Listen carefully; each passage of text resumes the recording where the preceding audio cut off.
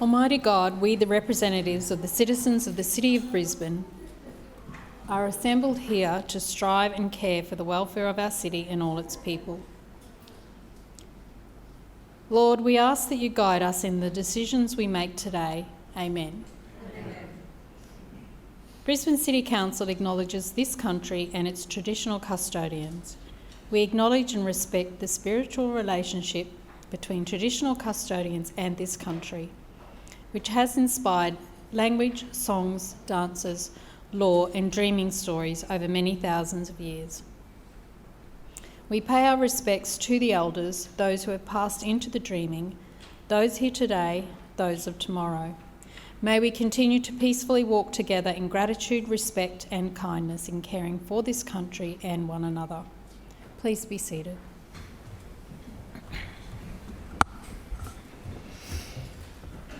I remind all councillors of your obligations to declare prescribed and or declarable conflicts of interest where relevant, and the requirement of such to remove yourself from the council chamber for debate and voting where applicable.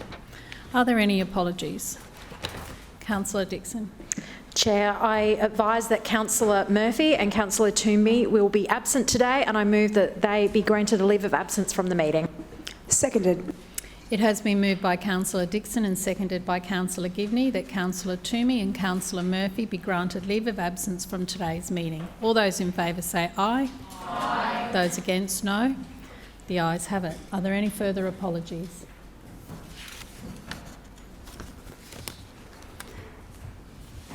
Lord Mayor, motion of condolence, please.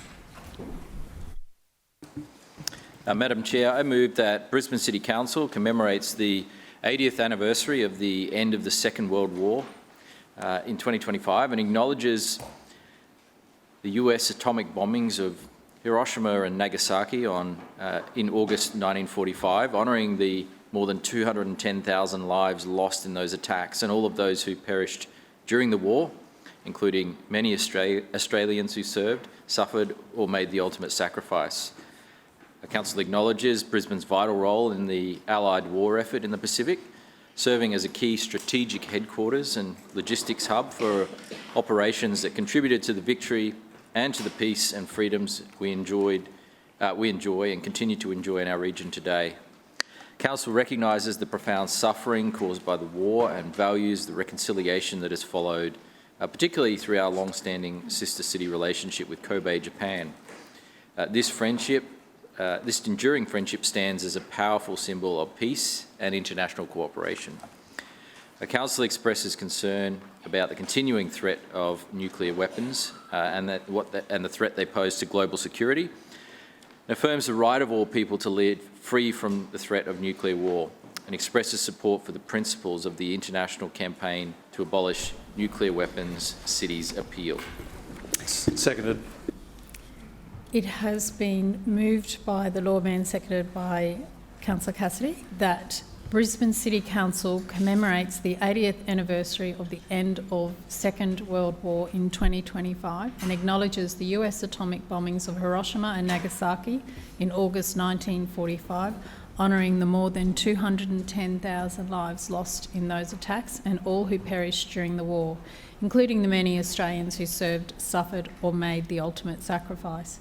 Council acknowledges Brisbane's vital role in the Allied war effort in the Pacific, serving as a key strategic headquarters and logistics hub for operations that contributed to victory and to the peace and freedoms we continue to enjoy in our region today. Council recognises the profound suffering caused by the war and values the reconciliation that has followed, particularly through our long-standing sister city relationship with Kobe, Japan. This enduring friendship stands as a powerful symbol of peace and international cooperation.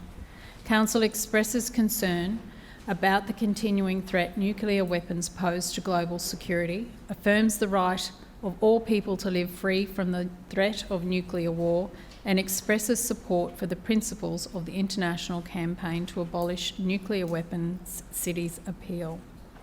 Lord Mayor. Thank you. Madam Chair, over the next few days we will mark a number of solemn milestones with the 80th anniversary of the end of the Second World War and the events that led up to the end of the Second World War. On the 6th of August 1945, the first atomic weapon was used over Hiroshima. And on the 9th of August, just days later, Nagasaki was also bombed. Less than a week later, on the 14th of August, the Empire of Japan accepted the Allied demand for unconditional surrender, with August 15 now commemorated as Victory in the Pacific Day.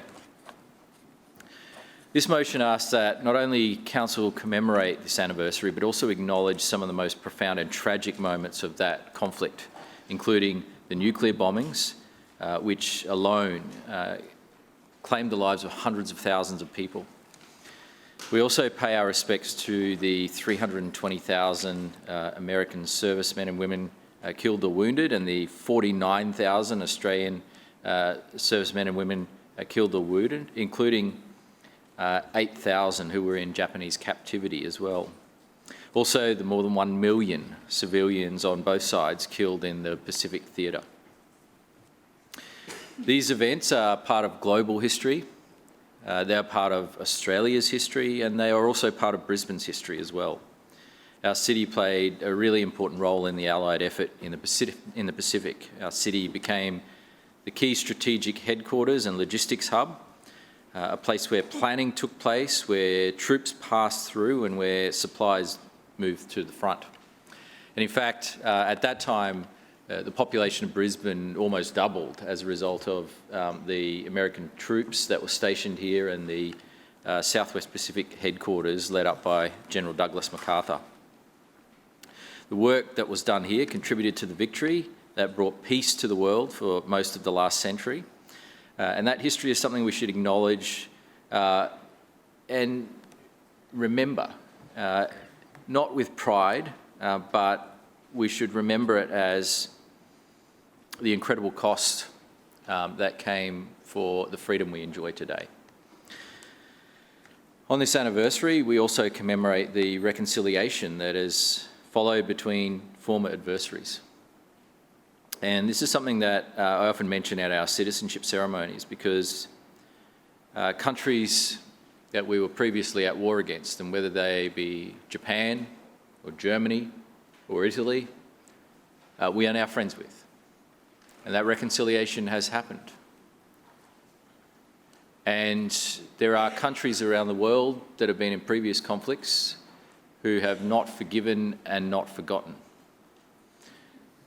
There are countries who still have an abiding hatred to each other as a result of previous conflicts. And it is important to remember that Australia is different. We have taken a different approach, and we have reconciled with those countries that we were formerly at war with, and we have welcomed many migrants from those countries as well. Brisbane is home to a vibrant Japanese community. Brisbane is home to a vibrant German community. Brisbane is home to a vibrant Italian community. I could go on, but you get the point. Today, Australia, Japan and the United States stand as amongst the closest partners in promoting peace and stability in our region. And just recently, Brisbane played host to exercise Talisman Sabre, which involved a joint military exercise between our three nations, ensuring that our forces can work together and cooperate together in times of peace and also in times of crisis. Not only in times of war, but also to respond to natural disasters, to protect shipping lanes, or to deter threats to our collective security. They're a demonstration of trust, capability, and a shared belief in maintaining the peace that was so hard won 8 decades ago.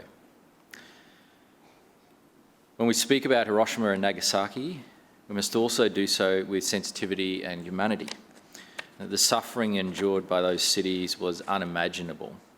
And acknowledging those events, we honour the memory of those who died, all of the civilians, but also reaffirm our shared commitment to ensuring that we have peace and that nuclear weapons are never used again. The right to live free from the threat of nuclear war is not an idealistic dream, but a basic human right, and one which we must defend. Madam Chair, I commend this motion to the chamber.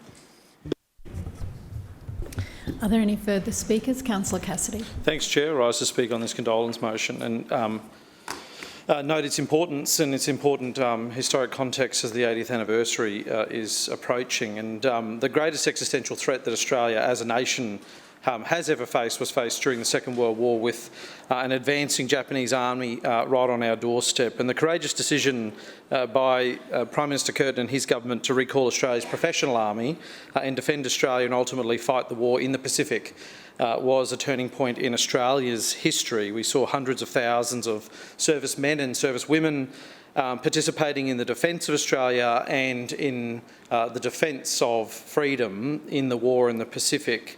Both my grandfathers served in the Royal Australian Air Force in New Guinea during that theatre. The end of the Second World War came with the surrender of Japan, with the formal surrender of Japan on September 2nd, some months after Germany's surrender in 1945. Japan's total surrender, of course, came less than a month after the atomic bombs of Hiroshima and Nagasaki. The estimated 210,000 casualties of the atomic bombs came after over 2 million Japanese casualties and millions more Allied casualties between China, the US and Commonwealth nations in the Pacific theatre. The need for the use of atomic bombs was debated immediately after their use and continues today. While incendiary bombing killed many more in Japan, nothing killed so many so quickly. The 80 years since the end of the Second World War has seen the threat of nuclear war increase, then decrease, and now increase again. With something like 12,500 nuclear weapons around the world, the threat of a nuclear weapon being used is as real as ever. And we've seen some disturbing moves escalating the threat in very recent times. Russian President Vladimir Putin revised his country's nuclear doctrine in 2024, detailing the circumstances in which Russia would use nuclear weapons. The bar was lowered to now include a conventional attack that had been backed by nuclear power, placing Ukraine in a more precarious position than ever. In recent days, we've seen US President Trump announce he was repositioning 2 nuclear submarines close to Russia after a social media spat with former Russian President Medvedev. The nuclear-sized predicament in Europe now finds itself in has been decades in the making, and Hugh White's recent quarterly essay spoke to some of these issues. And I'm paraphrasing him a little bit here, but this is the general gist. During the Cold War, America's deterrent to Soviet aggression in Western Europe hinged on the Americans convincing the Soviets that they were willing to risk nuclear attack on US cities to defend Western Europe. The US could only deter nuclear attacks on Ukraine today if it could convince Moscow that it was willing to risk nuclear attacks on America itself. No one has believed that it will, not least Russia. Ukraine has no credible threat to counter Russian nuclear weapons now. Unlike the Cold War era, where both sides were desperate to maintain the status quo and were willing to defend it at any cost, this does not exist now. Modern Russia does not accept a US-led global order. It has been 17 years since the invasion of Georgia, 11 years since Russia seized Crimea. We have seen other European nuclear powers back away from a nuclear deterrent, with French President Macron stating he would not respond in kind if Russia used nuclear weapons in Ukraine, and that was not in France's vital national interest. So the imminent threat of nuclear war doesn't seem just around the corner, or it does, depending on the mood of an individual leader at the moment. There's no scientific deterrent to the use of nuclear weapons that is foolproof, especially when we have human intervention involved, and remarkably, we have avoided nuclear conflict for 80 years. The only way to ensure that it never happens is, of course, the abolition of nuclear weapons entirely. Brisbane City Council has a long history of being anti-nuclear, becoming an inaugural member of the Australian Nuclear Free Zones Secretariat in 1983 at a meeting in the Sydney Town Hall of Councils around Australia, and Council declaring Brisbane a nuclear-free zone in 1995. While the LNP political party and predecessor party, Liberal Party, haven't always felt strongly about this movement, often opposing Brisbane's nuclear-free status, it is good to see that support now. I'm sure there's no coincidence it being so close to an election where the people of Brisbane chose to reject the pro-nuclear LNP opposition led by Peter Dutton, a very good outcome. Further speakers. Deputy Mayor. Thanks, Madam Chair. As we mark 80 years since the end of the Second World War, it's a moment to pause and really think about what that time meant, not just in history books, but to real people, communities and countries. In early August 1945, the world changed forever.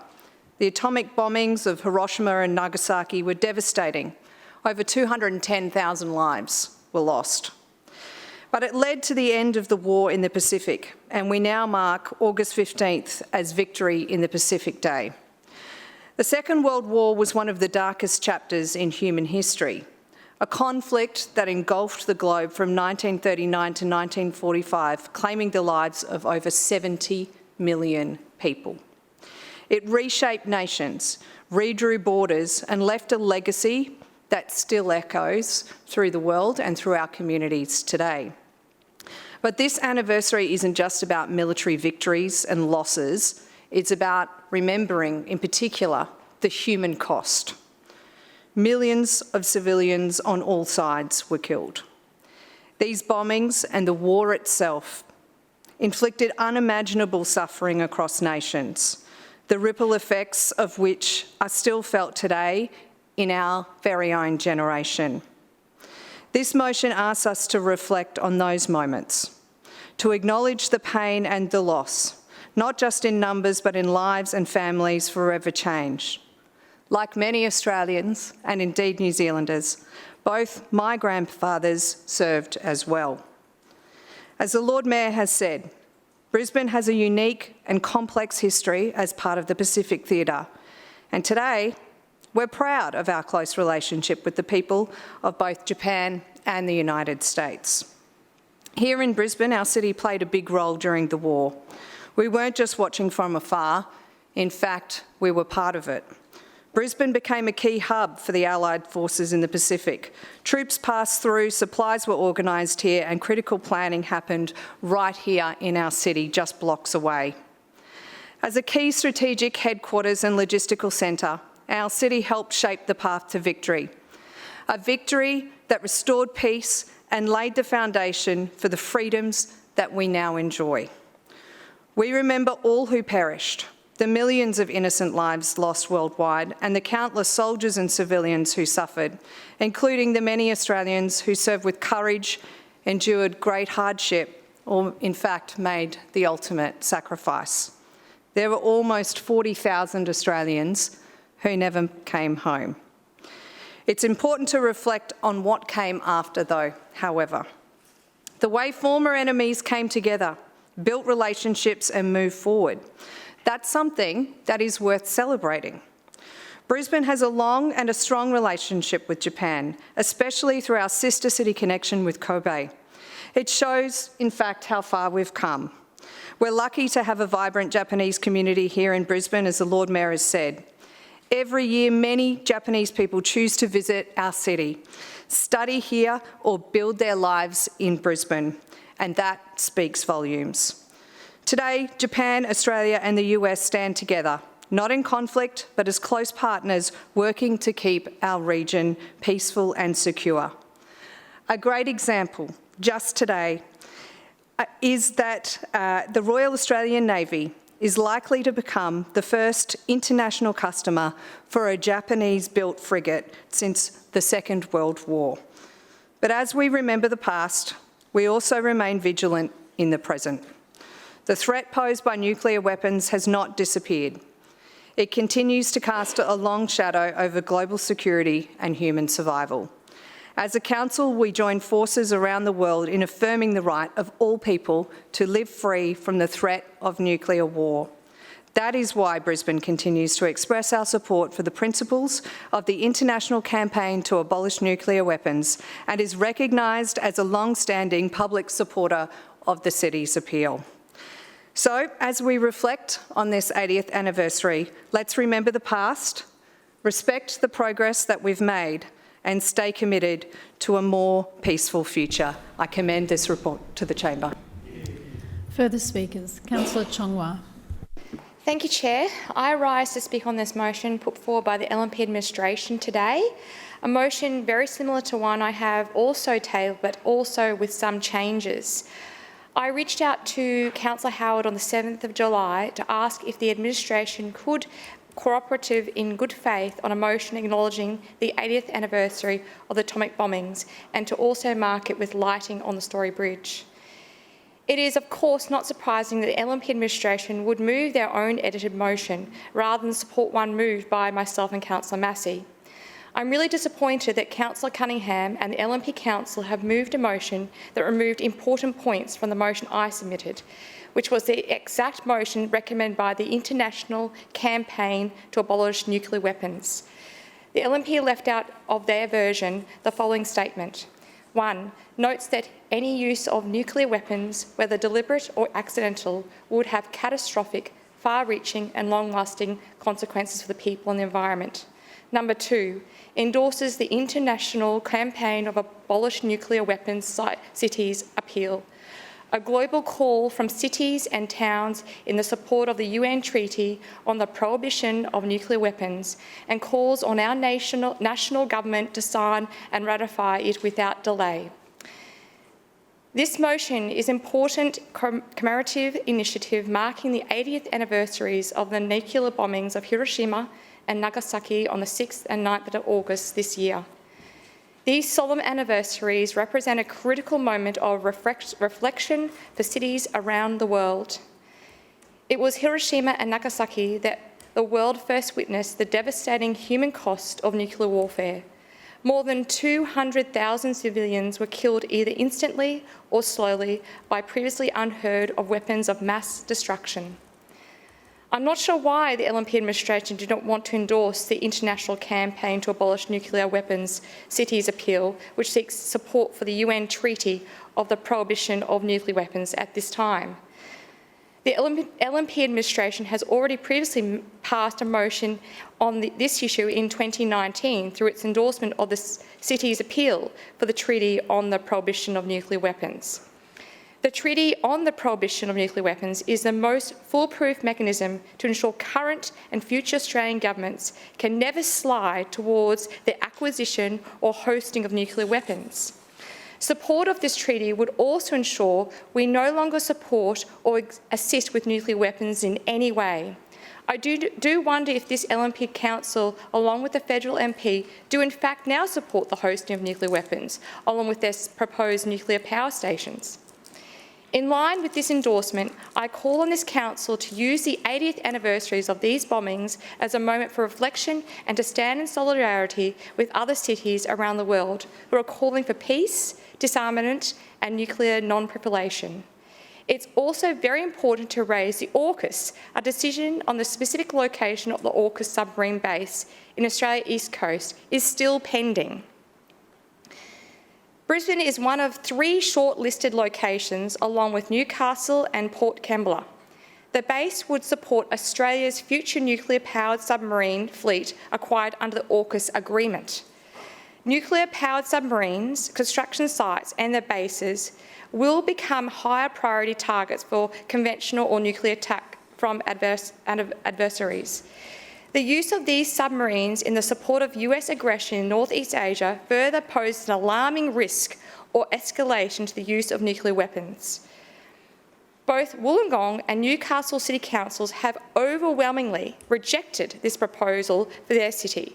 Again, this poses a serious safety risk and could add Brisbane as a potential nuclear war target. I am calling on the Brisbane City Council to reject any request to host a nuclear submarine port in any area of the Brisbane City Council lands, the Brisbane River or ports. It would send a clear message that Brisbane stands for peace, justice and the protection of human life. The atomic bombing of Hiroshima and Nagasaki still has profound and lasting effects till this day. We must reject the devastating consequences of nuclear warfare and take action for peace and remove the threat of future nuclear conflicts. Further speakers? Councillor Johnston. Yes, thank you, Madam Chair. I rise to speak briefly on the motion of condolence before us that relates to the 80th anniversary of the victory in the Pacific and the bombings of Hiroshima and Nagasaki. I thank Councillor Chongwa for bringing some illumination to what's going on here today, because this is not a normal motion of condolence. It would normally be seen as a motion to go on the agenda, And clearly and very sadly, the LNP administration has used their power to usurp the motion that you have put up. And I'm sorry that that has happened. And I'm sorry that you went in good faith to discuss this important issue with them, and they chose to undermine you and your good intentions in this way. I think it makes a mockery of the motion of condolence before us today. And I think it is extremely sad that that's the way the LNP administration have approached this, instead of recognising a genuine and collaborative offer when it was made. To the motion itself, I would just like to particularly acknowledge the Stevens RSL, one of only a few RSLs in Queensland that commemorate Victory in the Pacific Day on the 15th of August. It's been my great honour to participate in their services every August for the last 17 years, and I'll be doing so again Friday week. And it's a lovely service in a beautiful park just on the border of my ward and Councillor Griffith's ward in Maruka. So I encourage everybody who would like to come along, please come along to that service. It's one of the events on our commemorative calendar that has a happy connotation because it was the end of World War II. It commemorates the end of a war. It doesn't commemorate a particular battle or a particular event, but it recognises that all peoples in the world saw the end of a horrific war where millions of both civilian and service personnel's lives were lost. So it is one of those events that I thoroughly think our community should recognise and participate in, and it may be other councillors have services like this in their wards, but I don't believe there are many. So I just particularly would like to acknowledge the Stevens RSL subgroup and their ongoing commemoration of VP Day in our local community. For many years we've had active World War II veterans in that sub-branch, and sadly there's only one left. He's very elderly but in good nick, and I just had lunch with him a few weeks ago where he just celebrated his 101st birthday. So I hope he continues on, and I see him next year as well. In the spirit of this being a motion of condolence, not talking up Brisbane or sister city relationships, but a motion of condolence, I would particularly like to recognise and offer my respect and condolence to all those who lost loved ones in World War II from all parts of the world. It was one of those wars that was never supposed to happen because the Great War had happened, and that was the war to end all wars. Sadly, that was not the case, and sadly, since World War II, that's not been the case either. But I particularly would like to acknowledge my grandfather on my dad's side, who served in the Middle East and in the Pacific Theatre, and my uncle on my mum's side, her older brother, who served in the Middle East and in Papua New Guinea on the Kokoda track. Both of them happily returned, one injured, but both of them lived on, and I'm very happy that that was the case, but it wasn't for so many families, not only here in Australia but overseas. So at this time, when there is still much conflict around the world, when we're thinking about people who are experiencing conflict in places like Ukraine and Palestine, we really, I think, should remember that diplomacy, that goodwill, that discussion is always the way to go, that we should always seek to understand each other rather than use force to obtain what certain people may be seeking authority for. It is never the way to go. And my condolences for all who lost lives Johnson, in World War II. your time has expired. Further speakers? Councillor Massey. Thank you, Chair. I rise to speak to this motion of condolence. Today we mark the 80th anniversary of victory of what will be victory in the Pacific and the devastating, horrific bombings of Hiroshima and Nagasaki. Moments that ended the Second World War, but also an unimaginable human costs. As mentioned before, over 200,000 people were killed in those attacks and millions more perished across the globe during the war, including Australians who served, suffered and sacrificed. As a city, I acknowledge Brisbane played a vital role in the Allied effort. But the enduring lesson is that war brings only devastation, destruction, generational trauma, and a profound cost of human suffering. The war in the Pacific has touched many lives intergenerationally of Australians who joined the effort at home and abroad, but it also has touched the lives of immigrant families that now live in Australia. I know from myself as a half Filipino, I remember my grandmother telling me, with a far-off look in her eye, about how as a child she hid in the mud of rice fields to avoid capture. Brisbane is a signatory to the Nuclear Free Cities movement, and I want to reaffirm the importance of this commitment and a reminder of this commitment, especially when just last week we did have nuclear submarines in our waters. The presence reminds us that the threat of nuclear weapons is not just history. It is present and a dangerous reality. And while we remember the horrors of 80 years ago, war's devastation is not confirmed to the past. Right now, with the starvation in Gaza, families dying from bombs and from deliberate deprivation of food, water and medicine, across conflicts in Ukraine, Sudan and beyond, innocent civilians continue to pay the highest price for war. War is always human devastation first. This weekend, myself and Councillor Chong Wah attended a conference about peace in the Pacific and the continuing threat of nuclear weapons and militarisation within our own region, with speakers from across the Pacific and across Australia. It was educational, it was shocking, and it was a reminder of the continued risk of that nuclear weapons still pose today. I want to take the opportunity to thank the organisers, including the International Campaign to Abolish Nuclear Weapons, ICAN, Independent and Peaceful Australia, Just Peace Queensland, World Beyond War, and the International Peace Bureau. There are other people too. I also want to take the time to thank Councillor Chong Wah. In good faith, Councillor Chong Wah reached out through you, Chair, to Councillor Howard because of her honest commitment to stopping nuclear proliferation and ensuring that something as horrific as nuclear weapons and nuclear war doesn't happen again.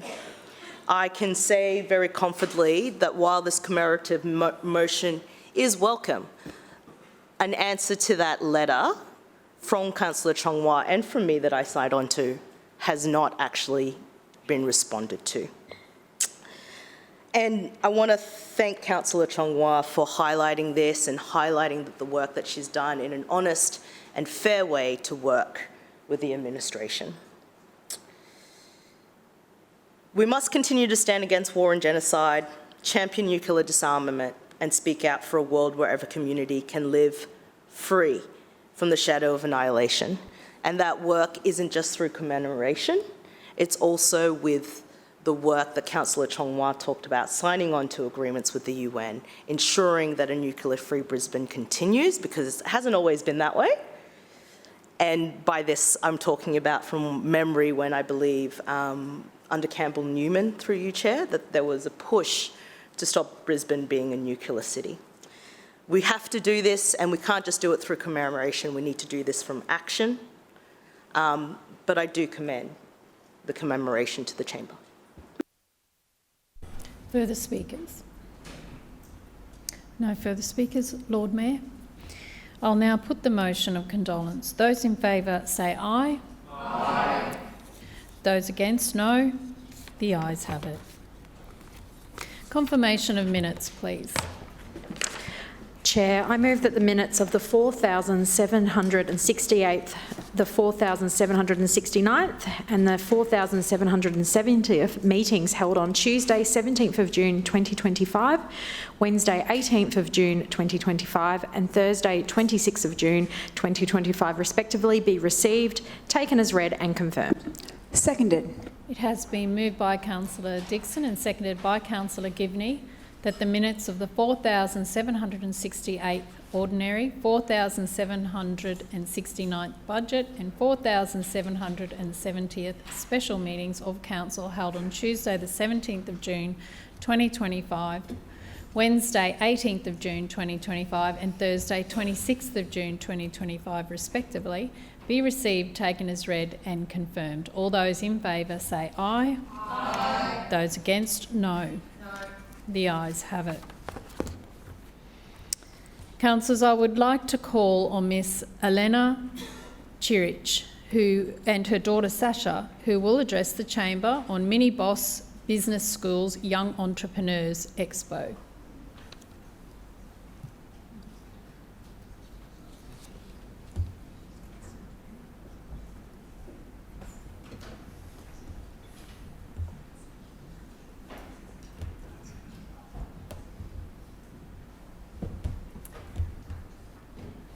Ms Chirich, when you're ready, 5 minutes. Lord Mayor, councillors, thank you for this opportunity. My name is Elena Chirich. I'm the director of the Mini Boss Business School, where we help kids of school age from 6 to 17 start their own businesses. Very important part of our program is providing real life experiences. Sales is one of those experiences. Sales is very important for a successful business, but it goes beyond business. You are here because you're good at sales. You've connected with your communities. You communicated your vision. You convinced people that you're better than your candidates, the other candidates. So this is a very important skill which can't be learned from textbooks or classrooms. And that's why I'm here today, to ask for your support to help young entrepreneurs practice real-life skills. I have seen kids transform from very shy, from the age of 6 and 7 and 8, from when they're very shy to being confident, engaging with their customers, talking about business, something they're passionate about, and it builds confidence. And when kids are confident, it opens up opportunity, it opens up future for them. So what I'm asking and what I'm proposing is to organise a Greater Brisbane Young Entrepreneurs Expo, so that to give an opportunity for kids from all wards from Greater Brisbane who have businesses to come to one place and trade. What I'm asking is to provide a central location, something like King George Square, where there is high foot traffic, close to Christmas, so that kids have that opportunity at no cost to engage with their customers. So if there is a central location, marquees, if you can provide to support them with stalls and marketing to reach to families, and we will organize the rest. And that would be a very big impact, and if it's successful, it can be a continuous event, because that our little entrepreneurs become big business owners, and they will drive our economy. And I wanted to share, to give one young entrepreneur to share her thoughts about this experience. Hi, my name is Sasha, and I'm 7. I have 2 businesses. When I went to the markets, at first I was scared and shy, but when more and more people started coming to my store, I became more independent to sell my products, and I got to manage money, and I think other children deserve this experience. Please help other children have this chance. Thank you. So something where some of my students were, they cost more than $200 for one day to hire one stall. Most kids can't afford it. So that's why if we can come together and support our new entrepreneurs, future business leaders, that could be a really good opportunity for our future of the city. Thank you. Thank you, Ms Chirich. Councillor Allen, would you care to respond? Thank you, Madam Chair, and thank you, Eleanor and Sasha, for coming in to talk to us today. It's certainly something that we feel very strongly about. We are great supporters of entrepreneurship and particularly youth entrepreneurship, and I can see you're both passionate about it, and certainly we'll do what we can to assist. But I thought it might be useful if I took the opportunity just to provide you with some insights into some of the things we're already doing within Council. So last week, Council hosted the Youth Legacy Speaking event. So we had over 100 students from 40 different schools coming into City Hall to pitch some incredible ideas. A lot of these were focused on the legacy effects that might be achieved through the 2032 Olympic Games. So great insights there from young people. What we've really been impressed with is the vision and the energy and the innovation that young people are bringing to some of these ideas, some of these challenges that the city has. Now, we're conscious that there's a real appetite amongst young people to get involved in business and start their own businesses. A lot of them have come up with some great services and products that really have relevance in the current marketplace. So one of the things that we've sought to do is to develop a youth entrepreneurship program. That program, we developed the program, structured it, and in May of this year we ran the first event. And that was extremely well received. The take-up of the program was very high, so we ran it in May, we put it out into the market there to get interest. It was aimed, admittedly, at children from year 10 to year 12. I think you're proposing a wider age group, but nonetheless, you know, we spoke to them about, you know, what the motivations were to run their own business, the sort of challenges they were facing, what they needed in the way of support. But to cut a long story short, great support for the program, very enthusiastic. We were very fortunate to have some guest speakers who themselves had previously been quite young entrepreneurs. Alvarez Falar, established car expert, that's his key business, but he established a lot of his businesses from 12 years of age, and since then has established 16 other startups. So it was really good to have someone doing a keynote who could actually speak to these young people from first-hand experience. We are going to review that particular symposium, if you like. That was our first one. We're going to take some learnings from that, but is our intention to run some more of these over the next year or so. We're still shaping up what that might look like, but certainly that first event, it was a sellout. We had a waiting list of people who wanted to attend. The young people and their parents were very engaged. In fact, we had to shovel them out the door at the end because they really wanted to stay and talk to us. So rest assured, the Shrinner Council is committed to supporting youth entrepreneurship. We will get in contact with you. I'll put you in contact with our economic development team and see whether there's scope to work in with the programs that we're already running, or alternatively adapt them in a way to support your outcome. But once again, thank you very much for coming in to speak to us today.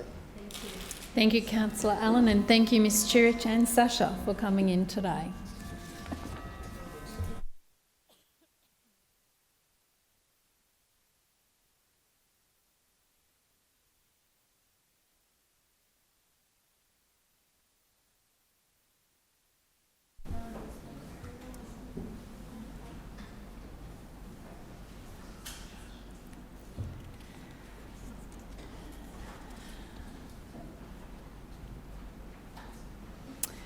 Are there any questions of the Lord Mayor or Civic Cabinet Chair of any of the standing committees? Councillor Dixon. My question is to the Lord Mayor. Lord Mayor, the Shrinner Council has now delivered the biggest boost to bus services in decades, including the transformational Brisbane Metro. Just over 1 month on, can you please update the Chamber on how Brisbane's new bus network is keeping Brisbane moving? Lord Mayor. Thank you, Councillor Dixon.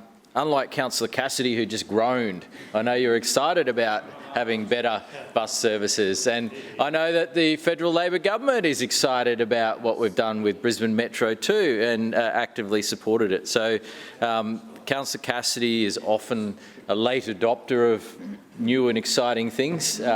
He'll get there in the end, but in the end, who's been adopting Brisbane Metro? The people of Brisbane have been adopting Brisbane Metro. And in fact, 2.6 million passenger trips are being carried on Metro already. 2.6 million.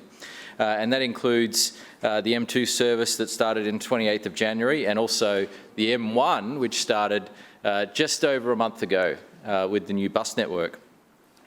Now, why is Brisbane Metro important and why is the new bus network important? Well, first of all, Brisbane is growing. There are 600 people a week moving here. 600.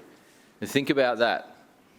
And if the roads seem busier, if transport seems busier, it's because they are.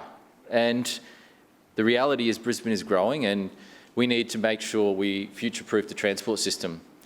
The biggest bottleneck in transport in Brisbane is not the bottleneck that we've taken out by Cross River Rail, even though that is important, because that's designed to deal with the bottleneck of the Merivale Street Bridge. The biggest bottleneck was actually the Cultural Centre Station and Victoria Bridge. And we know 2/3 of all trips on public transport in Brisbane are taken on buses and not on trains. And so this is a critical problem that had to be addressed. And that's exactly what Brisbane Metro and the new bus network set about doing. It's what we always said we needed to do, which is to alleviate that bottleneck and get things flowing freely, to provide extra capacity, and it definitely does those two things. And so not only have we seen 2.6 million passengers travel on the Metro services, but also we've seen a 30% reduction in the congestion that was happening on the Victoria Bridge. And in fact, if you look at the bridge now during peak times and you compare it to what it was before the new networks started, it's day and night. Previously, long queues of buses backing back, delaying people, waiting to get into the Cultural Centre station or waiting to come out of the tunnel. And that was holding people up.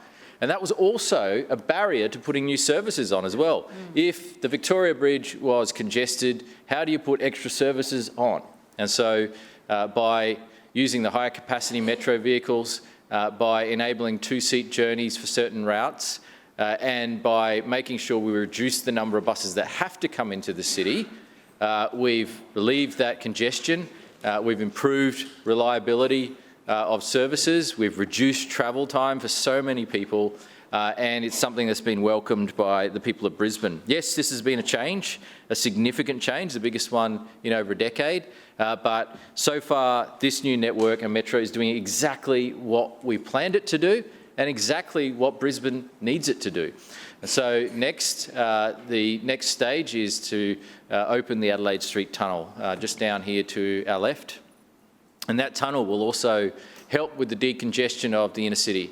So not only will the Victoria Bridge and the Cultural Centre be decongested, but also Adelaide Street, which has so many buses each day, and those inner city bus trips that we see, there'll be 1,300 services put underground. And so that will free up capacity for pedestrians on the surface. It'll reduce that congestion. It'll improve reliability even further. And it will also enable us to run further and more Metro services and bus services in the future too. Yeah.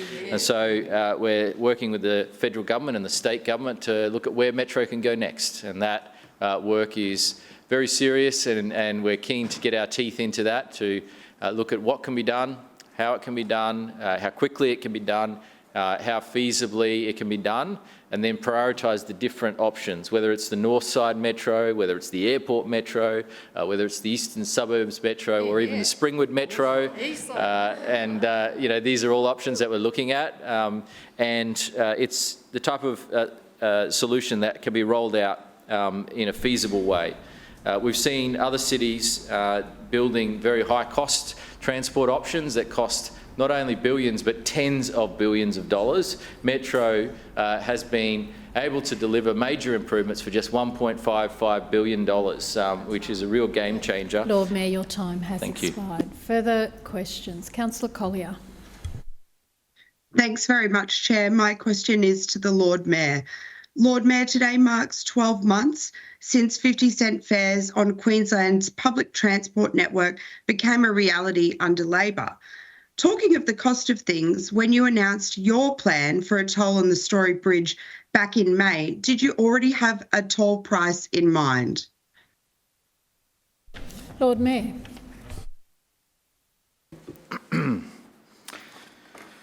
Well, that question makes no sense, Madam Chair, because the only people that have not ruled out a toll on the Story Bridge is actually the Labor federal government, and the entire power rests with them, because if they step up and they fund a national highway improvement or restoration, if they fund it like they did in Tasmania just a short time ago, with hundreds of millions of dollars of federal funding into a bridge in Tasmania that carries a fraction of the traffic of Story Bridge, then no one's talking about a toll except the Labor Party. And so One moment, please, Lord Mayor. Councillor Cassidy, please stop calling out. You know very well when another councillor's on their feet speaking, you are to remain quiet. Lord Mayor. And Councillor Cassidy should know that just because you say something or repeat it again and again doesn't make it true. But what is true is that an independent task force, the Restoration Committee on Story Bridge, had said that if funding was not forthcoming from other levels of government, such as the federal level of government and the state level of government, then council would have to consider other options. So the independent committee said that. And what did I do? On the day the report came out... Councillor Cassidy, it's the second time I've asked you to stop calling out. Lord Mayor. Thank you, Madam Chair. On the day the report came out, I ruled it out and said that's not my plan. My plan is to get funding support from the three levels of government and to move forward with the restoration plan. And so I've made it clear. The Labor Party wants to talk about tolls. The reality is it's an entirely fake campaign, unless they know something that we don't about the federal government's willingness to put in money, unless they know something that we don't. But Councillor Collier mentioned 50-cent fares. Another example of a fake campaign, something that the former government introduced, the new Christopherly government has made it an ongoing thing. And the Labor Party is trying to run some kind of scare campaign as though 50-cent fares are going to be taken away. Another fake campaign, just like the fake toll campaign, but this is what they do when they don't have any really good ideas for Queensland or for Brisbane. They run scare campaigns. And look, that's their choice, but we have a different kind of campaign, and that is the campaign to get more people onto public transport and a campaign to make sure the Story Bridge is restored. These are the campaigns that we're focused on. Just like we had a campaign to restore City Hall with the support of federal funding, with the support of the community, and with the support of, in fact, Nigel Shamier as well, who helped us restore this building. We will also look forward to being able to have a plan to restore the Story Bridge over the coming 20 years as it approaches its 100th birthday, to make sure that it lasts another 100 years. That work obviously is commencing with footpath replacement work, which is now underway, and so the deck is being manufactured as we speak, and the preparation works for the installation of the deck have already began as well. And so we've made a commitment to get that work done as quickly as possible, and we're serious about that commitment. We know there's been an inconvenience to people. We want to minimise the time that people are inconvenienced, get those footpaths reopened, and ensure that we can get people using them again. In the longer term, we'll continue working through the preparation of the business case to make sure we've got the strongest possible case to present to the state and federal government for funding. And we believe it is a very strong case, but we're going to make sure we dot every I and cross every T to make sure that it will be impossible for them to say no, because it is such a welcome thing from the community. The Story Bridge is such a loved asset, and if they truly if they truly have an unbiased infrastructure assessment program like they promised at the election, then there's no way that they would be able to say no to the business case that we prepare. So that's our aim. We want to make sure, as I said, we dot every I and cross every T and provide a compelling case. Now, we know that there's been other projects that have been funded without business cases, like the Bribie Island Bridge, which incidentally is a $700 million bridge for a very Lord Mayor, small volume your of time traffic. has expired. Further questions? Councillor Adams. Thank you, Madam Chair. My question is to the Chair of Public Transport Committee, Councillor Wines. Councillor Wines, we've just heard from the Lord Mayor about how the Schrinner Council is keeping Brisbane moving with the biggest boost to bus services in decades. As a councillor whose residents and myself personally are loving the new network changes, can you please update the chamber on how the landmark agreement with the Crisafulli government will deliver even more services across the network? Councillor Wines. Councillor Johnson, do not call out. Councillor Wines. Thank you, Madam Chair. And can I thank Councillor Adams for the question and both her keen interest in public transport but also her leadership in her own community to deliver what was one of the biggest changes but also meaningfully what is one of the biggest improvements. And it's really all about, in so many ways, improving the offering to Brisbane residents to get the city moving in a whole range of ways. For many years, we built a whole range of infrastructure projects that were about private motor vehicles, and then we moved into the space where we did significant work for public transport, and today we're going to consider a contract that speaks to the operations of that new metro system and the feeder services that allow upgrades, both that we're experiencing at the moment and into the future. This new contract is a good news story for Brisbane. It's a good contract which locks in our public transport services and obligations into the future. As was discussed, and can I say thank you to the councillors who took the opportunity to attend the briefing. Can I also thank the officers who provided that briefing. We took 45 minutes of that where there was a presentation followed by questions, and so I trust many councillors are more informed than they were. But this new 2-year deal is so that we can set in our arrangements, both here in Brisbane City, but for all transport services across Queensland, to be able to be in alignment for the Olympic and Paralympic Games. It's a 2-year contract where during the next period we will work with the state to produce a 5-year agreement. We have 2 contracts under consideration today for the bus and metro services respectively, what's called the core service and the metro service.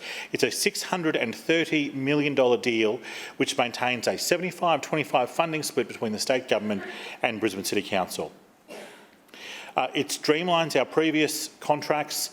It takes the bespoke contracts and places them into core, and there are 2 mirrored contracts and metro services where the principles of 75-25 will be applied to them. So up until now, I trust all councillors know this, but the Blue City Glider is 50-50. It will now go 75-25. Council bears the vast majority of the cost, roughly 90% of the cost of the Maroon City Glider. It will now become 75-25.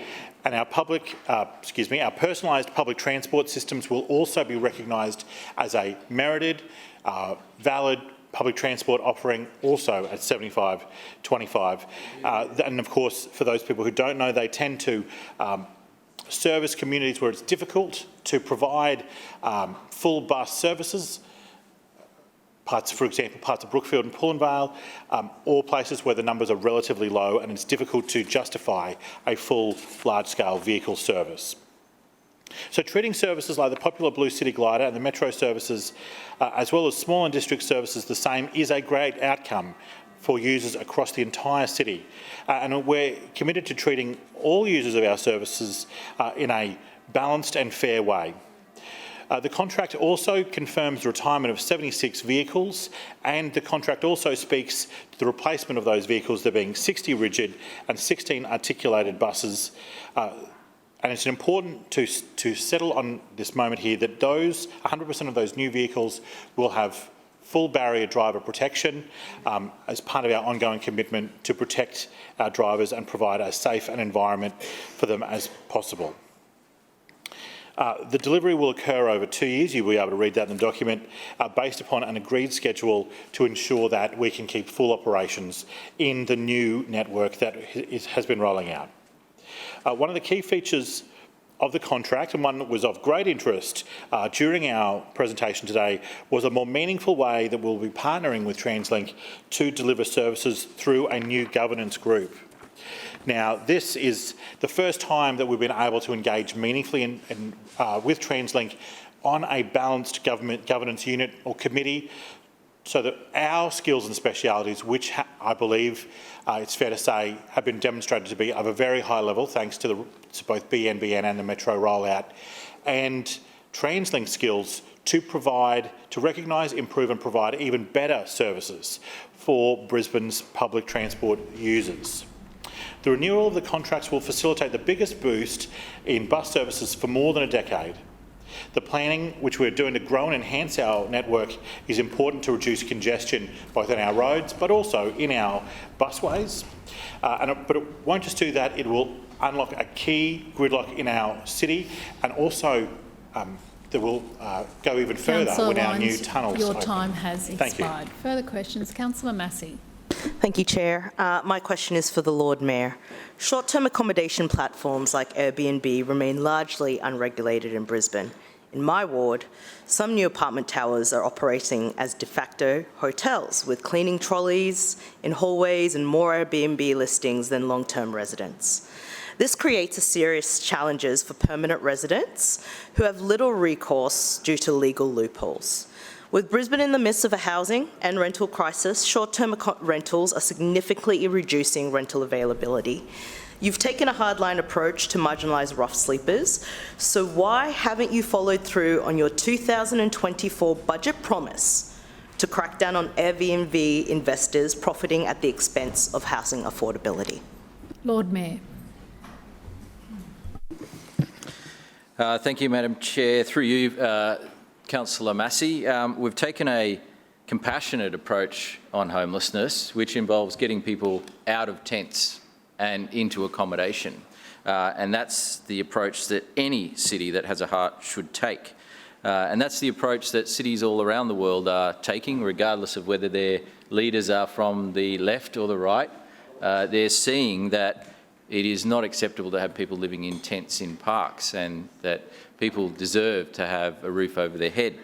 But when it comes to short-term accommodation, what we did is we announced that, first of all, we would charge appropriate rates on those dwellings as though it was a sort of investment property and a commercial operation, because it is a commercial operation if you're renting it out on the short-term market. So we've made that change, and that change has been in place now for 2 to 3 years. And so that was designed to make sure that people contribute, people that have those properties contribute to the running of the city in an appropriate way, given the, I guess, return they're getting on their investment. But the other thing we did is we said we would set up a task force to investigate the best ways to manage and regulate short-term accommodation going forward. And that has occurred. We've had recommendations come out of that, and then we're progressing those recommendations. Now, out of the recommendations, there's certain things that we can control, and then certain things that the state government needs to change as well, and that we're expecting and asking the state government to change. One example is we can't stop an apartment owner switching their apartment over to short-term accommodation if they're in an inner-city zone or near-city zone. It's something that's an accepted use, and not even the body corporate has the power to stop that either. Now, that's something that we have been advocating to the state government on, to give body corporates more say in this, and that way there's a genuine way for the people that are owning and living in the building to be involved in that process. And they may decide in favour or they may decide against, but at the moment they simply do not have the power. And so that's not something that we can change. It is something we'll need state change, and we'll continue advocating on that. But what we can change, though, is to introduce a permit system. And that permit system will be based on ensuring that we encourage the right kind of behaviour and we stop the impacts or limit the impacts that are happening from Airbnb or other short-term providers on the surrounding neighbours. And so, for example, if an apartment is turned into a party house, they won't get their permit renewed or they'll have their permit revoked. Having said that, I have to give credit to Airbnb. They are being very proactive these days in dealing with operators that want to use their properties for those kind of purposes and have an impact. And so I suspect that, and from what we've seen recently, I suspect that if someone wants to turn it into a party house, Airbnb will revoke their ability to be on the platform just as quick, if not quicker, than we can revoke the permit. But an important point I want to make here is that this situation needs to be viewed in perspective of the wider city. Now, various people made the claim a number of years ago that no one could get a rental home because of Airbnb or short-term providers. Now, as it turns out, fewer than 1% of properties in Brisbane, residential properties, are on the short-term platforms. Fewer than 1%. So to suggest that this is the cause of the housing crisis or the reason that people can't get rental accommodation is not true.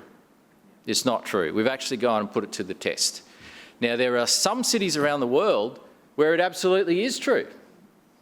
If you look at Paris, that is one of those places where short-term accommodation makes up a massive percentage of the entire stock of homes. And so in the centre of Paris, from memory I'm speaking here, so the figures might be slightly off, but the gist of it was around a quarter of all properties were on short-term accommodation. And then another quarter of properties were owned by overseas owners who keep the property vacant because they like to have a house in Paris and visit it occasionally. And so approximately half of all homes in Paris are out of the market for renters. Lord That's Mayor, not the your case in time Brisbane. has expired. Further questions? Councillor Gibney. Thank you, Chair. My question is for the Chair of the Community and Arts Committee, Councillor Howard. Councillor Howard, while crime is a state government responsibility, the Schrinner Council is doing its part to help prevent criminal and antisocial behaviour in our public and community spaces. Can you please update the Chamber on how the Schrinner Council is making our suburbs safer? Councillor Howard. Well, thank you, Madam Chair, and through you I thank Councillor Gibney for the question. And it's absolutely right to say that while policing and crime prevention are primarily state responsibilities, the Schrinner Council is stepping up and doing its part to help make our suburbs safer. And I'm proud to update the Chamber on one of the newest and already one of the most impactful initiatives that we've introduced to support community safety, the Lord Mayor's Safer Suburbs Grants.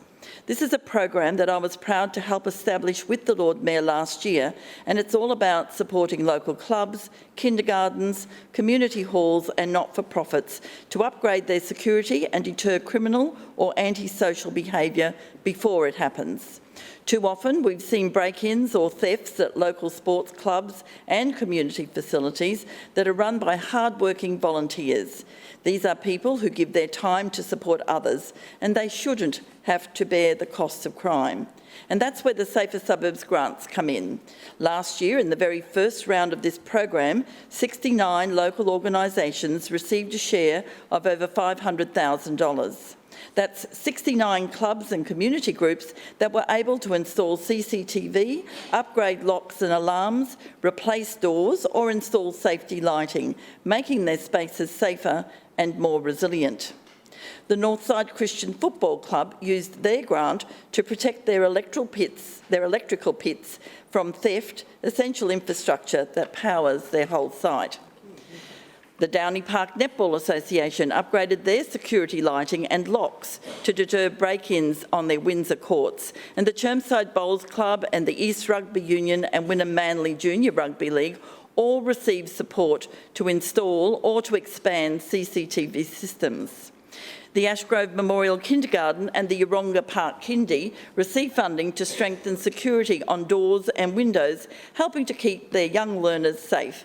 And it's not just about these clubs. The Queensland Family History Society received funding for new security lighting at their Geebung facility, protecting valuable historical records and community archives. Every one of these projects has one thing in common. They are practical improvements that make our suburbs safer. That's what this program is all about, giving local organisations a hand to do what they do best. So I'm very pleased to share that the next round of Safer Suburbs grants is now open. It opened on Monday the 14th of July and will close at midnight on Monday the 25th of August 2025.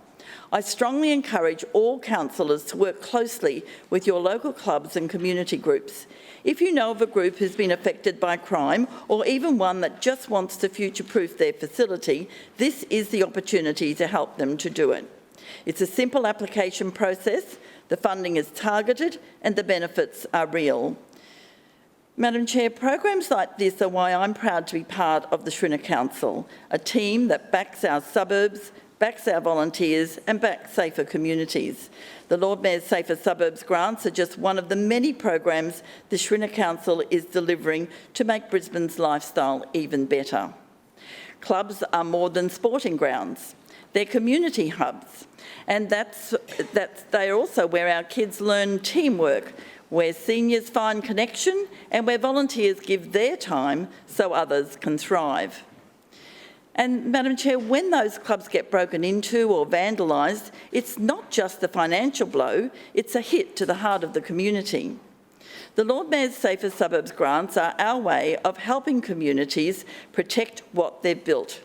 This follows the free crime prevention seminars that we held earlier this year in Wynnum, Zilmia, Ashgrove, Kenmore, Carindale and Durack to help clubs learn crime prevention strategies by providing detailed information, support and resources to safeguard facilities against the impact of crime. The Queensland Police Service supported the sessions by teaching clubs about their recommended layered security approach and CCTV to address crime issues such as vandalism, copper theft, graffiti, illegal dumping, arson and break and enters. And Crime Stoppers provided information about their Local Legends campaign to help increase confidence in identifying and reporting suspicious behaviour. The Shriner Council is committed to making Brisbane's lifestyle even better, and that is why we will always invest in our community clubs. Thank you. Further questions? Councillor Kim. My question is to the Lord Mayor. Your Story Bridge restoration report states that if you don't get all 3 levels of government support, the restoration will require a toll or special rates levy. What financial support have you requested from the state government for the Story Bridge restoration? Lord Mayor. Well, Madam Chair, Councillor Kim quite clearly wasn't listening to the last answer I gave, because I made it really clear that we're going to present a very compelling case for funding. And the need for funding and the need for a restoration, contrary to what some people are saying, is not urgent. The bridge is not falling down. The work has to be done over a 15 to 20-year period. And so while Councillor Kim and others might want to create a level of panic in the community by scaring them about a toll or scaring them about the bridge falling down, the reality is that the work needs to be done over a 15 to 20-year period.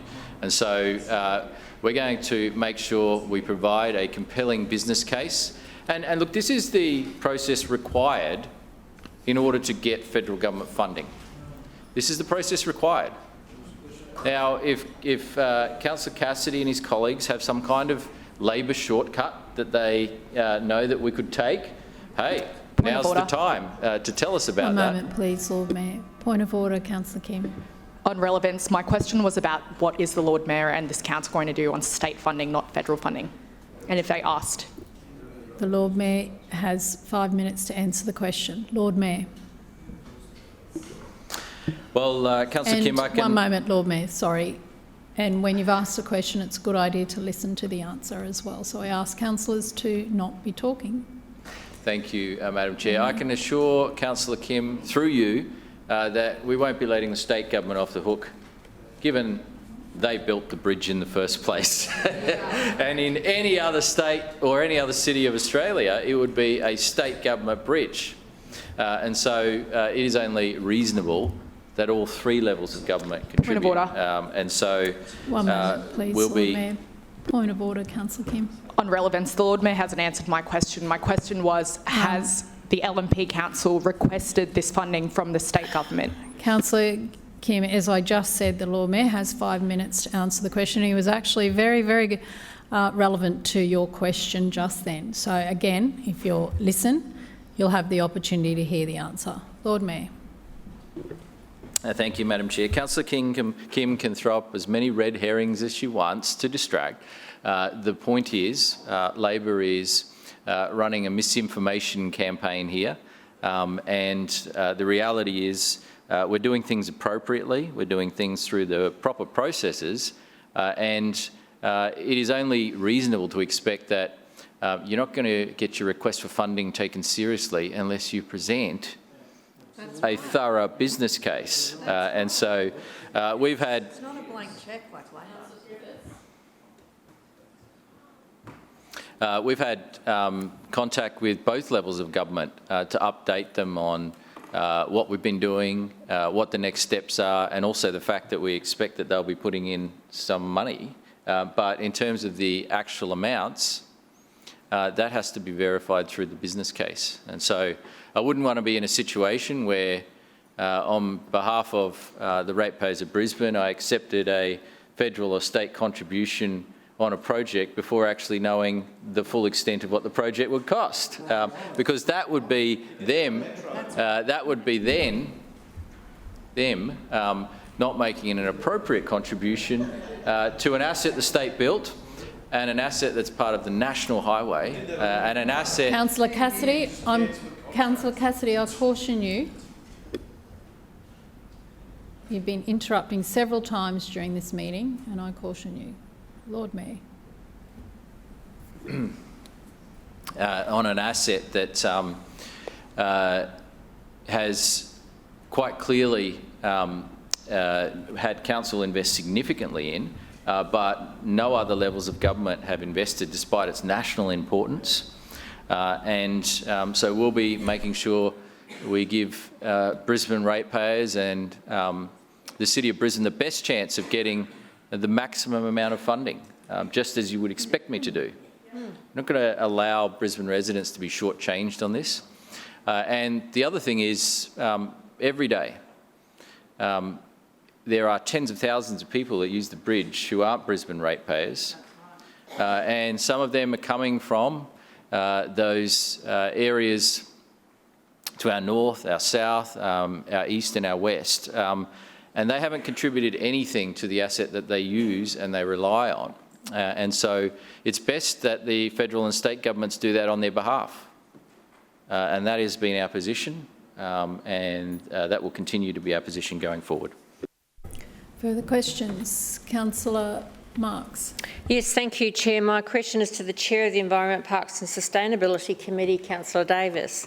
Councillor Davis, the Shrinner Council is rolling out the biggest change to residential waste collection services in decades with the rollout of the green waste recycling bins to households across the city. Everyone loves it, even the opposition. Can you please update the Chamber on when Brisbane residents can expect their new green bin? Thank you, Councillor Marx. And Councillor Strunk, that is inappropriate to call out while a councillor is asking a question. Please don't do so.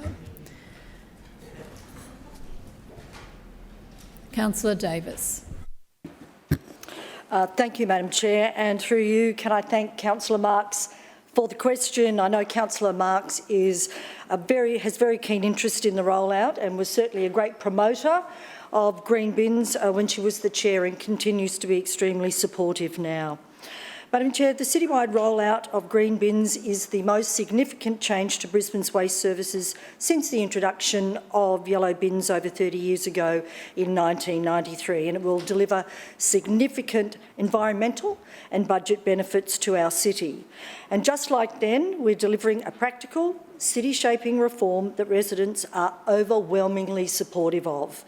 Of course, this journey started more than a decade ago when Brisbane became one of the first major cities in Australia to offer an opt-in green waste service. And since then, around 170,000 households have a green bin, keeping their garden waste out of landfill, which can then be turned into products like mulch that help improve soil quality.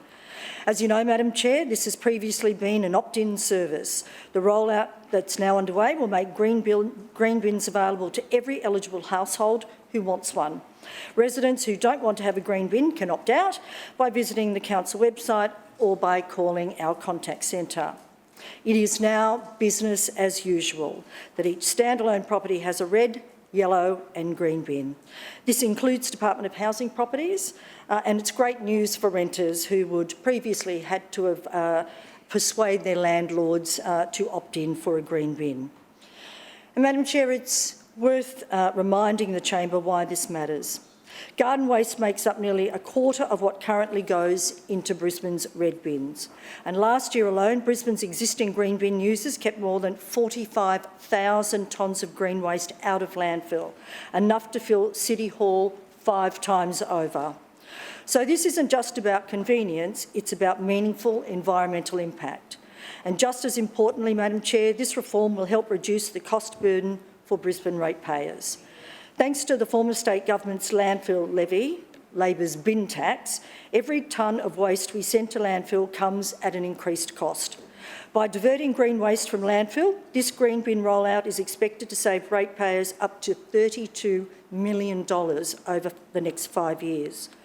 The rollout began this week, starting with 11 suburbs across the city, mainly in the east and inner west, starting yesterday at Manly West and Lota, and also at parts of Auchenflower. Today our crews will head to Wakeley, and then it's off to Rochedale tomorrow, and deliveries will continue suburb by suburb until the end of the year.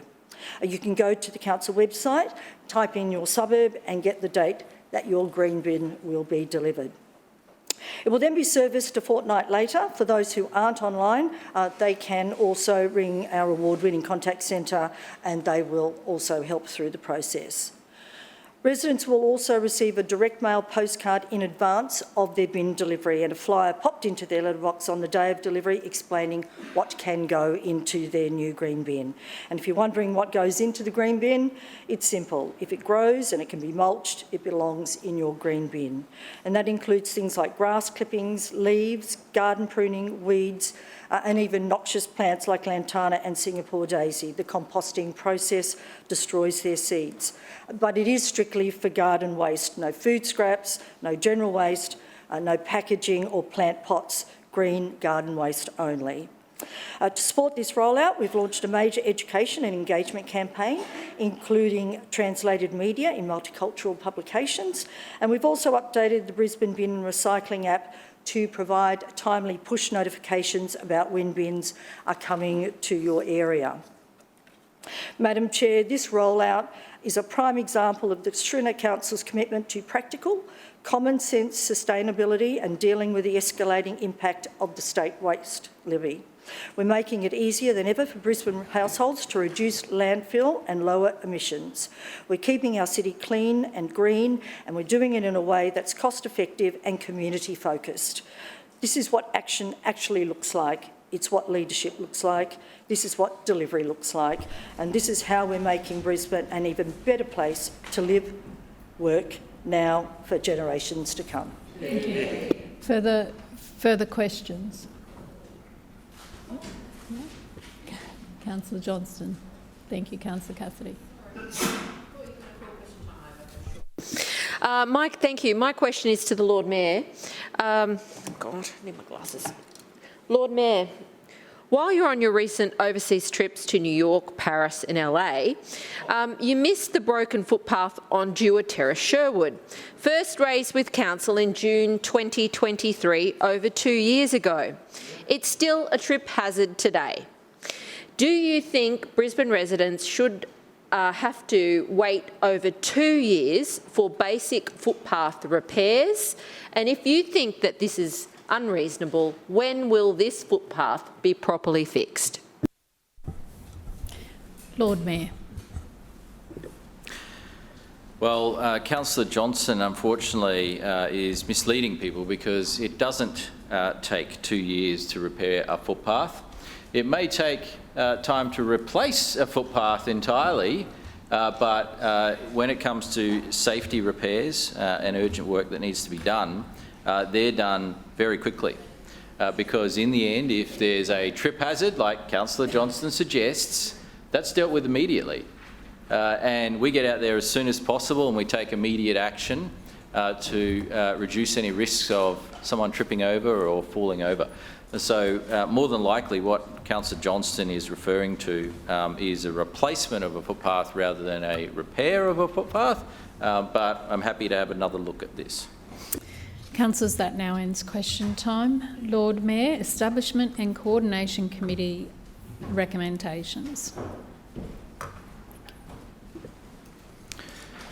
Madam Chair, I move the report of the recommendations of the Establishment and Coordination Committee during the winter recess 2025 on matters usually considered by that committee be adopted. Seconded. It has been moved by the Lord Mayor and seconded by the Deputy Mayor that the report of the recommendations of the Establishment and Coordination Committee during the winter recess 2025 on matters usually considered by that committee be adopted. Lord Mayor. Point of order, Madam Chair. Point of order, Councillor Johnston. Yes, thank you, Madam Chair. I have a number of requests for further information. Firstly, with respect to item A, the contracts and tendering report, contract number 1, which is the demolition voluntary home buyback package 30. Could the Lord Mayor please provide the locations by address and suburb of the properties in that package?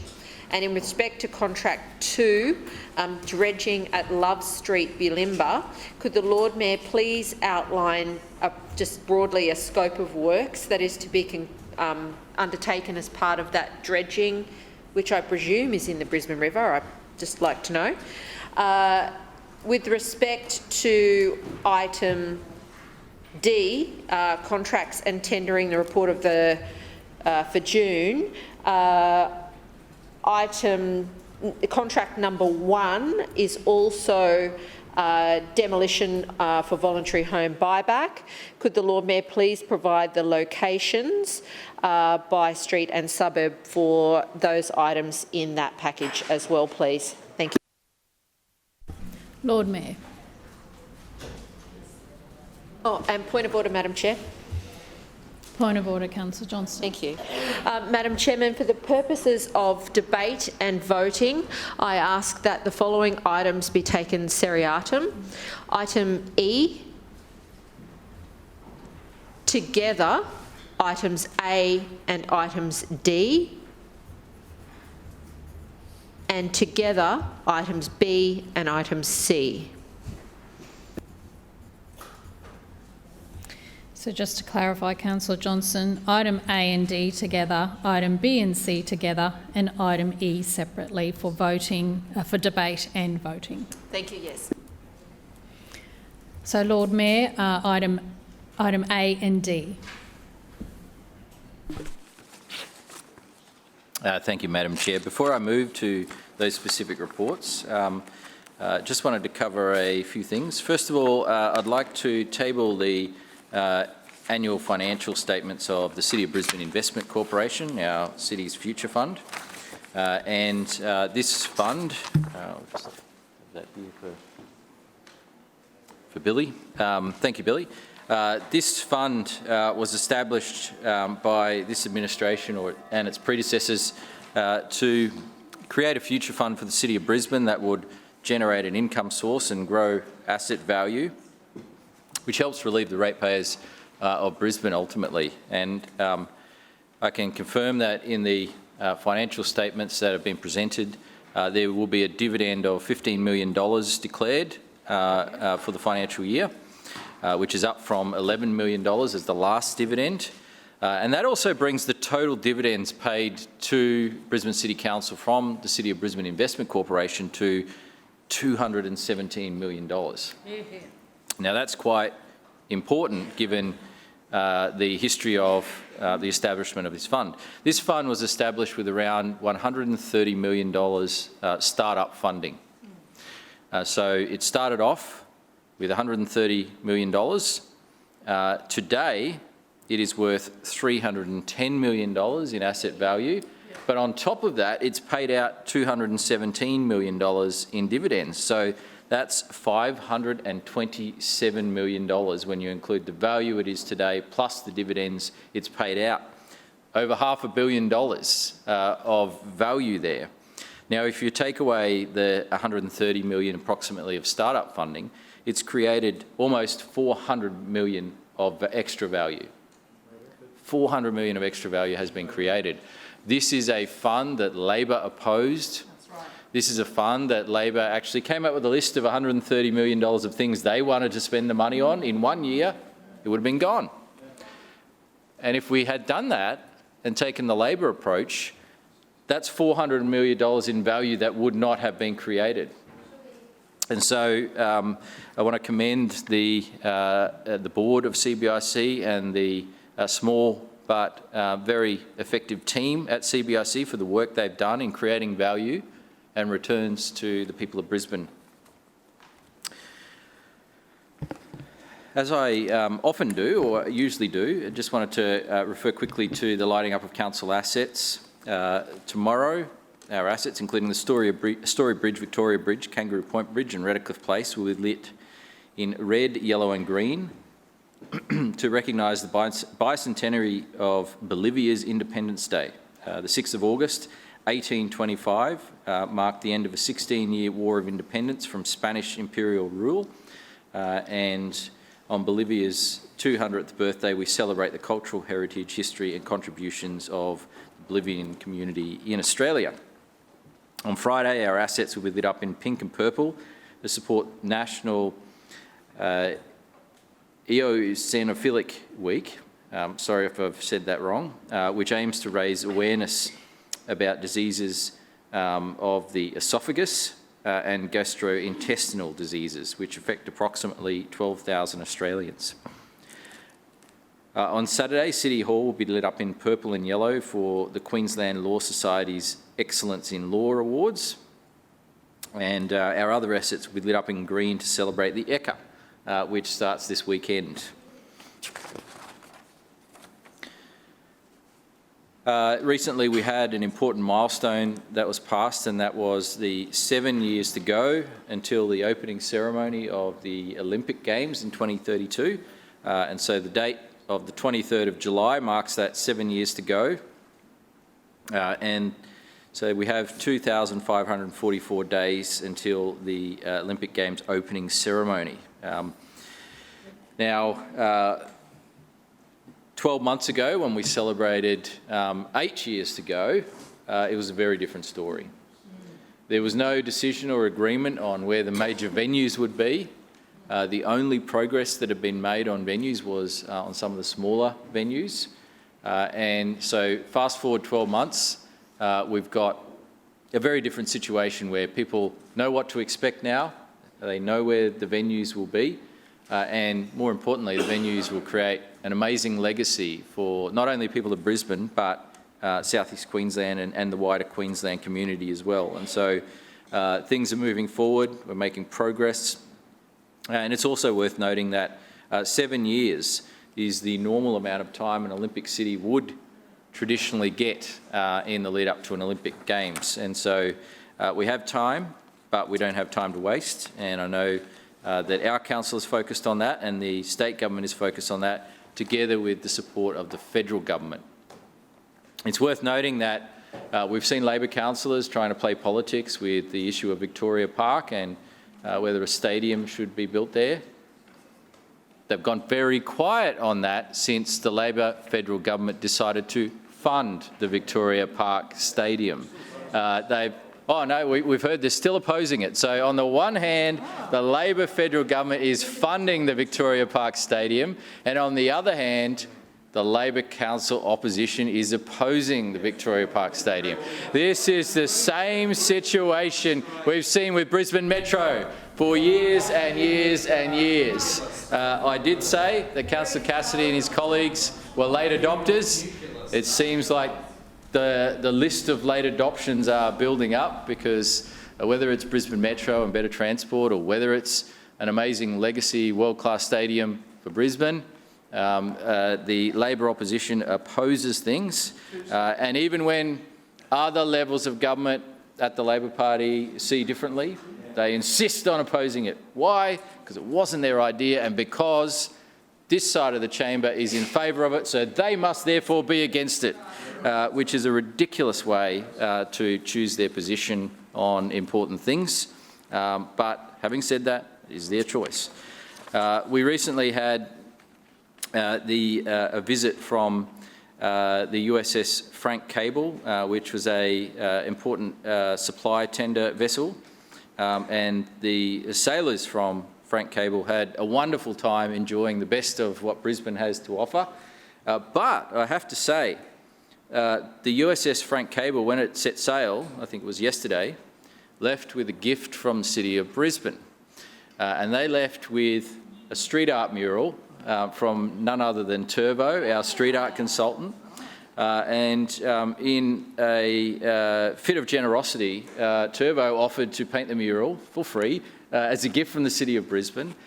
He slaved away all weekend doing that work, and I've seen the photos, an amazing mural, and just a great snapshot of the talent that we have here in our street art community. But it warms my heart to think of the fact that all around the world now, in different parts of the world, there's a mural on that vessel that was painted here in Brisbane. And we know all the crew will feel very fondly about our city after their experience, and also that gift from the city as well. So thank you to the crew, the commander, the sailors of USS Frank Cable. And also thank you to Matt Turbo as well for his contribution as well. And this shows the opportunity we have when it comes to really upping the ante with street art in Brisbane. There's a lot of opportunities that we're exploring with Matt Turbo's support and others to make sure that as the world is focused on Brisbane in 2032, we'll have such an incredible and vibrant street art scene that is celebrated, not driven undercover like it might have been in the past, but is something that we celebrate. We celebrate it on the side of buildings with large-scale murals, and we celebrate it through our legal street art walls as well. Yesterday was a sad day for Brisbane with the passing of Sir Leo Hilscher, who was one of Queensland's most accomplished and remarkable public servants. He passed away at the age of 98. As I mentioned, he had a distinguished career in the Queensland Public Service, which commenced during the Second World War, 1942. He also served as Under-Treasurer from 1974 to 1988. And we know that that was a remarkable period for Queensland. We had the Commonwealth Games here during that period. We had Expo 88 here during that period. And there are so many things that people may not be aware that he was involved in delivering and making happen, and also provided great advice to governments of different colours, and is respected by all sides of the political spectrum. So we pass on our sincere condolences to Sir Leo's family, and we thank them and him for his contribution to Queensland. He served with 10 different premiers and 15 treasurers. Lord Mayor, your time has expired. Move for an extension, Madam Chair. Seconded. Has been moved for an extension by the Deputy Mayor and seconded by Councillor Dixon. All those in favour say aye. Aye. Those against, no. The ayes have it. Lord Mayor. Thank you. I just wanted to update councillors on the program that I participated in, and also the CEO of Council and Divisional Manager Tim Wright are participating in as well, which is the Bloomberg Harvard City Leadership Initiative.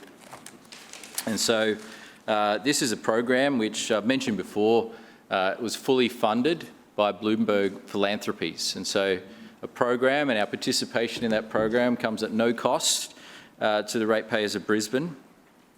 And that includes not only all of the support that the program provides in terms of, investment, but also any travel and accommodation associated with it as well. And so the program involved 47 mayors from different parts of the world, including obviously myself. And I was joined by the mayor of Athens, Greece, Buenos Aires in Argentina, Curitiba in Brazil, which is the city that's known as having one of the world's best bus rapid transit systems. We had 2 representatives from the UK, and that was from the East Midlands Combined County Authority and also the North East Combined Authority in the UK, where they've had effectively, it's called devolution or council amalgamations, and so they've got these new joint entities as part of their city deal. And so we had 2 mayors from the UK, Halifax in Canada, Johannesburg, South Africa, Las Vegas, Nevada, Logan City, and Mayor Raven, Mannheim in Germany, Mombasa, Kenya, Oakland, California, Sacramento, California, San Jose, California, Saskatoon in Canada, St. Louis, Missouri, and Wichita, Kansas as well. So they're just a few of the 47 different mayors that participated, but also it's not just the mayors that are participating in this program, it's the city leadership as well. And so the in-person sessions that we did were just the start of a program that will involve a lot of work over Zoom and Teams, ongoing support from Harvard and Bloomberg Philanthropies as well. And the next stage is for our CEO, Kerry, and Tim Wright to do their sessions, which is coming up next week. The program, or the first part of that program, was in person, and it involved getting all the mayors together. And so we travelled to do that. That travel, as I said, was funded by Bloomberg Philanthropies. And it occurred in the Bloomberg head office, which was in New York City. Basically, there were 4 days of intensive work in person from early in the morning until late at night. And we went through a range of sessions. All of these sessions are designed to equip mayors and cities with the tools to getting stuff done. And so if you ask all the mayors what's something that they have in common, regardless of where they're from, anywhere in the world, one thing that came up as a commonality is that it is always more difficult to get things done than what you anticipated before you became the mayor. And that is a common experience worldwide. And there's various reasons for that. But having said that, the cohort had a burning desire to get things done and to get more done. And the whole program is designed to make sure cities and mayors are equipped with the tools that help to deliver not only progress, but progress faster. And so the program was about going through case studies and learnings from cities around the world, but also businesses as well. And so it was effectively a combination of case studies about cities and Harvard Business School case studies as well on how businesses have affected change. And so the very first day and the first session, which we spent the entire day on, was a session about leading change. And there were a number of presentations and workshops that were done on that first day. And the second day, once again, the workshops continued, but the topics included teaming to innovate. And so the power of bringing people together to create change and innovate. There was a fireside chat. Actually, there was no fire there, but it was called a fireside chat with the President and Chief Investment Officer of Google. We also got to meet Mike Bloomberg as well, the former Mayor of New York. There was a session on the second day on driving performance, creating a culture of operational excellence, and there were a series of working sessions Then there was a session on a creative arts strategy for cities as well. We got to visit and learn how they had created an amazing arts and performance centre, which was the final piece of the puzzle on the site of 9/11. And so the World Trade Centre site, there's a moving memorial that's been created there. There's other upgrades and improvements that have happened, but the final piece of the puzzle was an amazing live arts and performance space that have been created there. And a lot of that came through funding from philanthropy, which is just incredible to see.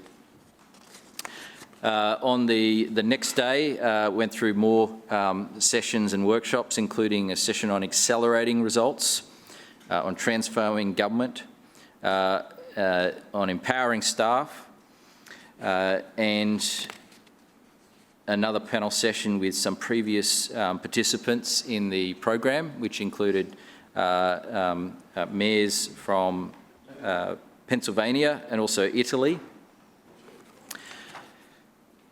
The following day, we had a presentation on learning fast, and that was the Harvard Business School method of learning fast, on navigating uncertainty and scenario planning.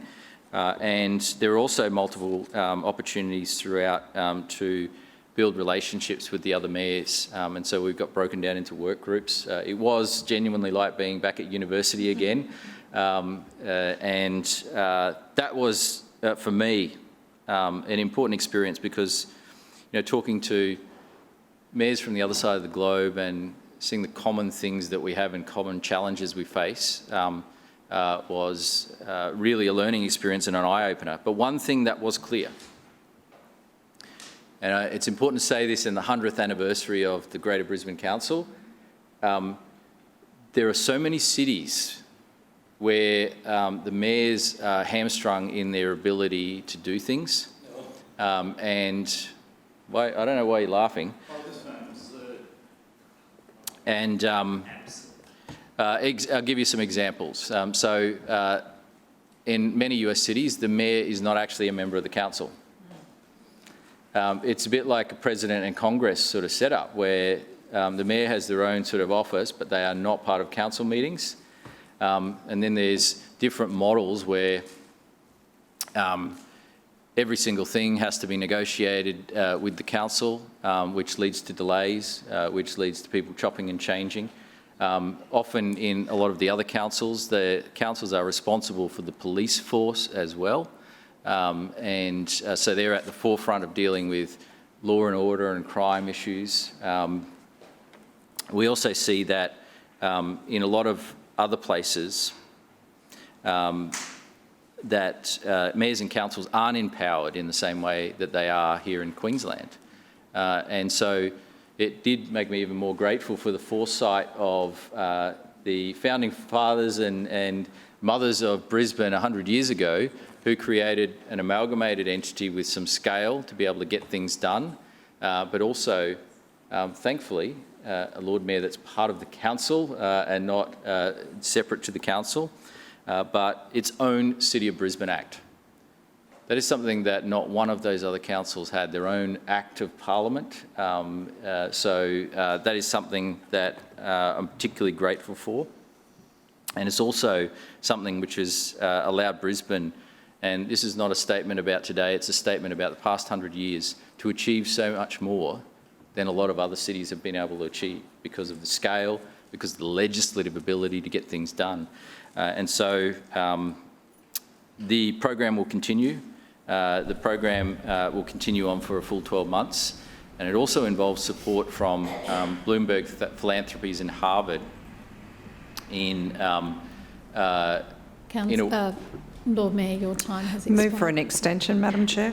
Seconded. It's been moved for an extension by the Deputy Mayor and seconded by Councillor Dixon. All those in favour say aye. Aye. Those against no. The ayes have it. Lord Mayor. Not only at the mayoral level, but also at the council officer and leadership level within the organisation as well. And so effectively, some of the tools that were workshopped and pitched. There's a lot that can be learnt to accelerate change and to deliver results faster.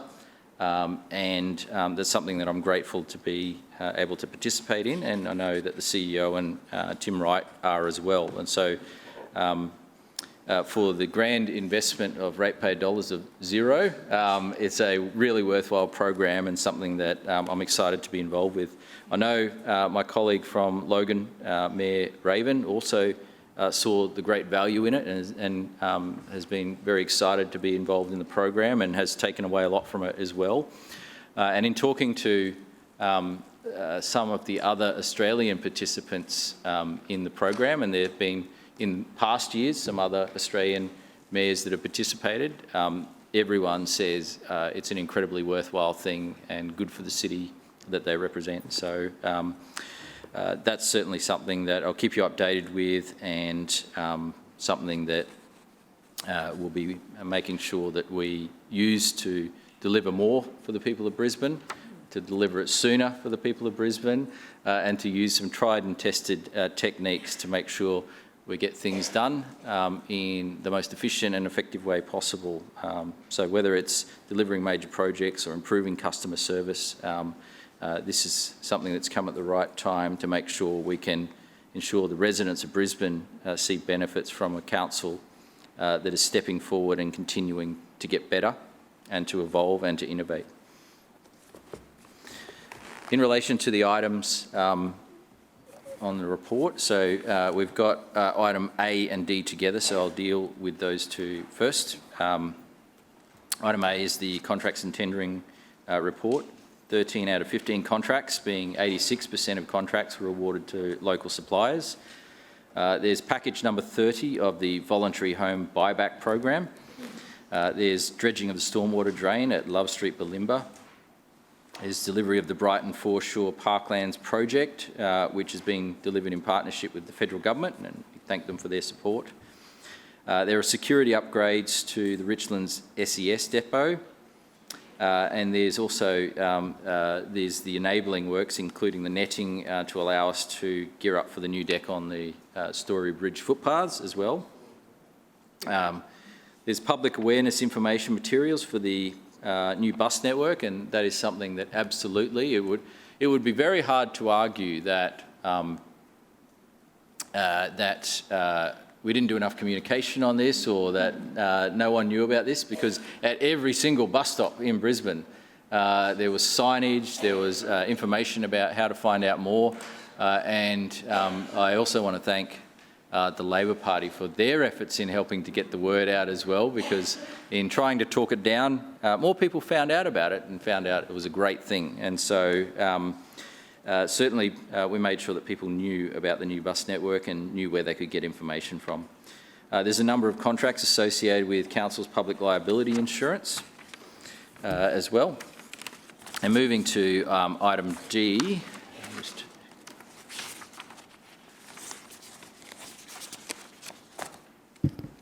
the contracts and tendering report for June. 54 out of 61 contracts, being 88% of contracts, were awarded to local suppliers. That brings the total to 241 contracts, or 94% of contracts, being 1.33 billion awarded through local suppliers.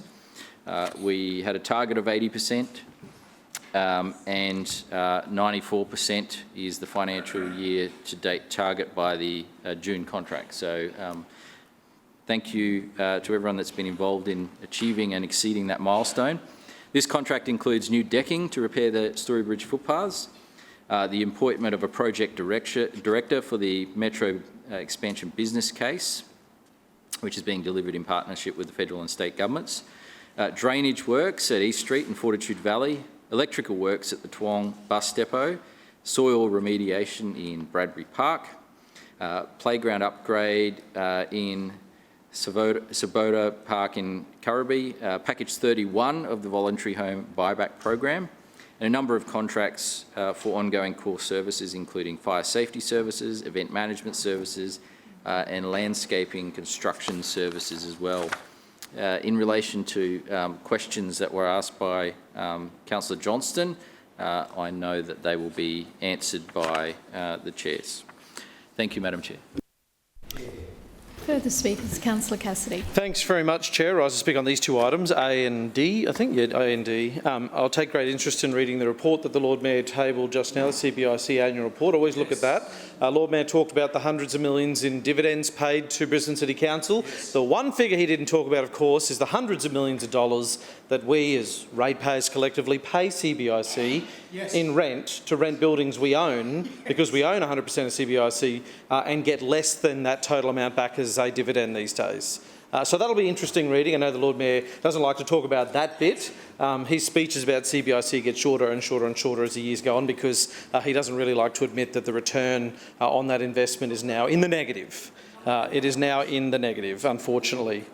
Well, I'm sure the board fees aren't included in that as well, and whether they are LNP members these days. I know they certainly used to be, a lot of them, but anyway. The Lord Mayor introducing these items today, Chair, had a lot of buzzwords from his holiday in New York.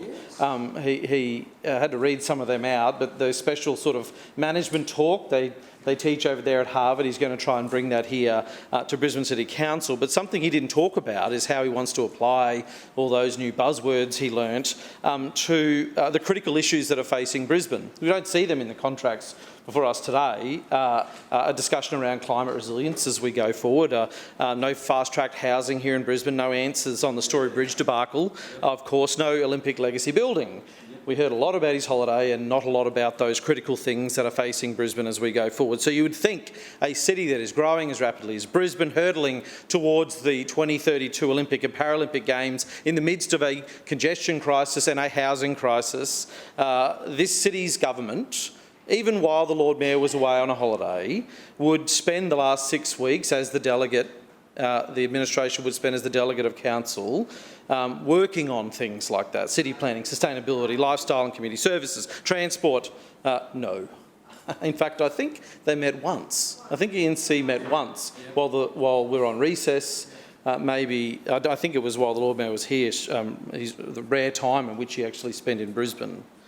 But on contracts before us today, there's a few that need highlighting, I think. And the first, of course, for me is contract 3, the $3.5 million contract for the Brighton Foreshore redevelopment. This $3.5 million is part of a $5 million project funded entirely by the federal Labor government. This work will be finishing, not quite, and I'll get to that, but essentially finishing a project the LNP Council here committed to doing 14 years ago in 2011. That's an awfully long time to wait, but we'll be waiting more, as we've recently found out. Community consultation didn't start until February 23, and works now won't commence until 2026. Another project victim to this LNP Council's go slow approach to improving our suburbs. So it was particularly important to have a funding partner, obviously, in the federal government that understood the need for more infrastructure and to accommodate our growing suburbs. A special thank you to Annika Wells for securing that funding for the project as an election commitment with the election of the Albanese Labor government. It is a stark contrast to what we have here, of course, in this LNP-led Brisbane City Council. When I asked what Council's contribution would be to this project to ensure that it could be completed, the answer shocked me. There's nothing. Nothing. So the plans produced at the conclusion of the community consultation process showed that there was a critical need for wider paths along the missing link of the Brighton Foreshore. Very critical, in fact, because they're non-compliant, as they are today. Unfortunately, the $5 million from the federal government is not enough to do the entire paths as well as 2 park nodes, as they're being called, given the delays that the LNP here in Council placed on the project. Of course, the cost of things were escalating. The longer the LNP sat on their hands and waited, the more expensive this project was becoming. So it sounds a lot like the Beams Road project, of course, Chair, you'll know about that. 2 council projects funded by the federal government cut by this LNP Council to save money because they delayed work on them. And I can assure the Lord Mayor, don't worry, everyone down my way knows how you operate these days. Delaying restoration to try and save money, I guess, is a theme for the LNP, and we see that in Contract 6. The LNP is spending $1 million on nets to catch crumbling concrete falling into the Brisbane River. Now, let's just reflect on that for a moment, because the Lord Mayor just stood up in question time and said out loud that apparently the Story Bridge is not falling down. And then 45 minutes later, he introduces an item to catch bits of the Story Bridge that are falling down. Yes. Can you believe the irony? Apparently no problem, nothing to see here apparently, according to the LNP. Nothing to see here apparently. The crumbling Story Bridge, Chair, of course, is a symbol of what has been happening for some time across our whole city. Ageing, crumbling assets that the LNP write off as an expense in the budget.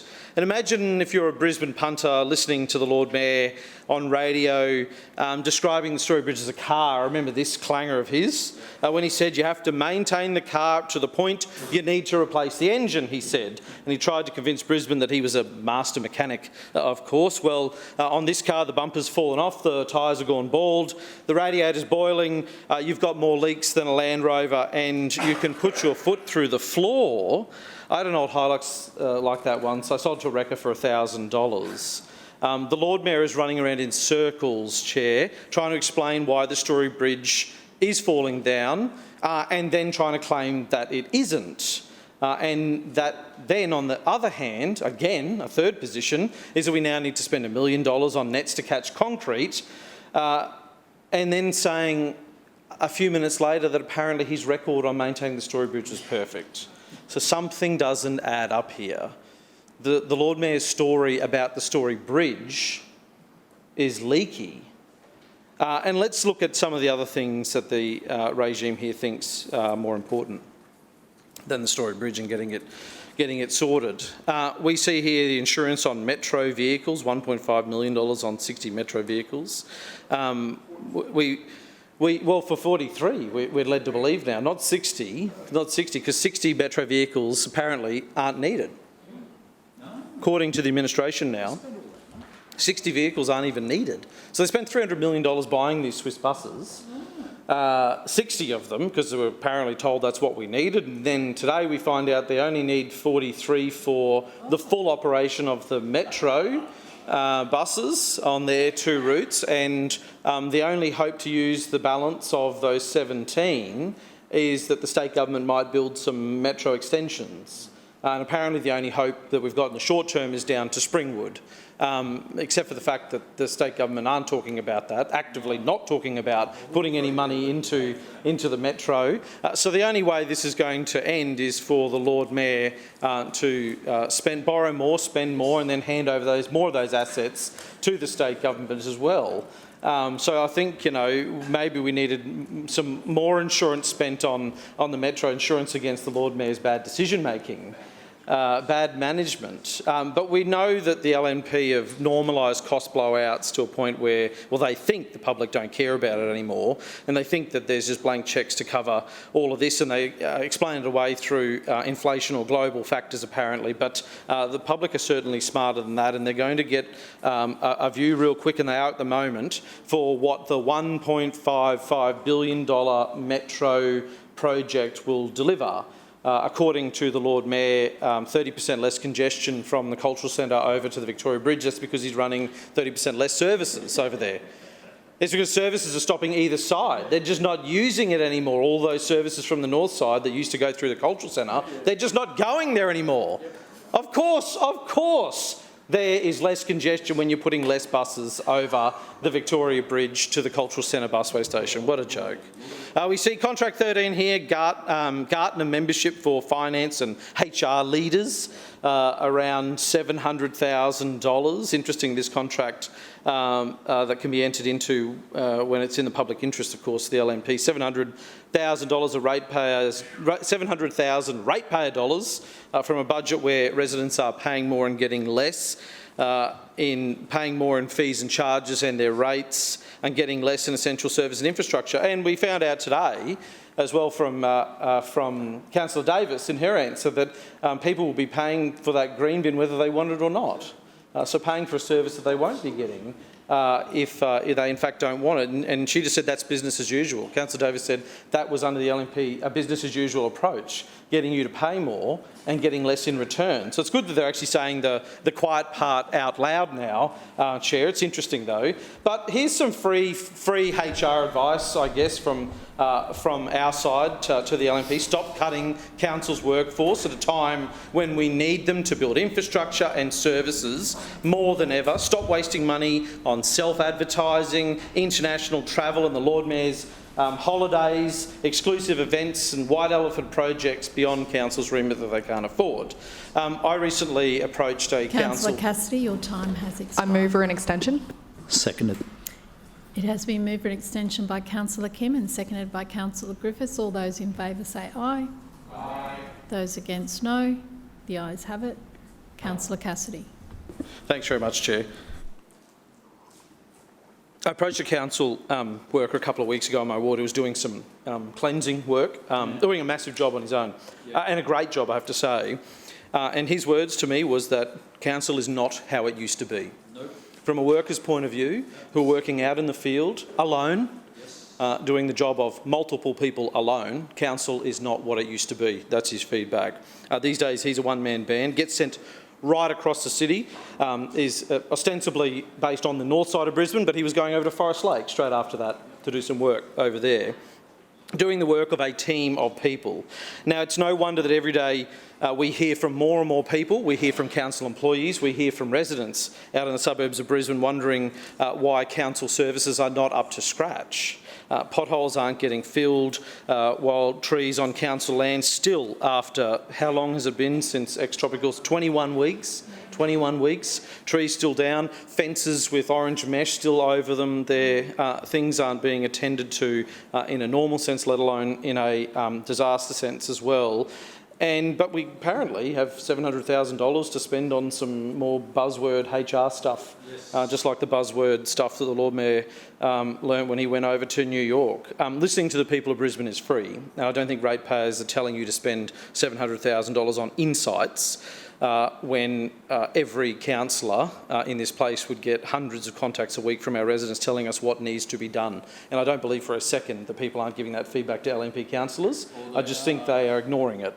I think they're ignoring it. So I don't really understand what the point of an LNP councillor is these days when they don't stand up for their communities. Whether they don't do it in here and they're not allowed to, you'd think there would be some effects of advocacy behind the scenes. You would think if they were allowed to speak up on behalf of their communities, even in a closed-door sense, with all LNP councillors in attendance, we'd see some different outcomes. We'd see some more support for council workers on the ground doing the work that ratepayers are paying for, but we don't. It's getting worse. So we can only assume that those that sit in the majority don't really care about their communities, unfortunately. Clause D, the next lot of contracts for June, this one, Contract 6, is an important one. Getting people onto public transport we know is critical. It's not difficult to understand why it's critical and not hard to understand how to do it. We have the price settings right, of course, just 50 cents. Today is the 12-month anniversary of that becoming permanent. But do we have the reliability and the frequency right? Well, turns out no. We read today that for the second year in a row, Brisbane City Council as a public transport provider have not been able to meet KPIs. What we need is a bus service out in the suburbs of Brisbane that are close to where people live and take them where they need to go. You can't say to somebody, walk 400 metres to a bus stop and a bus may arrive in an hour. And for some people, much further outside of the service standard. And you can't say that and provide that poor level of service and expect people to make the conscious decision to switch out of a car into a bus.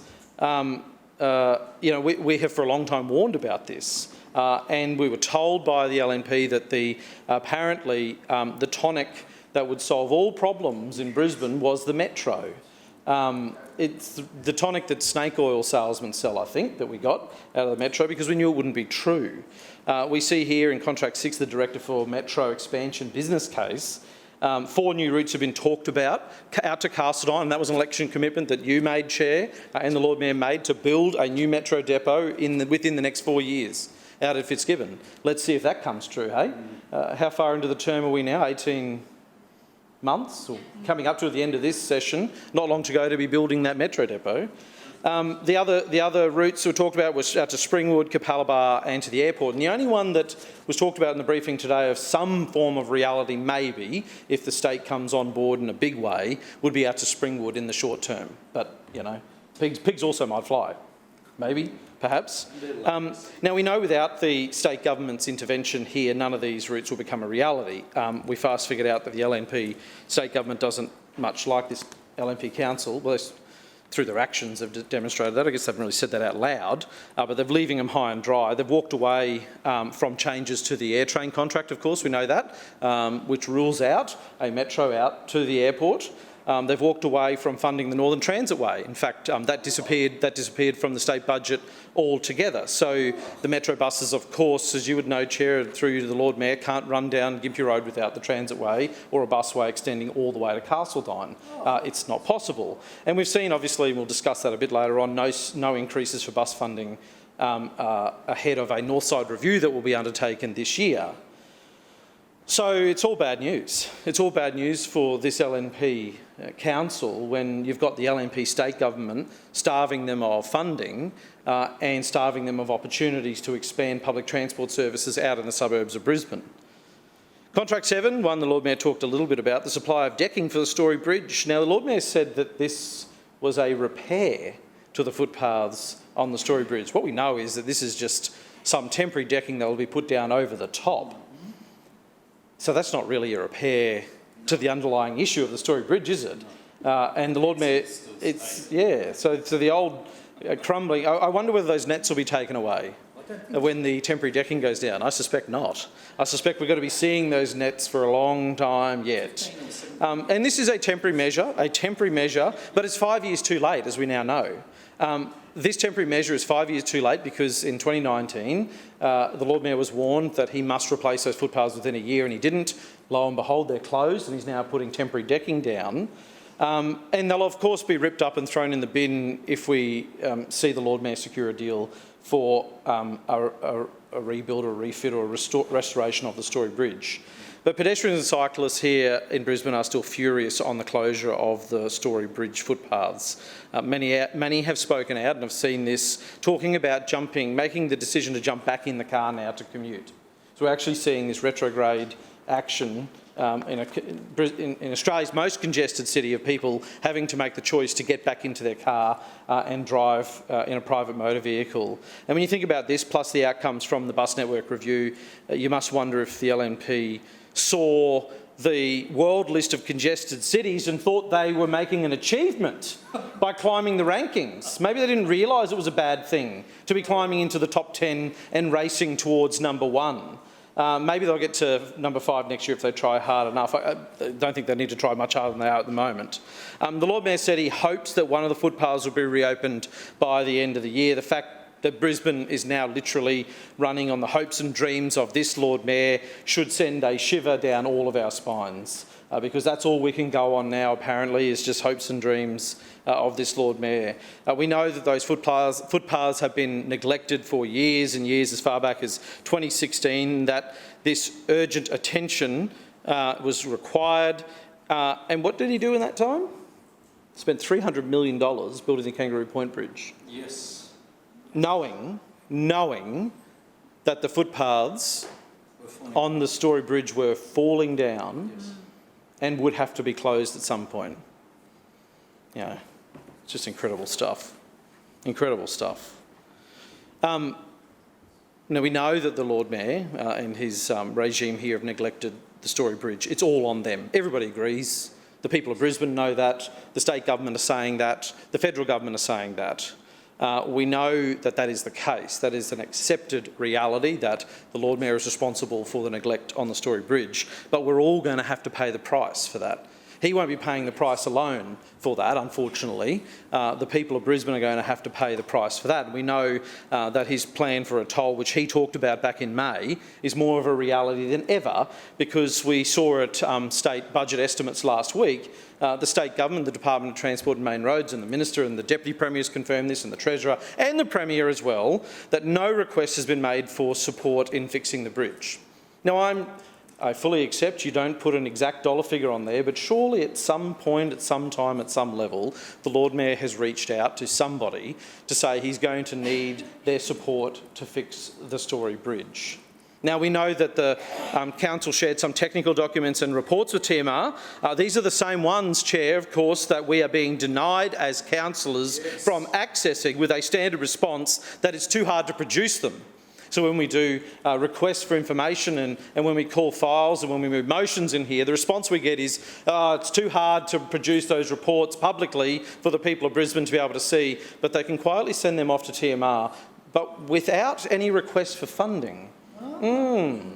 Maybe their request was for something else, Chair, of course, toll. We know. So give me a break, Lord Mayor.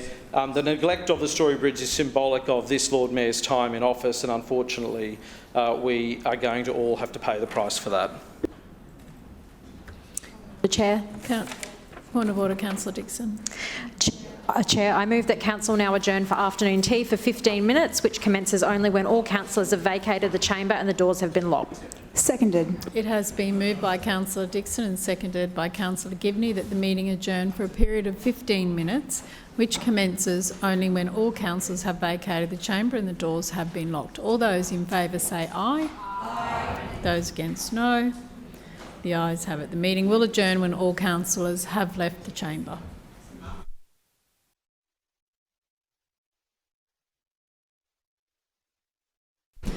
Further speakers.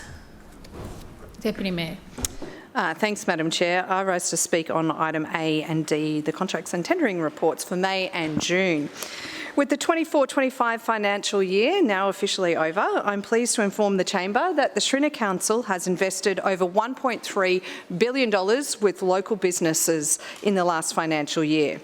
$1.3 billion not just spent in Australia, but right here in Brisbane and South East Queensland, which backs local jobs and local families. In May and June, we continued to back local business through our buy local procurement policy. 13 of the 15 contracts entered into were with local suppliers, and in June, 54 of the 61 contracts were with local suppliers.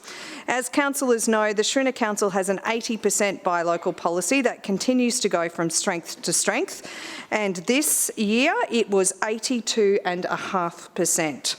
It's in excess of our 80% target and a testament to the vision of the Lord Mayor and the work of our Strategic Procurement Office as well as local suppliers.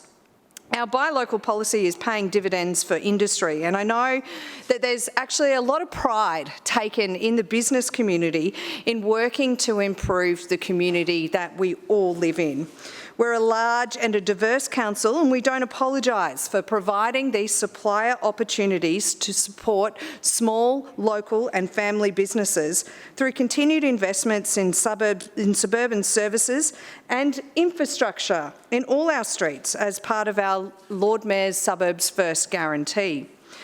We're also investing record amounts with social enterprises, doubling the benefits for ratepayers by supporting employment opportunities for underrepresented and disadvantaged groups. In 24-25, Council spent over $11 million directly with social enterprises. We're backing Brisbane businesses to ensure that local suppliers are given the best opportunity to deliver services and projects. We're supporting local electricians, engineers, gardeners and labourers and many more local trades as we build these better suburbs, new parks and road upgrades. When we come to contract number 13 and 14, these are the Gartner memberships. These contracts are for the renewal of Council's existing service agreement for finance leaders and human resource leaders within Brisbane City Council. Since 2019, Council has used Gartner benchmarking tools to gain access to global best practice information and research to support our council businesses in the way that we work. For example, our finance teams access Gartner's analytics, insights, tools, accelerators and templates, along with performance benchmarking and networking opportunities with like-minded industry professionals. In the people and culture space, Gartner provides strategic advice on diversity initiatives, something that should be supported from all councillors. Attraction and retention here at Brisbane City Council, building diverse talent pools and roles that's fit for purpose for our organisation. Gartner is an extremely valuable resource for many organisations, and indeed many organisations use it. It's critical for a workforce to interact with leaders both in and outside our organisation. It provides access to opportunities such as monthly webinars for our staff, presentation of global research and virtual conferences. We're certainly committed, as we've said many times in this place, to job security for our agreement-covered permanent employees. What we've been clear about is that Council must continue to change and serve the ever-changing needs of our community and factor in as well changes in technology.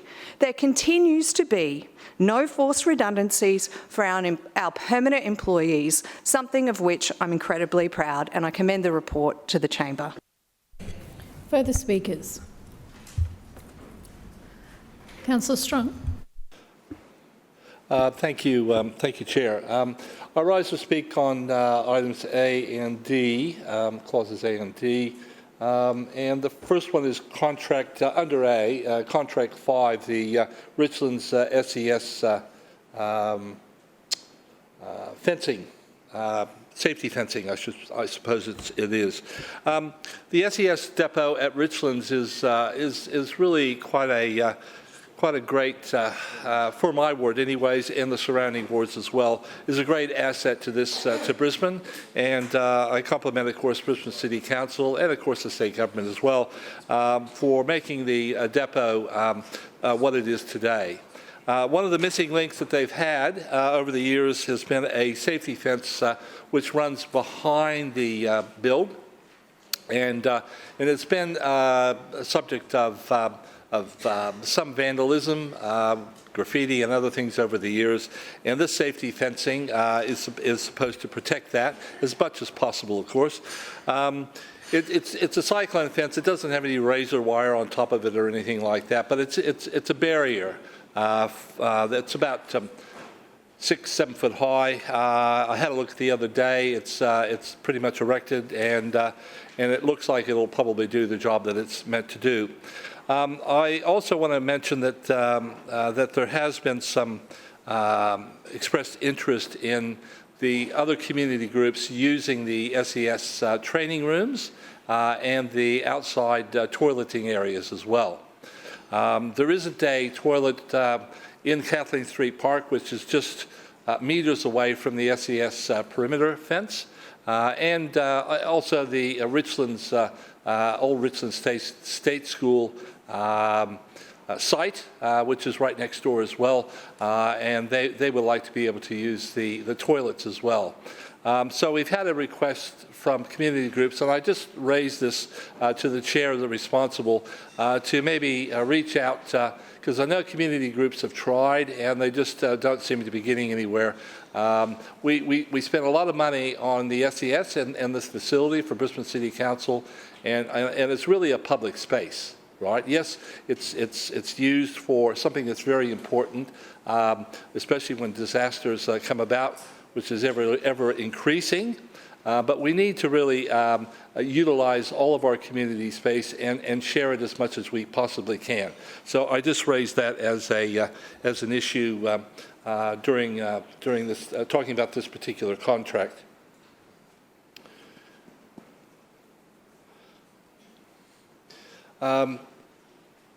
In response to some of the other clauses, clause A, I'm trialing a tablet, and I'll tell you what, these electronic devices are great when they work well and don't block what you're trying to read.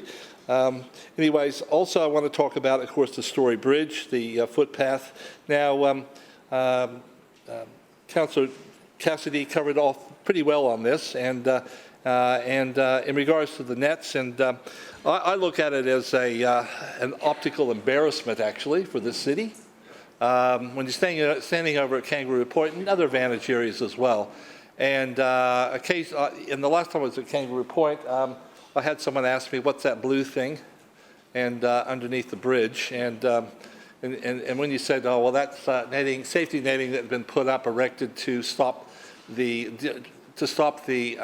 footpath, the deterioration, and some concrete falling into the river and other places as well, potentially. So it's a little bit of an embarrassment, right, to say the least, for the city, because it basically tells the tourist or a person that maybe has only come across that, that we're just not looking after our assets.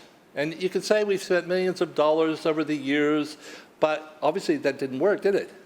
Or we wouldn't have a footpath falling into the river. And this temporary one that they're building, right? And it is temporary, they say, right? The Lord, take him at his word. He says it's temporary. I just hope it's not one of those look-through grid type things, you know? Because if you've ever tried to walk over something that's fairly high and you can see what you may fall into, but for this grid, but for this grating, right?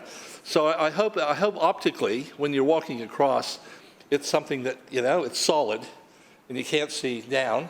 Because they really haven't told us what this temporary structure is going to look like. So maybe someone from the other side can let us know, put my worry at rest, because I can assure you those glass see-through ones or those great ones don't do much for me, right? I haven't got a fear of heights, but it's just, you know, it's pretty high. It's pretty high. And in regards to the toll factor, of course, and the Lord Mayor, we asked the question, and of course he responds to saying that I never said that. Well, you did say that. I saw the TV. I saw the video. You said it. Now you probably thought I should have never said that after he said it. I should have, you know. I should take it back straight away. Councillor Strong, your time has expired. And I talk about this because others have Councillor talked Strong, about the toll. Your time has expired. Okay. Thank you, Chair. Thank you. Further speakers, Councillor Wolf. Thank you very much, Madam Chair. And I rise to speak in support of item A, and specifically the tender of the construction of the new amenities block at Robertson Park in Taringa. As many in the Walter Taylor ward would agree, Robertson Park is a much-loved and well-used park in the heart of our community. It's frequented by families, local schools, sporting groups and dog walkers alike. However, the existing amenities were severely impacted during the floods of 2022, which left them a little worse for wear. So this contract represents a critical step forward in rebuilding and future-proofing a facility that our local residents can rely on. The new amenities block has been designed to be more flood resilient and fully accessible, providing better safety, hygiene and inclusivity for all park users, especially for our young families and those participating in outdoor recreation. Madam Chair, I'm delighted to say that construction is already underway, and I'm pleased to report that it is progressing well. The project is on track for completion in late September, and when finished, it will deliver a modern facility that reflects the growing needs of our community. I also want to acknowledge that Robertson Park is home to one of our vibrant local coffee carts, Hetty and Herms, run by the wonderful Shona and her team. They've created such a warm and welcoming hub for locals, and we are truly grateful that they are there. They bring a sense of connection to the area. And as part of this upgrade, power will also be connected to the site, meaning that there'll be no more noisy generator for Shona, just good coffee and great conversation for all.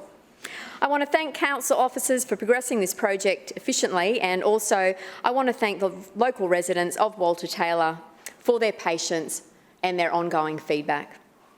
The upgrade at Robertson Park is a small but significant example of how we can invest in smarter, more resilient public infrastructure that enhances everyday life in our suburbs. I look forward to celebrating the completion of this upgrade and for the community to enjoy in the coming months. Thanks, Madam Chair. Further speakers. Councillor Johnston.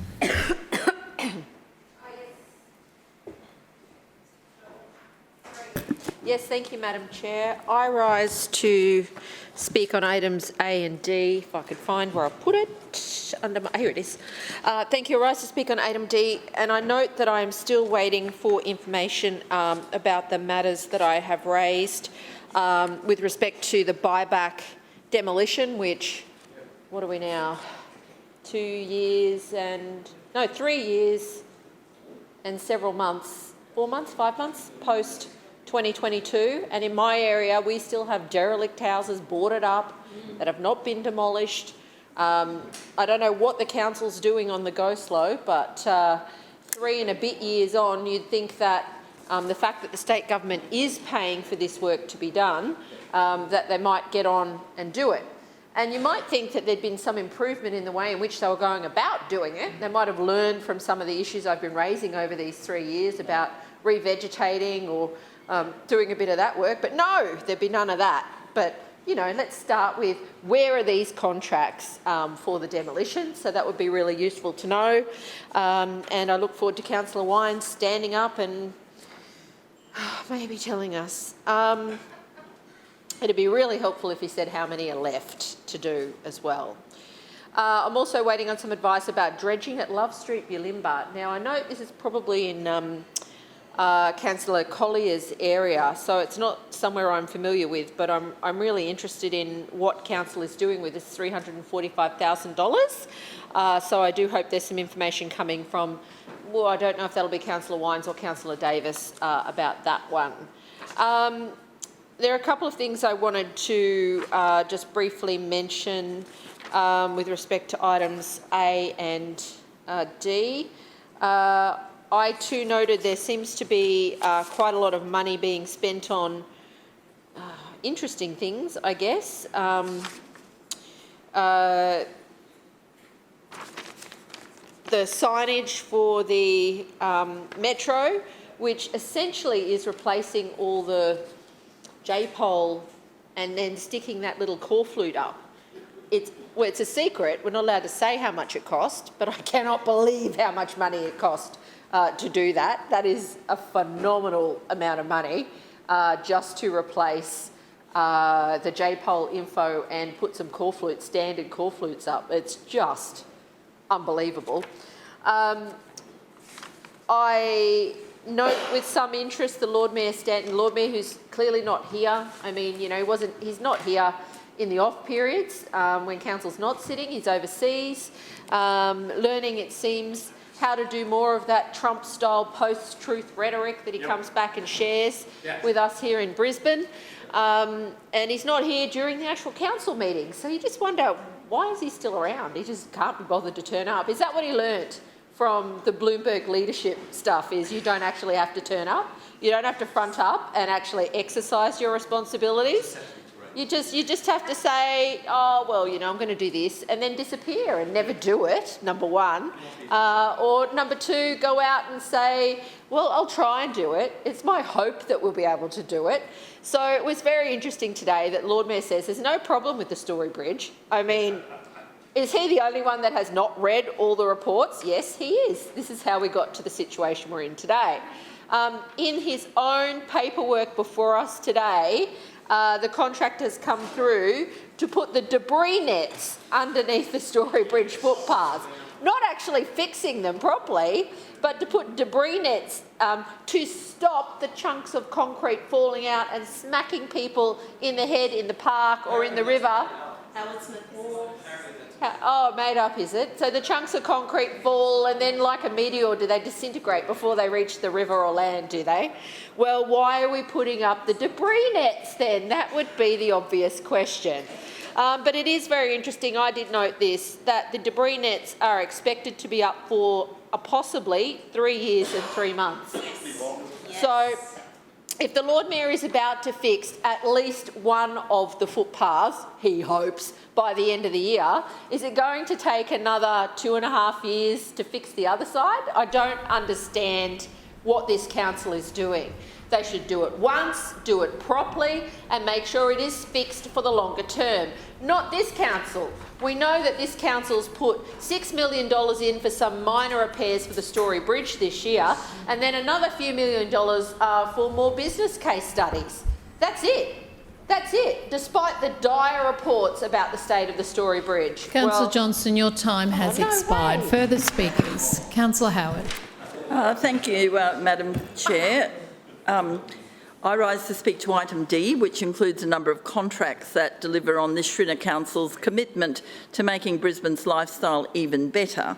So a new contract has been awarded for the provision of event equipment services at River Stage, securing the services of a local supplier, Event Rentals Australia, and this ensures high-quality, reliable equipment for events ranging from concerts to civic celebrations.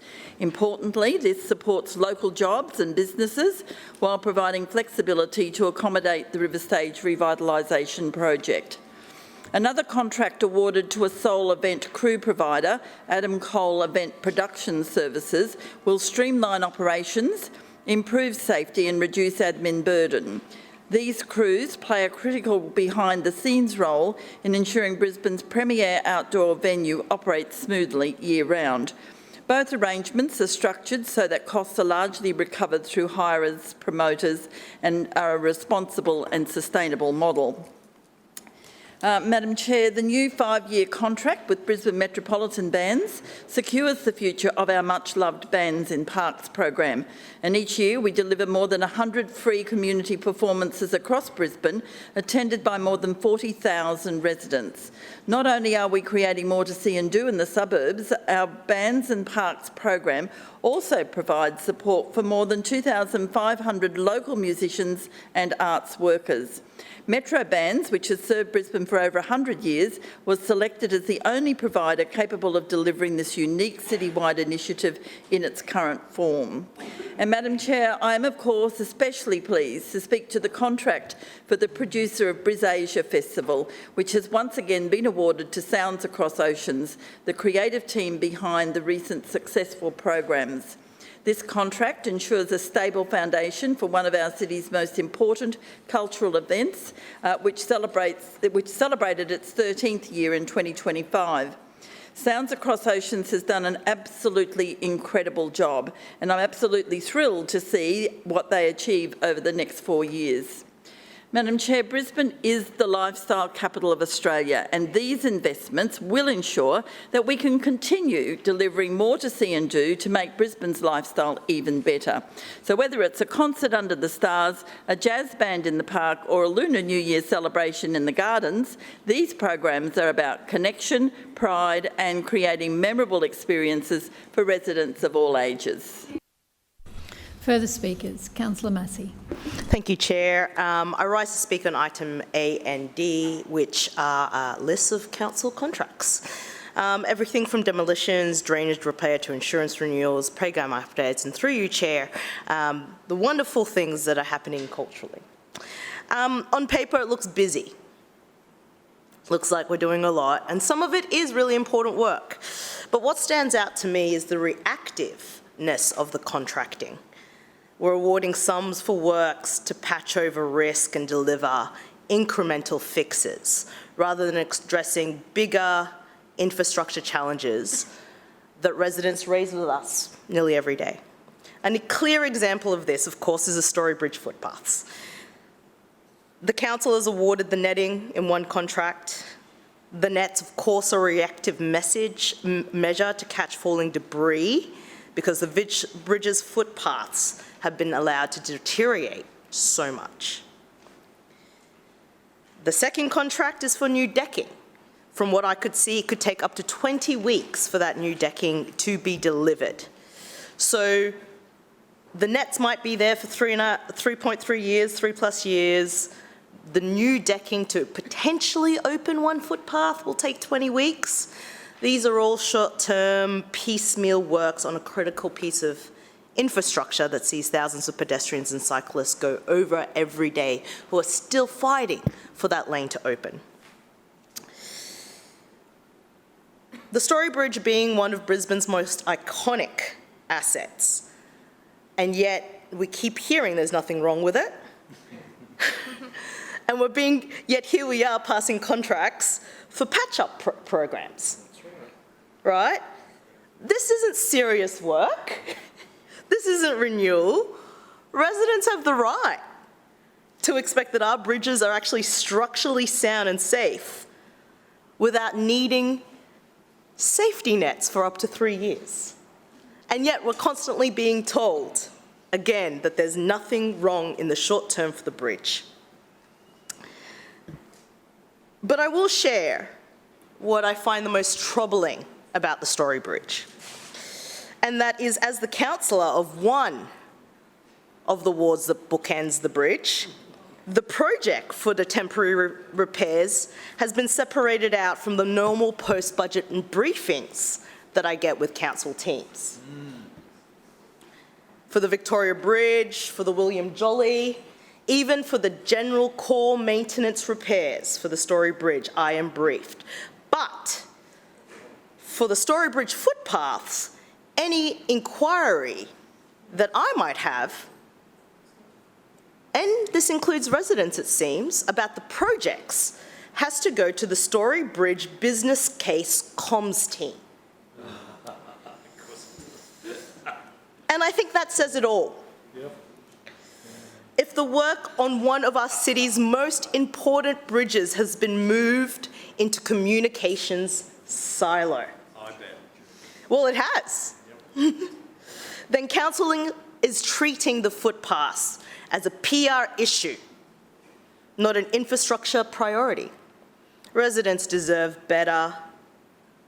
They deserve a structurally sound bridge they can walk across, not a comm strategy about why there's hanging nets over it. Some other things that I do believe I have times to state. We've got the Metro bus contract, the insurance. I'm assuming we're insuring all the buses, including the ones that aren't being used in the Metro, or that can only be used on busways, or are the 17 arriving in the future tagged for arrival later in the year? Are they going to need a separate insurance contract also, even there is no need for them to be used on the Metro? Another thing that I'd like to put on the record, and I really want to push this, the demolition of flood buyback. Yes. Funded by state government. Let's note that, because state and federal, because the LNP administration has not allocated any core funding to these blocks. If they had their way, there would just be vacant grass lots without any planting. And any sort of tree and planting maintenance, as we all know, could take years and years and years. That's if the local councillor doesn't use their suburban enhancement fund. This is what's happening. There's nothing future, there's nothing preventative, it's just patch-ups. Further speakers. Councillor Davis. Thank you very much, Madam Chair. And I rise to speak on items A and D, the contracts and tendering E&C reports for May and June. Firstly, to item A, the May report, and specifically contract 1, the demolition works under the package 30 of the voluntary home buyback scheme.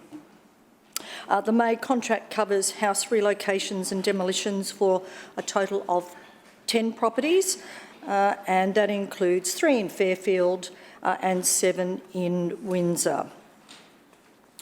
Madam Chair, contract number 2. Point of order, Madam Chair. One moment, please, Councillor Davis. Point of order, Councillor Johnston. Yes, Madam Chairman, I did ask for the addresses of those properties, and I would appreciate it if that information is provided as requested. Thank you, Councillor Johnston. Just because you made that request doesn't necessarily mean that the councillors are able to give that to you within the meeting. Okay, Councillor Davis. Thank you, Madam Chair. That's the information that I have at hand in time for me to speak to this particular item. Madam Chair, item A also included a contract which was contract 2 for dredging at the Love Street Stormwater Outlet in Bulimba. There was a question raised about what the scope of the question was. Well, it's about dredging, so I hope that answers the question. Under contract 3, for the May report, we're pleased to be progressing the Brighton Foreshore concept plan, which was released last year. This latest contract is for the engagement of a contractor to manage the design, approvals and construction of upgrades to the precinct's recreational infrastructure, and that will deliver parking improvements, new seating, shaded picnic areas, bike racks, drinking fountains, shade trees and barbecues, in addition to a new toilet block with an adult accessible change facility at the 19th Avenue node, new footpaths between 9th and 15th Avenues and between 18th Avenue and Decker Park. It is important to note, Madam Chair, that the process of public consultation highlighted several concerns from the public around the footpath widening between 15th and 18th Avenues. There were concerns around losing car parking space and losing shade trees. It's quite a complicated stretch, and so it wasn't included in the concept plan because there couldn't be any agreement through the community consultation with the local residents. I'm very happy if the federal government want to revisit the plan and come back with some more funding should the community agree to footpathing along that area so that the community concerns can be addressed. But in the meantime, if Councillor Cassidy had listened to his community, he'd know this already. Madam Chair, closing out the May 2025 contract and tendering plan for Program 3 was contract number 7, a brand new amenities block for Robinson Park in Taringa. Councillor Wolfe spoke at length about this. We're very excited to have this underway. It includes demolishing the current facility. Thank you. Point of order, Councillor Cassidy. I claim to be misrepresented. I note your claim. Councillor Davis. Thank you, Madam Chair. So, as I was saying, this includes demolishing the current facility and building a new one with better flood-resilient materials and security measures, which will improve the safety of the facility for the community to enjoy into the future. Madam Chair, moving now to item D of the ENC report for June 2025. Contract 1 relates to package 31 of the voluntary home buyback scheme. This covers the demolition of a block of units along Freeney Street in Rockley. And there are only, after all of these, both package 30 and 31 have been complete. We just have 8 more removals or demolitions to occur, so we're hoping to have that done in the near future.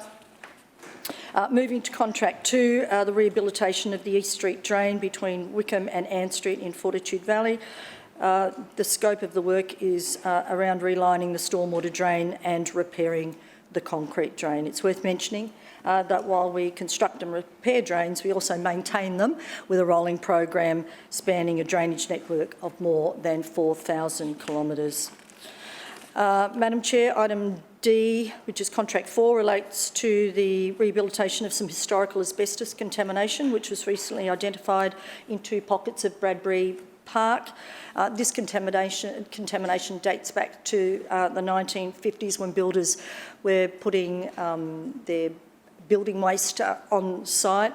And so the contamination, though, didn't pose any health risks to the public because it was buried underneath, and the remediation work will just simply involve scraping off about 200 mils of soil, and then we'll safely dispose of the asbestos material, and then we'll top it back up with soil and new turf. The works are expected to take about 4 weeks, plus a further 6 weeks to allow the grass to take off. And finally, Councillor Madam Davis, Chair, your time has expired. Further speakers. Councillor Griffiths. I had a claim. Oh, sorry, your point of misrepresentation, Councillor Cassidy. Oh, thanks very much, Chair. Councillor Davis claimed that I didn't understand the wants from my community in relation to the Brighton Foreshore project. I received a briefing from the Senior Program Officer, Major Projects and Asset Coordination. Thank you. Last year, who confirmed. Councillor, with all the shouting out. Yeah, it's not to be debated. It's just tell us how you were misrepresented. Yeah. Thank you. Thank you, councillors. I can manage that. Thank you, Chair. I received a briefing from the Senior Program Officer, Major Projects and Asset Coordination last year, Cassidy, who confirmed. What was your point of misrepresentation? Who confirmed that the footpath works were in the scope of works. That Councillor Davis just made up an entirely fabricated story. Councillor, it's just that the Lord Mayor didn't put any extra funding into it. We note your point of misrepresentation. Further speakers, Councillor Griffiths. Thanks, Madam Chair, and it's nice to be back. It was a good break, wasn't it? Oh, no, some people are not enjoying themselves today. And it's disappointing that the Lord Mayor is not in the room again. There's something for him. But I'd just like to speak about 3 items here in relation to the 2 areas that we are discussing. And the 3 relate to budget items in our contract section. First one is contract 15, and that's the metro buses. And it was interesting to go through the briefing today. It was good. We had a briefing. Thank you, Councillor Wines, for at least providing a briefing, and I thought it allowed for plenty of questions, so thank you for that. The one thing I've noticed the whole way through with these changes that are proposed is that when I ask about what is our service standard, what are we doing in relation to service, that is never mentioned. In fact, the officer who came to brief me told me we actually removed service standards. We removed the need to have bus stops close to people's homes. We actually got rid of it. That was part of it. So for me, that is one of the big issues in relation to the metro contract. And it was a big issue today because it wasn't discussed once. In relation to my community, I know seniors are struggling, and I know my poorer residents, particularly in Archfield, Coopers Plains, Acacia Ridge and Rockley, have had many services cut. I also know that people are walking far more than 400 metres. So I've talked about these people before. They now have to walk up to 1 kilometre to get a bus, which means they don't save time. The other thing we're doing at the office is printing out timetables for people, because the other thing we don't do is everyone's on technology. Of course they are, and if they aren't, they're fools. Well, we need to wake up and we need to think about service for residents. Second thing is the contract in relation to buyback. For the 22 years I've been in this council, I remember having a little fight with Campbell Newman, actually when we used to have mayors who came out into the community. He came out to Rockley, and give him his due, he came out and he met with residents and he saw what they're going through. He said, we need to do something about it. And I agreed with him. And he did do something about it. He introduced the buyback, and we had a disagreement about that, but he did it. It was cut under this LNP administration. It was cut. It's now the state and federal government paying for it. However, and I know Councillor Johnston and I moved a motion to reintroduce it for the homes that are left over that we can buy back. The LNP voted against it, but here's the dilemma. Because their great friend who did the flood and cyclone review actually said it needs to be reintroduced.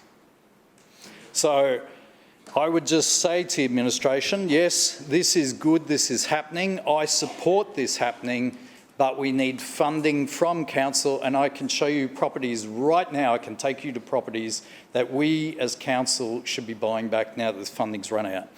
And the final thing is the Story Bridge footpath debris net. So that's what this item is called, Story Bridge footpath debris net. All I know, when residents got my flyer, the 20,000, 25,000, it said don't toll the Story Bridge. They were shocked. What's going on with the Story Bridge? They were shocked. And then when you could show them pictures of the netting under the Story Bridge, and then when you added, well, the Lord Mayor's in New York, he's going to suntan and he's on the leadership conference, they were even more shocked. So what I would say is, what I would request for the next Living in Brisbane is that the Lord Mayor puts his report on the front page of Living in Brisbane with a nice snapshot of him in New York. And then I think on the inside pages, we should have a nice snapshot of all the people who travel, all the councillors travelling for Brisbane, and the location they travelled to. Because I think once people see that and they work out what's happening in this place, they are not happy. They are not happy. So I leave that with the LNP to look at that and see whether they want to be brave enough to do that and tell residents what they're up to. Thank you, Madam Chair. Further speakers. Councillor Parry. Thank you, Madam Chair, and I rise to speak on items A and D in the ENC report. Included in the contracts and tendering report for May 25 is contract number 4, which is for the staircase installation on Bank Street in Newmarket. This contract relates to the removal of the old concrete staircase and the installation of a new concrete staircase at Bank Street. This new staircase will comprise upgraded stairs, new compliant handrails, integrated lighting to improve safety and landscaping, and will be certainly welcomed by the good residents of Enoggera. Moving to contract number 6 for the Story Bridge footpath debris nets, Madam Chair. As we are all aware, the shared paths on the Story Bridge are currently closed and works are underway to safely reopen them.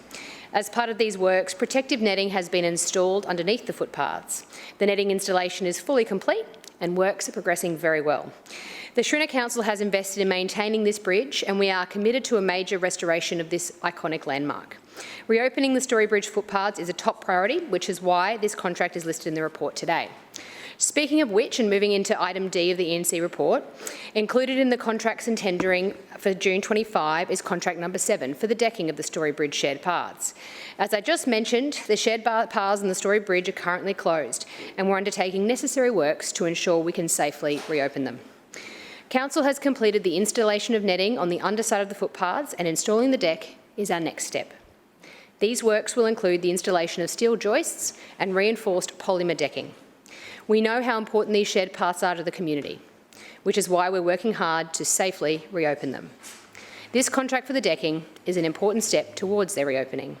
It also represents our council's commitment to delivering a long-term restoration of the Story Bridge. Thank you.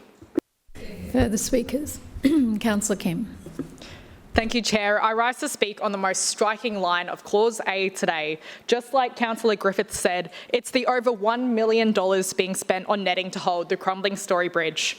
Anytime safety is a consideration, I fully support the investment. But pedestrian safety on major infrastructure like the Story Bridge has been neglected. And what I can't understand is the lack of support provided to our city's icon years prior. It's no wonder there are structural inequities on how council funds are distributed across our city. The LNP Council has to cover up their $1 million failure with this line item in the contracts today. They thought they could get away with their failures and conceal it with a report. It's not falling down at all. That's right, and only after Brisbane Labor did a request for information and retrieved files did we see the truth. We pay more and we get less in return. If the LNP Council changed their philosophy and put locals first, we could have avoided this mess. Because of this, our priorities are trashed. And how about Benheim Street that narrows around Ormskirk? This road ripped through a local's brand new tyre just the other week, deflating it in under 2 minutes. The cost to replace it, $600 out of pocket. We've already had another resident bring in this just last session from a pothole in our area. Now local resident Simon is going to pay extra to fix his tyre, but he's not the only one. There have been several reports about damages to tyres from this road. Shazza from Callambell will make her way from home, pay $600 to repair her tyre because of potholes outside her house. Then on the way to work, she'll pay a toll on the Story Bridge, and after three months, she'll pay her increased rates because of this cost of living crisis that has been neglected by this council. One of the 3 worst local roads in Queensland, according to the RACQ survey, is actually in my ward, and that's Paradise Road. Just last week, a local resident died in a vehicle collision while riding his bike on Hamish Street, and this is just next to where Simon had his tyre damaged, and this has been a deep shock for our community. Safety is no joke, and I will do everything I can to voice the deep pain that we share. This LNP Council isn't working to protect families. They're pushing rates higher, fees and charges higher, and also forgetting about the real stories of Brisbane. The real stories from residents of Redhead Street. Residents complained to Councillor Strunk and I about the need for safety there. The real residents standing outside of City Hall. Come back to the actual contracts, please. Yes, I'll be coming back to this contract in come relation back to it now. Yep, I'll be doing that. The real residents standing outside of City Hall this morning who walked into the Lord Mayor's office handing in a petition to fix Pine Road, Azalia Street and Archerfield Road. Councillor Kim, are you finished? Because we've got other speakers who wanted to actually speak on A and D. Yeah. Are you going to speak on A and D? Yes, I'm also actually speaking on Clause D, and I'm drawing I'm comparing and contrasting to Clause D. I'm warning you. Okay. Yep. Okay. Will Councillor Kim take a question? Yes. Yes, I'll take a question. Thank you, Councillor Kim. Councillor Kim, it sounds like the contracts before us today have raised some significant issues which have an impact on residents in your ward. Could you please advise us how your residents are being adversely impacted by the problems associated with these contracts or lack of them? Thank you, Councillor, for trying to school. That is incorrect. I've asked you, Councillor Kim, come back to... I've given a direction. Thank you, Councillor Massey. Councillor Kim, come back to A&D now, or we're moving on. Yep. Thank you for your very meaningful question, Councillor Johnson. It couldn't be more relevant today. Where is the investment in our city's crumbling roads? Is it because we ran out of money putting a net on the crumbling Story Bridge, referencing Clause A?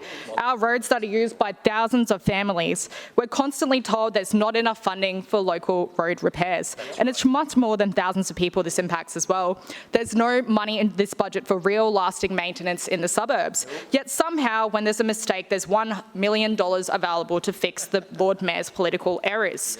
Just this morning, we saw the LNP Lord Mayor claiming credit on Labor's key cost of living policy that all Queenslanders know about. You weren't here for the budget, unfortunately, but you would have seen the money that was there for roads and for rates and for rubbish. So what we're talking about today is not the rat that road. Come back to what is in A and D, or we're moving on. Point of order. Chair. Point of order, Councillor Strunk. Point of order. Listen, I don't believe that the Chair of Council should be entering into the debate. Thank you, Councillor Strunk. On the contracts and tendering. Thank you. I am not debating. I understand. And you may... Councillor Griffiths. Point of order, Madam Chair. No, Councillor, that is not a point of order. Your job is not to debate people here. Councillor Griffiths, I don't uphold your point of order. Point of order. And I consider both Councillor Griffiths and Councillor Kim are displaying unsuitable meeting conduct. And I request that you follow my direction and refrain from doing that. Point of order. Councillor Cassidy. I think your bullying of Councillor Kim is an act of disorder. Councillor Cassidy, isn't that interesting? Thank you very much. Your definition of bullying now, while I sit here being bullied week after week. Now, I have asked Councillor Kim. Thank you, Councillor Griffiths. Yeah, and it's easy for you to constantly do that and speak that way to a woman. And we expect that. Councillor Kim, do you have any further to say on A&D? I just wanted to check how much time I left on the clock. Madam Chair, could you please ask Councillor Cassidy to refrain from speaking to me directly? It's not appropriate. Councillor Cassidy, you know it should be through the chair, and it's when you're on your feet having your opportunity. Councillor Kim. Point of order. Point of order. Chair, could you ask Councillor Howard not to talk to me, please? If we're allowed to do that. If we're allowed to do that now, can you ask Councillor Howard not to swear? Yeah. Thank you, councillors. This side of the chamber. No, it's great. It's reminiscent of when I had year 9s in a class. Very reminiscent. Nice reminder. I do miss teaching. Of unfair I do miss my time teaching, so thank you for taking me back. Now, everybody wants to have a chance to speak on A&D and what is actually being discussed here today. So if we can keep to those particular items, then everyone gets a fair go. Councillor Kim. With the time that was wasted in this speech, thanks to the interruption of the chair, I'll refer to the rest of my speech in general business. Thank you. Your time has expired, so that's good. Point of order. Further speakers. Point of order, Councillor Strunk. I'm still waiting on a ruling of my point of order. I don't uphold your point of order. The debate. There's no ruling because I do not uphold your point of order. That's my ruling. You did not say that. That is my ruling. I don't uphold it. Councillor Wines. Thanks, Madam Chair. And I note that every time it comes time for this council to note the decisions of the contracts that were issued, it's a very exciting and excitable time for people. They like to see what contracts were agreed to, and then they use that as an opportunity to talk about pretty much whatever they like. And they use that as, I'm not sure talking about whatever is or isn't in the list of contracts is necessarily democracy, Councillor Griffiths, but I think that on some level... Point of order. Councillor Watt. Were you going to complain that people are calling out while another councillor are on their feet, Councillor Strunk? Absolutely not. What is your point of order? I don't believe that Councillor Wines is speaking about the contract specifically. He's just waxing lyrical about everything. Thank you, Councillor. I may quote that. I may quote that later, yeah. Thanks. Councillor Wines. No, thank you, Madam Chair, and thank you for bringing me back to the necessary topics before us. I need to make a couple of comments about some of the things that were stated earlier. One of them was there was one councillor in particular who took a moment to criticise our communications efforts in relation to the Brisbane's new bus network rollout, which was one of the largest and most extensive communications and engagement programs the city's ever seen. That did include call flute signs on more than 6,000 bus stops.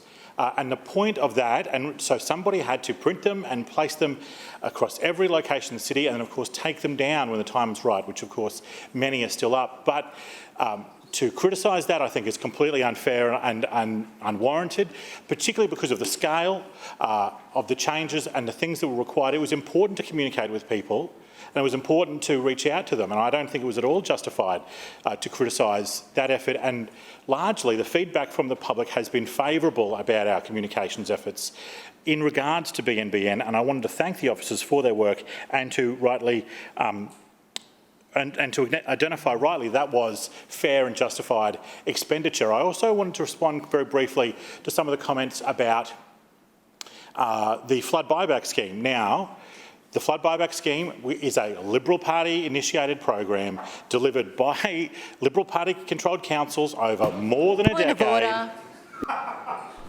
Point of order, Councillor Johnston.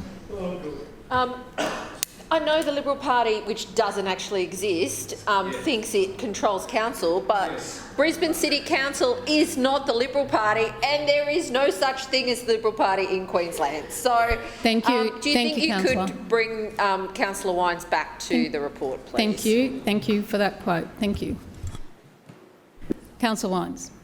And so, as well recognised, the Liberal majority in this place has well put forward this agenda for more than a decade. And now we're in the process of resuming and demolishing and or removing more than, I want to say from memory, 140 properties, 140 dwellings from people who have lost their, whose homes, whose dwelling was flooded to such a level that effectively on hardship grounds, the government and the council have purchased their land, and that land will be council's property, council's responsibility at the conclusion of the acquisition. So this is a significant piece of work. Even at its most generous before what we're doing now through these, the demolition spoken to in this, we would do 5 to 10 a year, not more than 140 in one program. And I think that to somehow suggest that this is not happening when we're literally discussing the contract for the demolition of 20 properties, I think is a little bit disingenuous and not at all accurate or fair about the things that are actually occurring in this city and actually are the true state of things and the true state of attention and care that this council has given to people who have lost, in some instances, everything twice in a 3-year period, and we are here to provide some ability for them to restart their lives in a different, less flood-prone location. These papers also speak to the renewal of our corporate insurance program, which is part of the renewal of the corporate insurance program is part of ensuring the policy for our new Brisbane Metro fleet. And as part of Brisbane Metro Council has introduced a new fleet of fully electric high-capacity metro vehicles that are being progressively delivered. We'll discuss that more in a moment. But this policy is to ensure that those vehicles are insured and that those people who use them have proper insurance as well. They are expensive vehicles and something that I think we should protect the interests of the ratepayer by properly insuring. Can I also identify in item D, there's an item called Toowong Bus Depot Mains Cable Replacement. The Public Transport Telematics Support and Maintenance Project is part of an integrated mass transit service contract. Brisbane City Council is contractually obligated to fit telematics to its current and future fleet to meet requirements to report network performance. The contract with Webfleet is for the licensing, ongoing support and maintenance of that solution. The software provides real-time information including accurate global position, vehicle speed and odometer readings. Webfleet is the proprietary owner of the software installed. Councillor Wines, your time has expired. Chair. Further speakers? No further speakers. Lord Mayor. We'll now move items A and D to the vote. All those in favour say aye. Aye. Those against no. The ayes have it. Division. Division has been called by Councillor Cassidy and seconded by Councillor Strunk. Ayes to my right and noes to my left.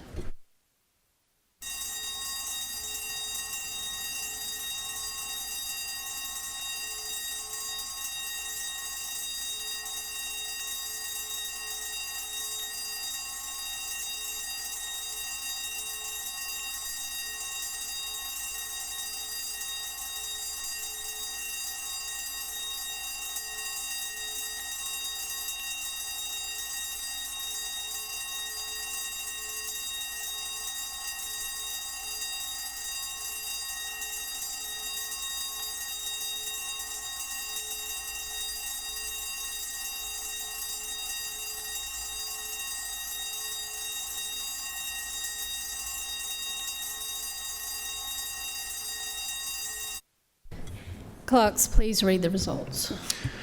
Madam Chair, the ayes have it, the voting being 18 in favour and 4 abstentions. The motion that is carried. Councillors, please resume your seats.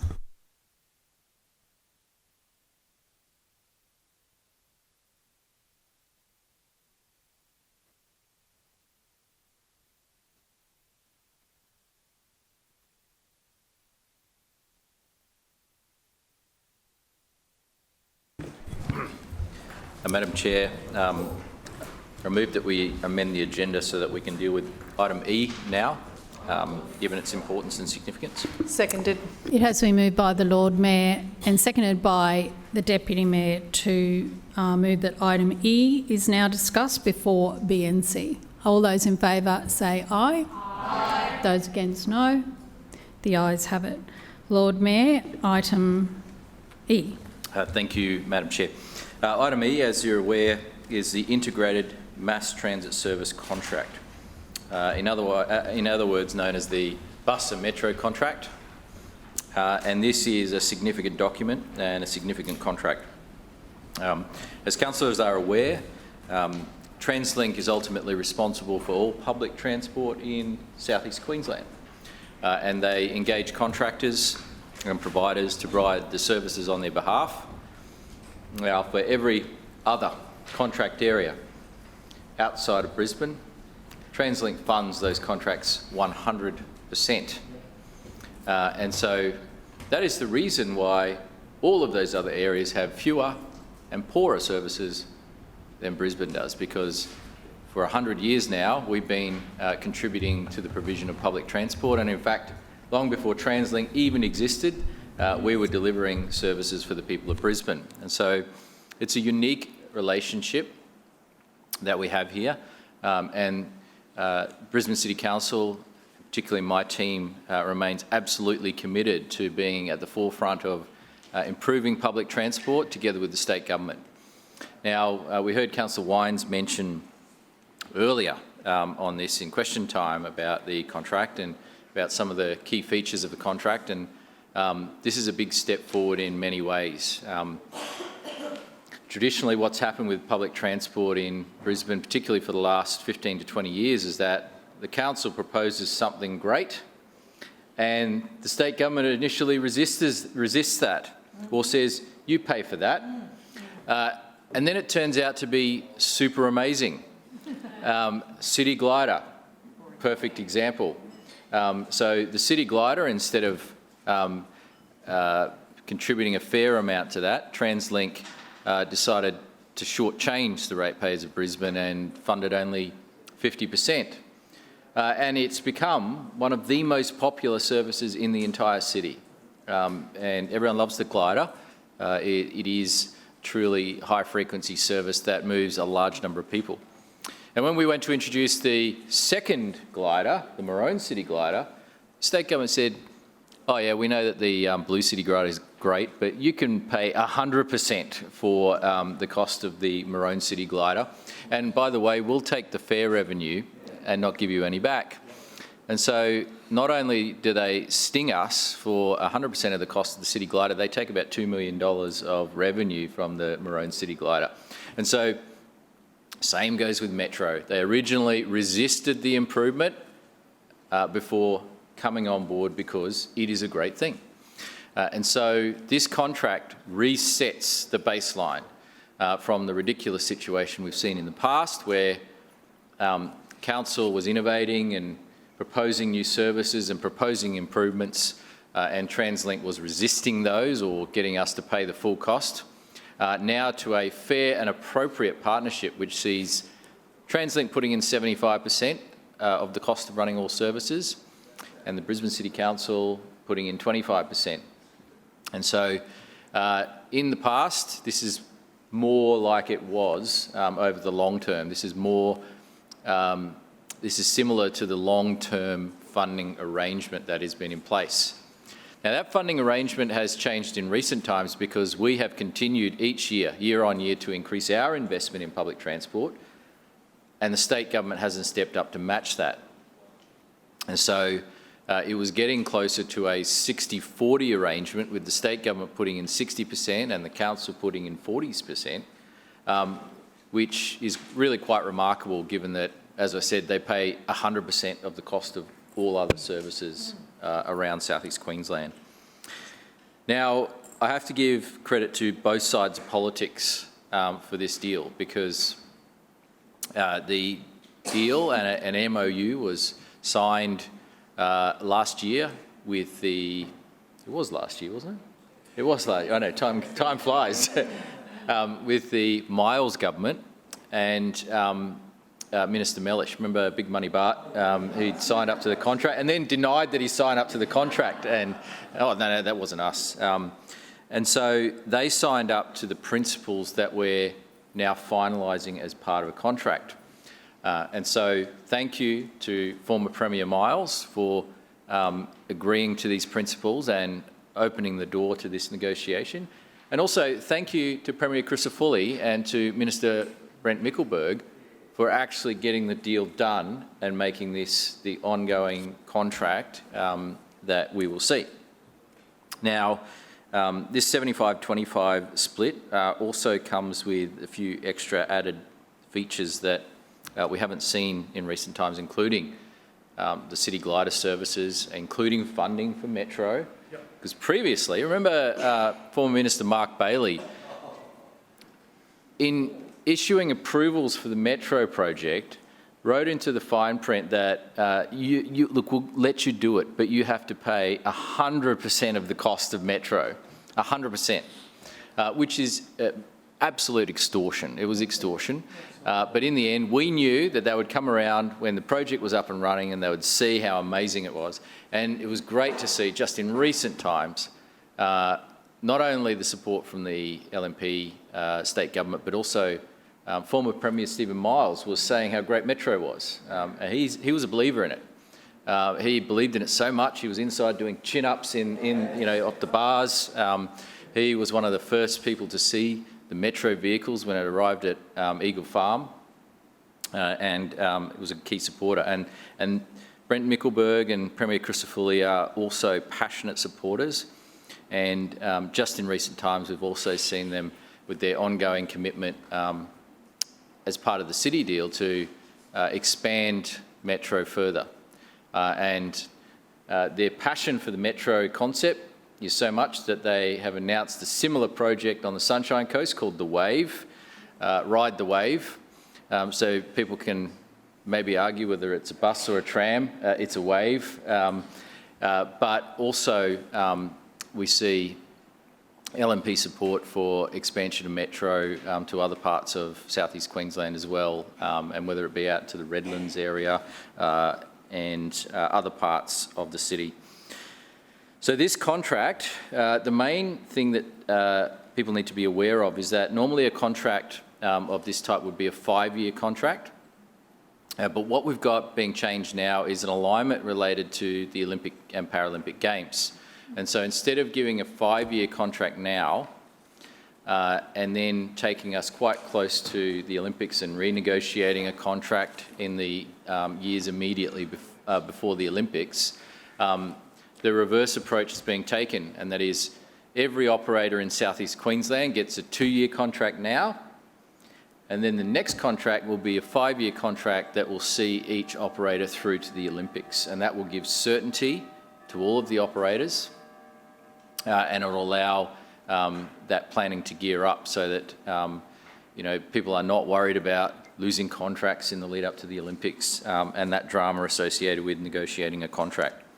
So this particular contract will be a 2-year contract, and then the next version of it will be a 5-year contract. I want to thank our team. I want to thank Councillor Wines. I want to thank Councillor Murphy. I want to thank the CEO of Council. I want to thank the executive management group that have been involved in landing this contract, because I can tell you, even though principles were agreed to and the general 75-25 split was agreed to, there was a lot of details that were negotiated in this contract, a lot of details, and the negotiation was vigorous in many ways. And so we will always put our best foot forward to make sure the ratepayers get a good deal. This contract does provide a good deal, and we know that the exciting part about this contract is it sets us up to have a more collaborative approach going forward when it comes to how services will change and evolve over time. Because in the past, despite various people paying lip service to it, it hasn't always happened that way. And so this sets us up for a stronger and better relationship that can grow public transport. It also sets us up in a situation where not only are we putting more money on the table for public transport, the state government is putting more money on the table as well. And that's the way it should be, and that's the way that we should continue to plan as we lead into the Olympic and Paralympic Games. The other thing that this contract will do as well is it resolves the issue of new buses and how new buses will be funded and delivered. Now, in the past, there's been various arrangements put in place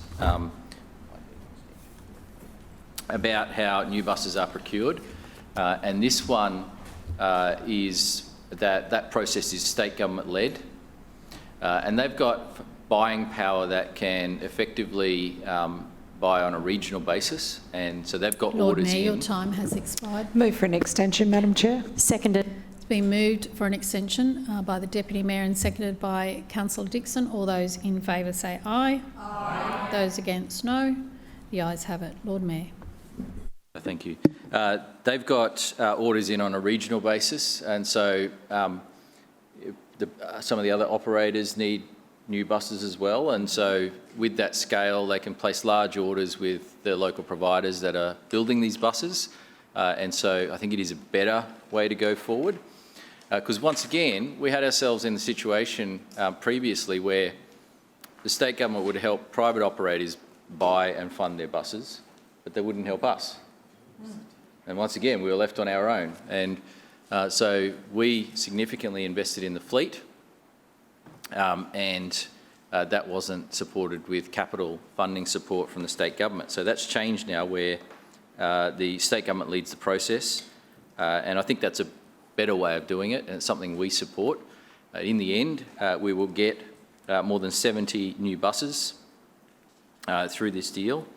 Those buses will not only be modern and fuel efficient, they'll also have full driver protection barriers installed as well, as is the standard we expect for all new buses now, and certainly as is the standard we have with Metro, where there's a fully separated driver cabin. And so these will be new buses, they'll be safe buses, and they'll also be efficient buses as well. So I think this is a really positive thing. I really wonder to see what kind of negative slant the opposition will try and put on it, but they'll find a way. They will find a way, but it's a good deal for Brisbane. It allows the council extra investment to be matched by extra investment from the state, which is the first time we've seen that in a decade. It allows us to plan network improvements together in a collaborative way, once again, which hasn't always happened in the past. It allows improvements like city gliders to be delivered, and I'm excited, and I know Councillor Dixon is very excited to see the Gold City glider be rolled out as part of this, and Councillor Cunningham, actually everyone's excited about the Gold City glider. It allows that to be rolled out as well, that's just some of the, they're just some of the improvements that will be delivered as part of this. I want to thank Minister Mickelberg and his team in the office as well for their cooperation. There's been a lot of involvement in making sure we get the right outcome here, because Minister Mickelberg is passionate about improving public transport, and he's passionate about making sure we get the support that Brisbane deserves. And I want to thank him for his involvement, and also the Premier as well, and the Treasurer who have made this possible. In their, I guess, current budgetary constraint within the state government, obviously there's a lot of cost pressures on them, and there was such profligacy by the former Labor government and spending like a drunken sailor that there would have been you know, a lot of pressure on every part of the state government to try and rein in spending and not to increase spending to try and keep the budget balanced. Actually, it's not balanced, and it won't be balanced for a long time, thanks to Labor. But my point stands. But what they've done here is they have agreed to significantly increase funding for public transport in Brisbane. Well, they did have a choice.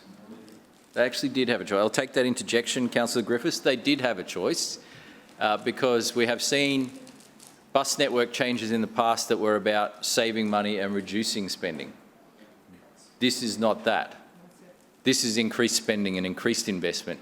And the thing I love about it most is it's increased investment for Brisbane, because state government after state government trumpets how much they spend outside of Brisbane, and you know, sometimes they in the past haven't liked spending money in Brisbane. Sometimes they've preferred to spend money elsewhere, but this is investment well spent, because it deals with the livability of not only Brisbane but South East Queensland, because we know every single day there are people that are coming in from outside council areas, other surrounding council areas, whether they be Moreton Bay, Redlands, Ipswich, Logan, and sometimes even further afield, to use Brisbane City Council public transport.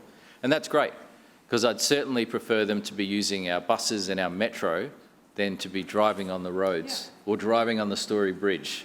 It's good if they're using public transport. And so we provide a region-level service, and the state government acknowledges that. And so I commend this contract to the chamber. I thank everyone that's been involved in landing this and making sure we get the best possible outcome. And I look forward to seeing the benefits continue to flow. Further speakers. Councillor Cassidy. Thanks very much, Chair. I like how the Lord Mayor said on this item he can't wait to see the negative view of this new bus contract, and it's not hard. It's not hard to, unfortunately, firm on one when you read the details of what's included in the bus contracts. and even at the high level what's included in the ENC report. And I don't know whether the Lord Mayor perhaps is just putting on a brave face about all this. Councillor Wines sort of, you could read him like a book during the info session, showed like deep disappointment in the state government through this process and what was offered to Brisbane City Council, including the amendments he's going to have to move now. I assume Councillor Wines will move those amendments that he foreshadowed in changing the start date of the contract before us today. But this is a terrible deal for the people of Brisbane. I understand it's a good deal for the Lord Mayor. It locks in lower spending on public transport and no growth over the next 2 years, certainly in this. And as Councillor Wines said during question time, this 2-year deal, these are his words, locks us in for the future. So I understand why the Lord Mayor thinks this is a good deal. It is for his budgetary purposes, because he's locking in lower expenditure over a long period of time on public transport. Despite council wanting a 5-year contract, we only got a 2-year contract from the state government. And the funding split of 75-25, which was locked in by the former Labor government in 2024, is a good thing, and we support that absolutely. But that was locked in to ensure the parameters of the new agreement meant that the state government would be wearing 75% of those costs at least. But the cap on spending on services had nothing to do with those principles. The cap we see in this contract is entirely a political construct, and the council officers who briefed us told us that. They said the environment in which they were working in and the people from TransLink and TMR at a state level were working in is an artificial cap that the Lord Mayor put in his budget this year, and the state government, David Janetsky, put in the state budget this year, a capped amount to be spent on providing public transport services through the bus contract here in Brisbane. So 472 million coming from the state government, 157.5 million coming from Brisbane City Council, then a commercial and confidence formula about what will happen. And potentially, apparently we're told, they may spend less. And a Northside review is coming down the line soon, and we heard today that the administration may spend less than the capped amount on this bus contract as well. So we accept that the 75-25 split was a good thing, but not the level of funding we're seeing in here before us. So we saw last year the former Labor state government tip in an additional $75 million to bail the LNP out on their terrible deal for the Metro, where the Lord Mayor literally signed a contract that said he would cop all the costs on the Metro. That's what he wanted to do, and then realised he was too broke to do it, to carry it out. So obviously the state government had to come in and bail him out to make sure those Metro buses got operational. And the generosity from that state government in that instance exposed a serious problem though, a really serious problem. There would not be enough funding for an expansion of bus services in the suburbs of Brisbane. No growth funding. And so I was very critical of that at the time, and the Lord Mayor came in here and tried to make something of it and said, oh, well, we've disagreed with the state Labor government at the time. I did, and I continue to disagree with the proposition that we're not going to see an expansion of suburban bus services. No. Of course we disagree with that, because as the Lord Mayor said earlier today, 600 people a week are moving to Brisbane. Brisbane is growing. He said roads are getting busy. He's finally admitting that Brisbane is the most congested city in Australia, and yet he brings an item today which locks in no growth funding for suburban bus services over the life of the contract. Now, we saw the Lord Mayor launch that expensive bus ad campaign last year, just ahead of the state election, the true cost of which nobody in the public will know, ostensibly to get growth funding for suburban bus services, and all he got was the Metro to become operational. And it's not much of a Metro, because the contract before us today lays bare how limited its effect will be in the long term on the network. So the contract confirms there's no growth funding because there's now a cap and no new additional funding outside of the Metro for bus services. There's also no breakdown in what's allocated to services here as well, of course, which is another problem. There's a commitment from TMR for 76 new buses, and the Lord Mayor sort of touched on that. And what these are, though, are partial replacements for retiring buses. So they're not additional buses for new services. In fact, what is happening is 118 buses are being retired in this contract, but only 76 new buses are being brought online. Yes. And so we were told today that the bus fleet will be shrinking to 1,222 buses for the bus fleet. So less at the start of this contract than we had at the start of the previous 7-year contract, and less than we had back in 2011, 2012, less buses. And yet the Lord Mayor says in here today that Brisbane is a congested city, and he says all these people are moving to Brisbane and we need more public transport services, and yet he's inking a deal on a contract that locks in cuts to bus services for at least the next 2 years, and in Councillor Wine's words, then locks us in for the future. This is a bad deal. And when you sort of think, well, what did they fight for? What did the Lord Mayor and Councillor Wines and previously Councillor Murphy go and fight for at the state government level? We need leaders here to be rattling the cage up there, not just nodding along to what the LNP government up there in William Street says they're going to be doing. You shouldn't be crowing about 76 buses coming online when you've got 118 leaving the system providing less services. You shouldn't be excited about 274 buses being encapsulated so drivers are safe when 948 of our buses provide no protection from assaults on bus drivers.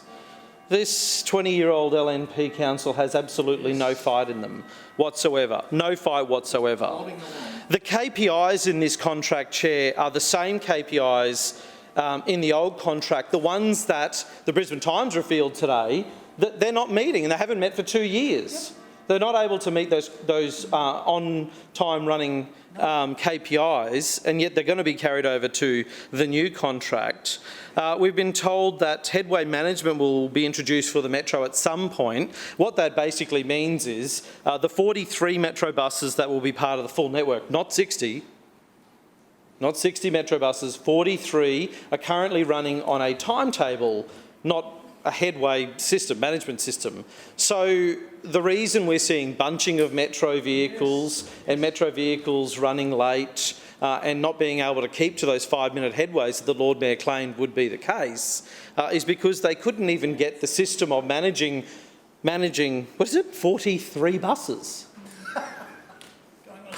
They couldn't, going on an entirely contained busway, not interacting with traffic and other cars and traffic lights. 43, they cannot manage 43 buses rolling from 8 Mile Plains out into the city on a dedicated route from Hurston through the city out to UQ Lakes. 43, they can't manage 43 buses on a simple timetable, and we're led to believe that there's going to be some massive expansion in the Metro over the next couple of years. And we're told today, even if the Metros get to a 2-minute headway, even if that might take about 6 extra Metro buses to take us to 49 that are required. So what are the other 11 for? Chair, through you to LNP councillors, what are they for? Collecting dust out at the charging station at 8 Mile Plains. Now, let's not forget, the ones that we don't need for this contract cost us $100 million. The ones we don't need cost us $100 million as a council, and it cost the ratepayers of Brisbane $100 million. Actually more, because the Lord Mayor had to borrow to buy them. Yes. So also the interest on top of that. Yes. So the Metro buses, the 60 with $300 million. We don't need $100 million worth to run the Metro system, of which the Lord Mayor is signing up to today with the state government. So things are getting worse under the LNP. The Lord Mayor is finally admitting publicly that congestion is getting worse and worse and worse in Brisbane, and he is saying that if you do the exact same thing for 2 more years, things are going to get better. Sounds a little crazy to me, Chair. Further speakers. Councillor Parry.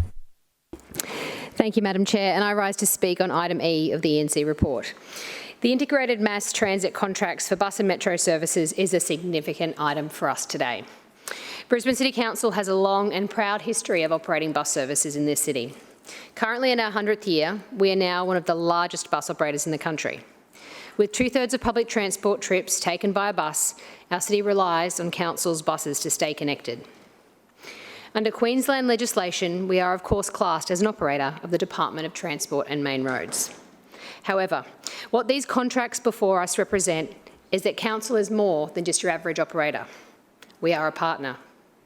No other operator invests in the future of the bus network the way we do. Our city-shaping Brisbane Metro is proof of this investment, and its popularity demonstrates that we know what we're talking about. On the 30th of June, we introduced Brisbane's new bus network. Introducing a bus network is not easy, which is why it hadn't been done for decades. But our city is growing.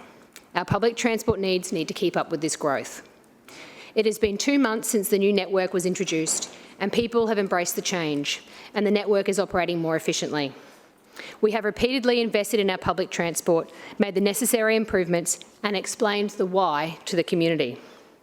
We're the only council in Australia delivering major congestion-busting and city-shaping transport projects. These contracts before us today represent council's commitment to delivering public transport in Brisbane, while ensuring ratepayers don't foot the bill. The Schrinner Council is committed to getting the best deal possible from the Crisafulli government to ensure we can continue to deliver premium bus services. And I commend this item to the chamber. Further speakers? Councillor Johnston. Yes, I rise to speak on item E, the new mass transit service contracts. The information session today was quite illuminating in some ways. I still certainly had more questions, but that's a different issue. The big problem that we've got here is what we were, well, from the very beginning of this project a decade ago, we've been told one thing and we've ended up with something else. And even at the last minute today, it's exactly the same story. What started out as a Paris-style underground is now a few metro buses, cuts, 15 to 20% cuts to ordinary bus services for residents, and a funding agreement now that is only for 2 years. Now, the actual amount of this funding may or may not be enough. That's unclear to me because I don't have the detailed documentation to understand that. But what I do understand, it is not what was promised last year as part of this new arrangement between the state and the council. Now, it seems some of this was signed off under the Miles government, and now some of it, and I think the part that has been changed, has been the Crisafulli state government doing over Adrian Schrinner, Lord Mayor, and this council, because we are getting a 2-year funding agreement. The heads of agreement that we entered into last year was supposed to be for up to 7 years. Now, the biggest problem we face with a 2-year funding agreement, and the reason we got today was just rubbish, I'm sorry, that we can't have 7 years because it'll end at the time of the Olympics. Well, what does that mean in 2027? We're going to get another 2 years or 3 years? We certainly won't be getting 5 because that would end at the same time as the 2032 Olympics. So this idea that it's a 2-year funding agreement is the Crisafulli government hamstringing this council and long-term planning for Brisbane City Council. The other thing that has happened, which is very clear now for everyone to see, is the big fat lie of how many new buses would be there for the suburban bus routes. And off goes the Lord Mayor. He doesn't want to be here to listen to how he's getting done over by his mate up in George Street. We were promised that there would be more buses for the suburbs because the metro buses would mean that would free up buses out in the suburbs. Now, that is what we have been told. I've been here 10 years. That's what we've been told over and over and over and over and over and over again. And clearly we know that is not the case. There are 118 buses going. We're going to get 76 new buses. We're getting less buses than we had before.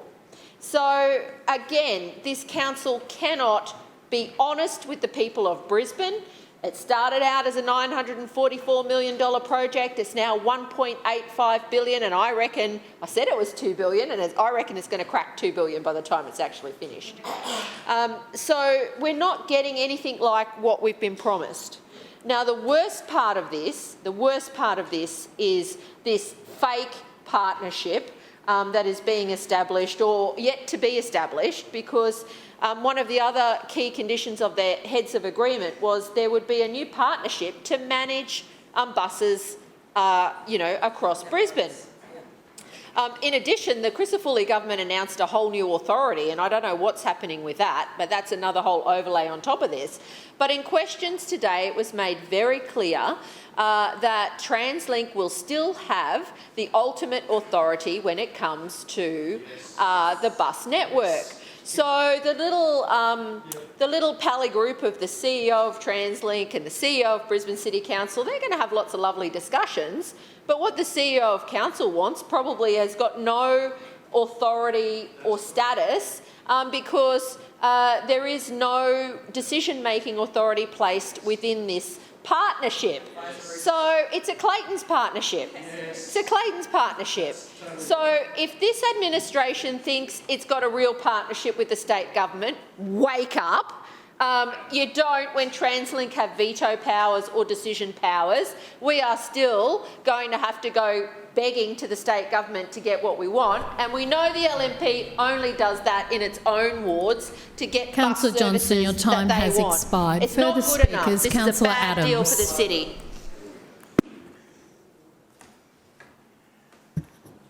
Councillor Adams. Yep. Thank you, Madam Chair, and I rise to speak on the contract before us today.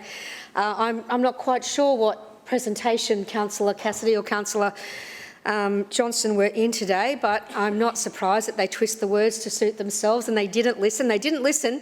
Councillor Johnston in particular didn't listen to the report, the feedback that she got today. And again, we see that Councillor Johnston continues with the same thing that she was doing today and just being deliberately obtuse, I believe, on the understanding of how the governance group is going to work. I'll stand again and say... Councillor Johnston, you have had your turn on your feet, and you're not to call out while another councillor is on theirs. Councillor Adams. Thank you, Madam Chair.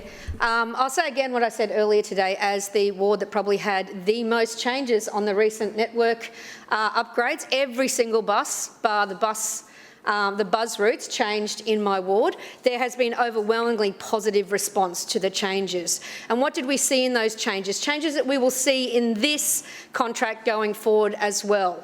Amalgamations.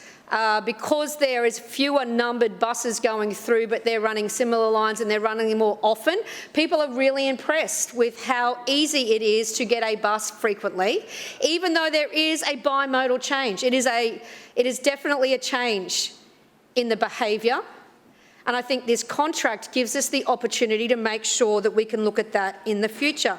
First of all, Councillor Cassidy, the math around the lack of buses. He very conveniently says that there's fewer buses coming into this contract and we're retiring buses as well, but didn't mention the 43 metro buses.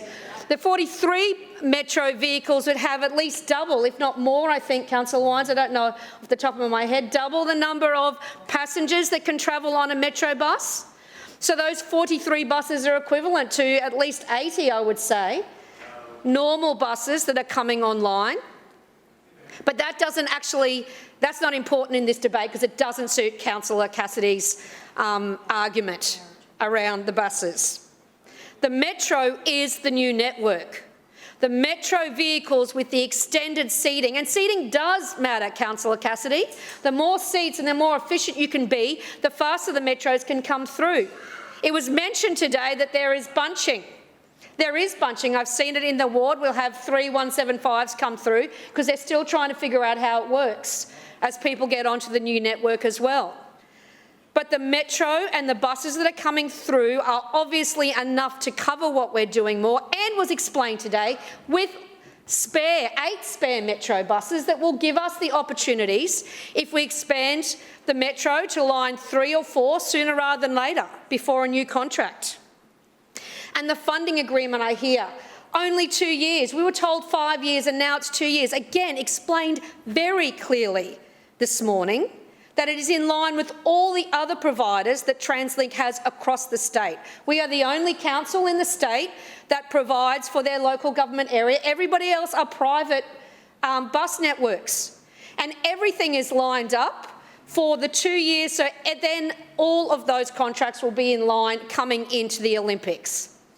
It was a very simple, clear, couldn't be more simply understood, but Councillor Johnson continues to say that this is an issue. Well, it's not an issue, it makes total sense. Total sense. And the governance group. Well, we had a lot of that on the governance group today, and it's the definition of oversight. The governance group is overseeing the decisions that TransLink will be making. TransLink stays the body that makes the service conditions. TransLink are the people we are signing this contract with. They are the ones giving us the money to run the buses that they tell us where the services are. Now, we've had a great opportunity with the network changes that we have worked with the government to give our feedback. And rather than just hoping that works, and because I assure you it didn't work with Minister Bailey, did not work with Minister Bailey.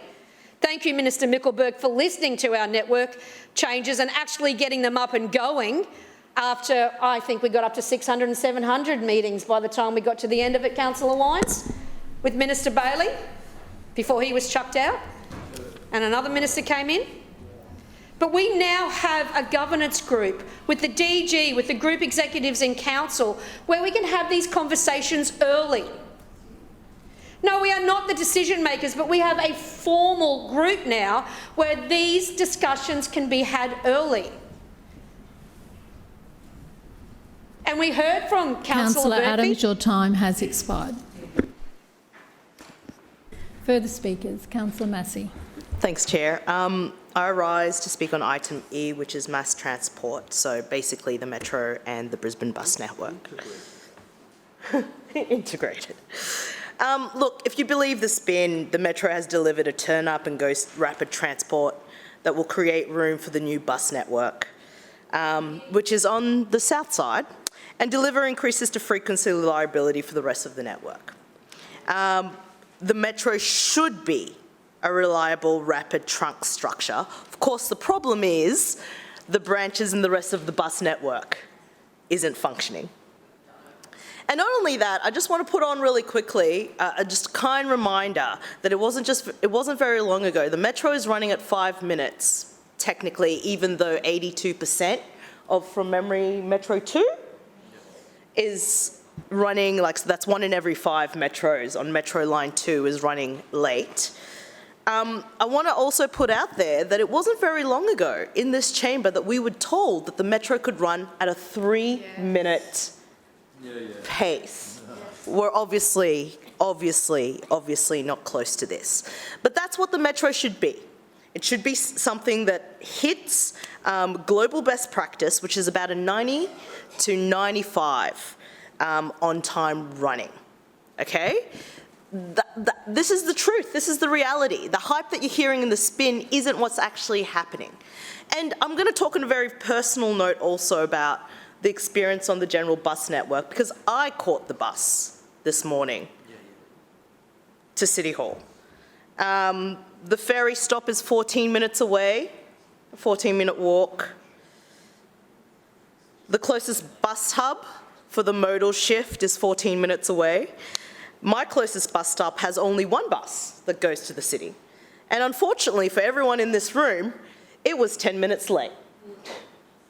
There is no extra capacity. And what we see in this deal is that we're not going to get extra capacity delivered to the greater bus network. And I know this, or I suspect this, because there is actually no division of the line items for what this contract would give to the Brisbane bus network and to the Metro separately. It is all combined into one, which means we actually will not know, potentially, how much is actually being put into the bus network and delivered, and if this is even consistent, which what has been delivered in the past, or if it's less for the Brisbane bus network and major increases in the metro, because I think everyone here can acknowledge that this LNP council is never going to let the metro reduce down to 6, 7 minutes, 8 minutes, 10 minutes, right? It will constantly, they will have to, because that's their public commitment. Rapid transport, maintain it to be at least a 5-minute rapid transport route. And that's how I know that this 2-year contract is going to potentially see continual decreases to the Greater Brisbane bus network. That's a bad deal. The bad deal is the fact that that network, which supports more residents, and I'm included in that because the metro stop for me is 14 minutes away. Yes. And I'm an inner city, yes. Like I live in the inner city. It took me 40 minutes to get to City Hall today. I live 2.7 kilometres away from City Hall. That's the congestion. That is the congestion that we're experiencing on the public bus network, and not just me. Point of order, Madam Chair. Point of order, Will Councillor Massey take a question about the glider and the 99 and the 200 and all the other buses that go through West End? Councillor Massey, will you take a question? No, I don't live in West End. Councillor Massey. As I was stating, and I know through you, Chair, I've been very, very vocal about how great I think the blue glider is, but unfortunately, I don't live in West End. And the point that I'm trying to make here is that we've got potential cost problems and transparency in the Brisbane bus network, which was only modified on the south side. We're not even talking about the north side, the east, or the west. Where will be the money for that? It's clear there isn't gonna be money for that, and this is actually a bad deal. And we didn't get the investment that we needed, not just for the metro, but also for the Greater Brisbane bus network. This does need Councillor Massey, your time has expired. Further speakers? Councillor Dixon. Chair, I wish to rise on item E, integrated mass transit service contracts. We have a great public transport system, and it's only gotten better with the introduction of Brisbane's new bus network and the delivery of the Brisbane Metro. In fact, this morning I caught the bus into City Hall, and it was literally a skip, jump and a hop into the building from the bus stop. It's a unique situation that we face here in Brisbane, as many councils do not run public transport services, but our blue and yellow buses are iconic in the city. In my household, my son calls the buses Nanny's bus, as my mum and nurse catches the bus everywhere, from work to the shops and, more importantly, to my house to visit her grandchildren. But Chair, I digress. Back to item E. It is pleasing to see the state government and council be able to reach an agreement to keep Brisbane moving. As part of the new contracts, council will be able to retire 76 buses, so this contract provides a provision to provide council to put some replacement buses, which will be a combination of rigid and articulated vehicles over a 2-year term. As the daughter of a former bus driver, I was pleased to find out this morning that all new buses before entering service will be fitted with safety barriers. I'm sure we can all agree that everyone deserves to go to work and come home safely, so these barriers will ensure that happens. This contract will also ensure that the Brisbane Metro and other bus services continue to meet our population growth. As I noted in my question to the Lord Mayor earlier today, that 600 people are moving to Brisbane each week. So it's essential that we have a world-class public transport system to keep up with demand. That's why I'm very excited about the Gold City Glider, as I'm sure Councillor Howard and the Deputy Mayor is as well. 2-seat journeys might be something different for commuters, but the benefits of Brisbane's new bus network are paying off. Congestion is being busted on the Victoria Bridge, as we've heard, And Chair, through you, I have to say I enjoyed joining the Lord Mayor, Councillor Wines Huang and Murphy on the first metro ride departing from 8 Miles Plains on the 30th of June at 4:38. It was an early start from the north side, but it was worth it. This new contract will cover the operation of core bus services and the Brisbane Metro for a 2-year period, ensuring that we continue to deliver consistency when it comes to public transport. It also recognises the financial role that Council plays in operating the network, as well as continuing to develop the Metro business case too. This contract will streamline the collaboration between Council and the State Government, ensuring that all services are delivered under a 75-25 funding split. Chair, you might be aware that Council has operated a few bus services under different contracts, but under this new contract, Council will be funding the city as the Council was funding the City Loop service and the personalised public transport alone. But now that won't be happening. Simply, there are 2 contracts, one for the Metro service and a core service contract that includes the City Gliders and Loop services. It's a better deal for public transport in Brisbane, and the ratepayers are the ultimate winners. Chair, I will conclude my remarks there and commend item E to the Chamber. Further speakers? Councillor Strunk. Thank you, Chair.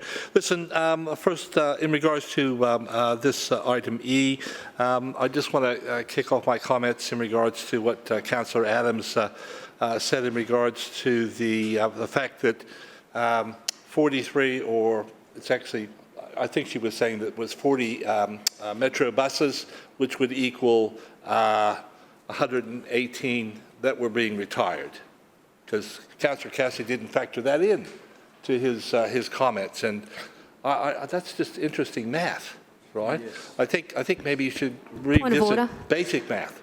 Because it just doesn't add up. And then Councillor Dixon just said there was a retirement of 70. But yes. I'm speaking. Point of order, Councillor Adams. Claim to be misrepresented. I note your claim of misrepresentation. I knew she was going to stand up, but she actually said that. She actually... You've done this several times, and I'm just wondering if you're hearing me, because I've asked you to stop speaking several times before, and you just keep speaking. You may.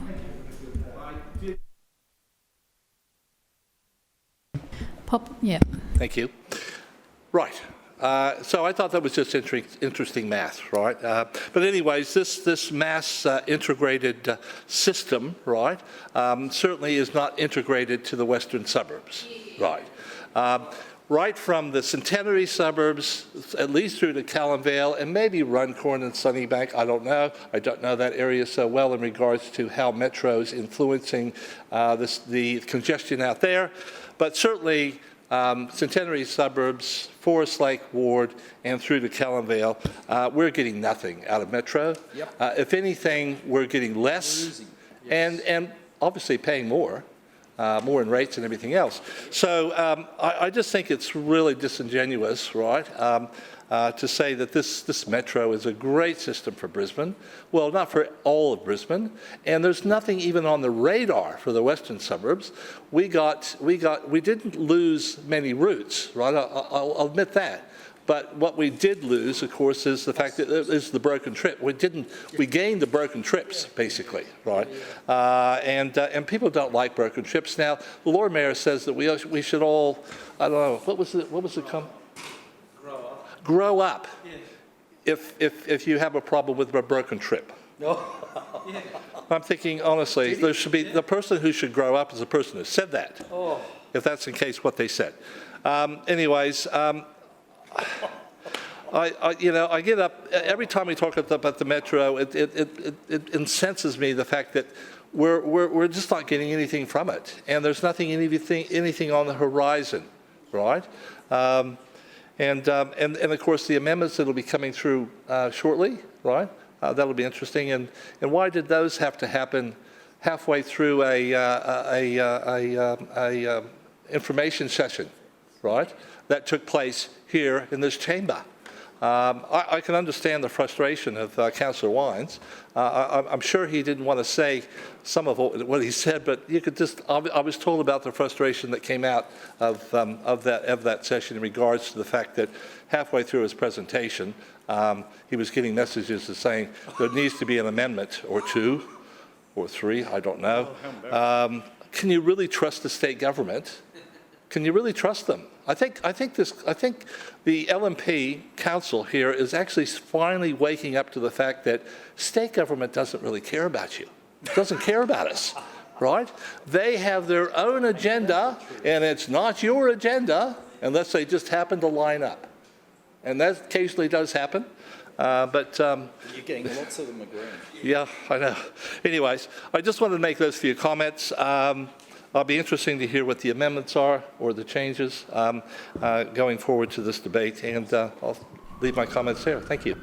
Councillor Adams, your point of misrepresentation. I truly don't know what Councillor Strunk heard, but I said there's 43 Metro buses, which is the equivalent of 80 normal buses. Further speakers. Councillor Wines. Thanks, Madam Chair. I rise to speak to item E in line with other speakers, and I rise with good news. Can I thank the intervention of the Minister's Office in the middle of this afternoon when I was informed that we will not be required to amend the matter before us. It will be able to proceed as long planned. So thank you to them for their intervention. So I appreciate the Minister, I appreciate the Minister's Office for their direct intervention.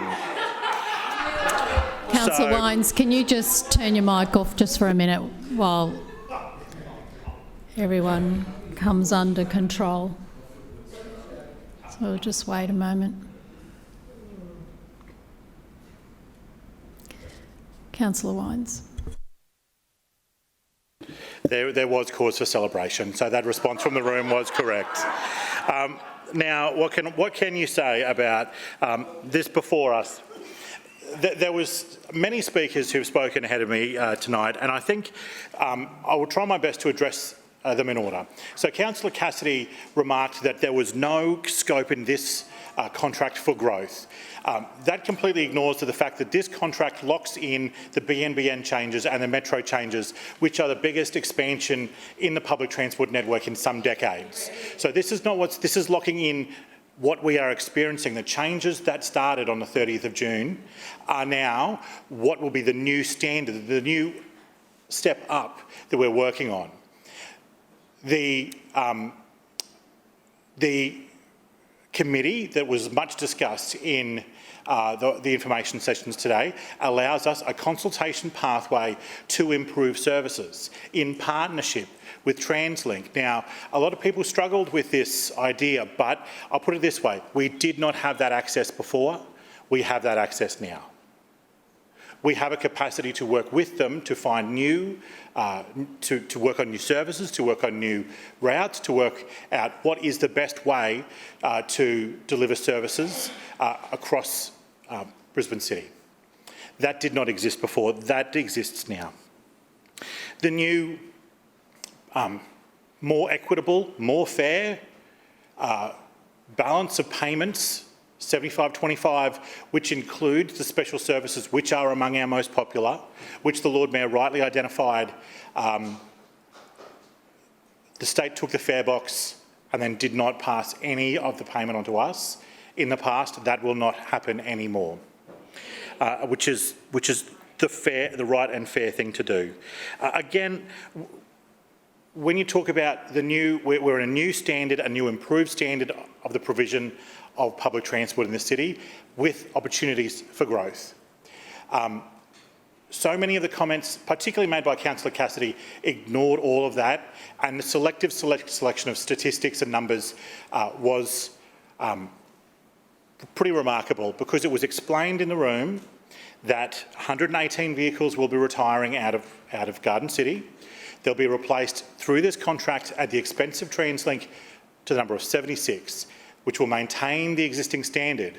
The balance, and the number that was ignored by Councillor Cassidy, is the special Metro vehicle.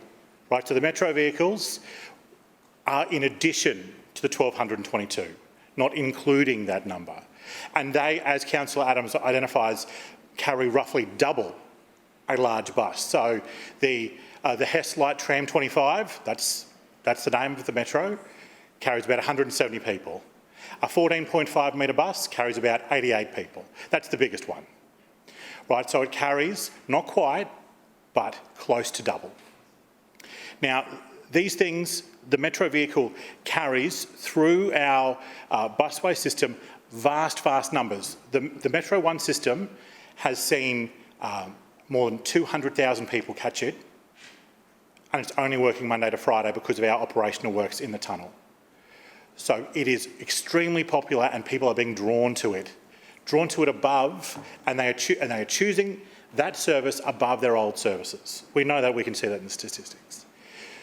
So that's part of our uplift and our improvement. So what this contract allows, a fairer division of expense, an opportunity to coordinate with TransLink, a replacement for our fleet so that we can maintain standards and then negotiate on improvements. For example, the Gold City Glider, which is identified, but will require more vehicles, and we will deal with that at the appropriate time. The contract allows for that. And it allows an opportunity through coordination and consideration to provide new services where demand requires, which wasn't the case in the past. I strongly recommend... Councillor Wines, your time has expired. To the Council. Are there any further speakers? No further speakers? Councillor Griffiths. Yes, and I feel sorry for Councillor Wines. How humiliating. How humiliating that today he put on a briefing, and then at the briefing, this is for people watching, he put on a briefing and he gave us information to say this contract is happening on this date, and here's the briefing, here's your papers. And then he goes, but regrettably, I got a message from the Minister's office, from the department, that they can't get it organised till August. Oh, it's September. So we'll have to move amendments on the papers that we've delivered to Council today in the meeting this afternoon. Yeah, tonight, now. So how humiliating is that? One, and I did feel sorry for him because I thought he's called this briefing, he's put the information up, he's given it to us in writing, and his own colleagues in the state have done him over. His own colleagues in the state.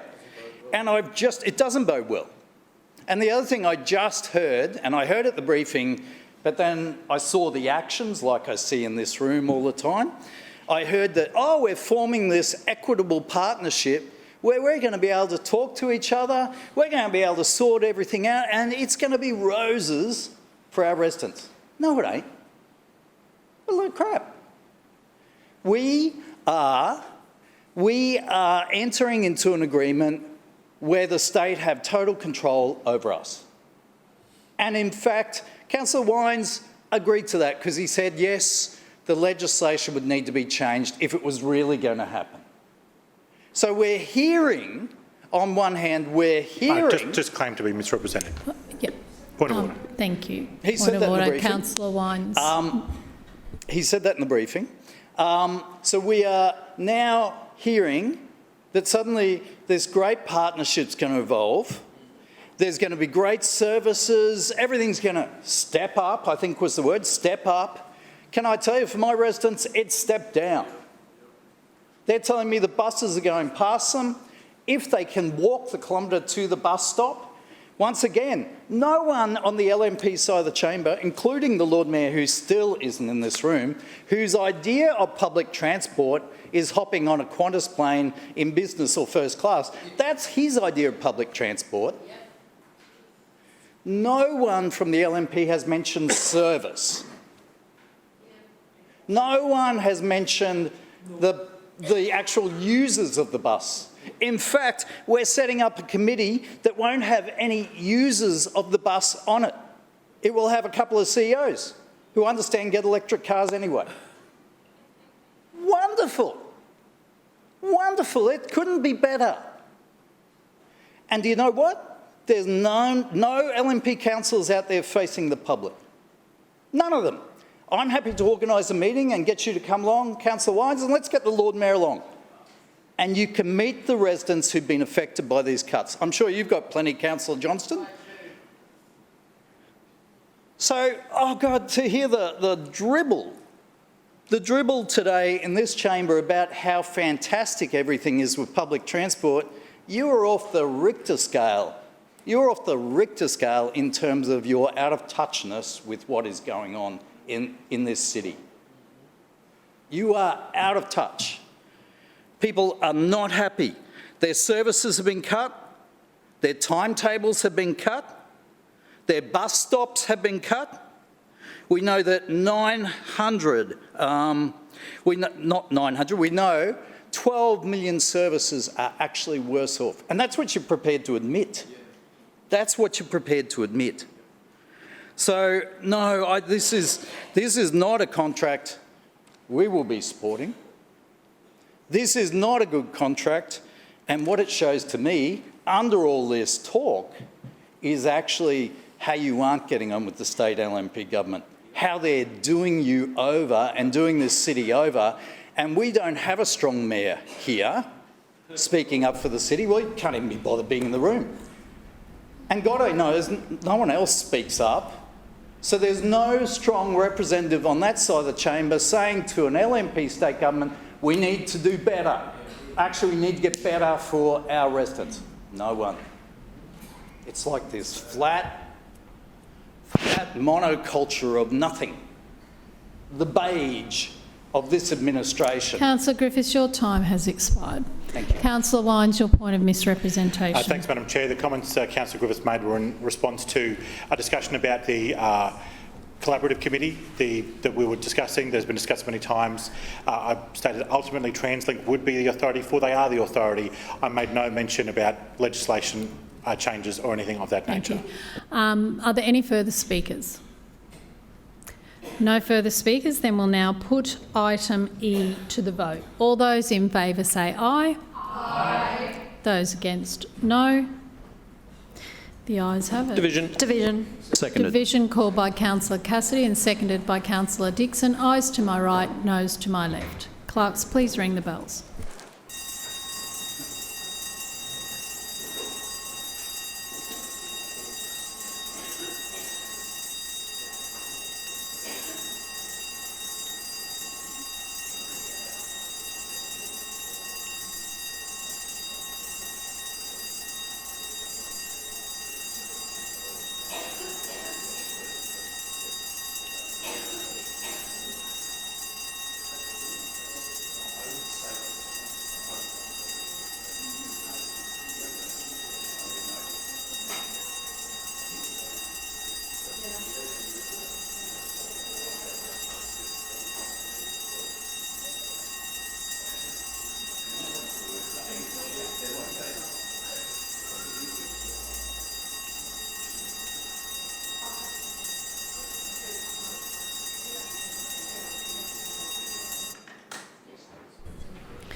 Clerks, please read the results. Madam Chair, the ayes have it. The voting being 14 in favour and 7 against. 7 abstentions. That is carried. Councillors, please resume your seats.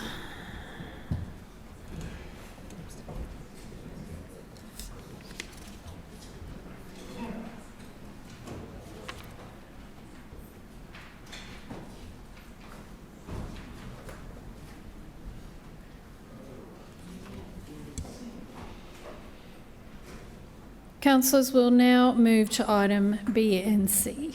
Telecommunication leases at various locations and qualified state interest amendment to Brisbane City Plan 2014 Local Heritage.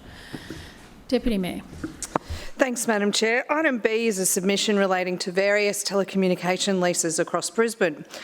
The submission seeks Council's approval to enter into new leases for a number of telecommunication facilities covering both 10 existing sites and 7 newly proposed locations.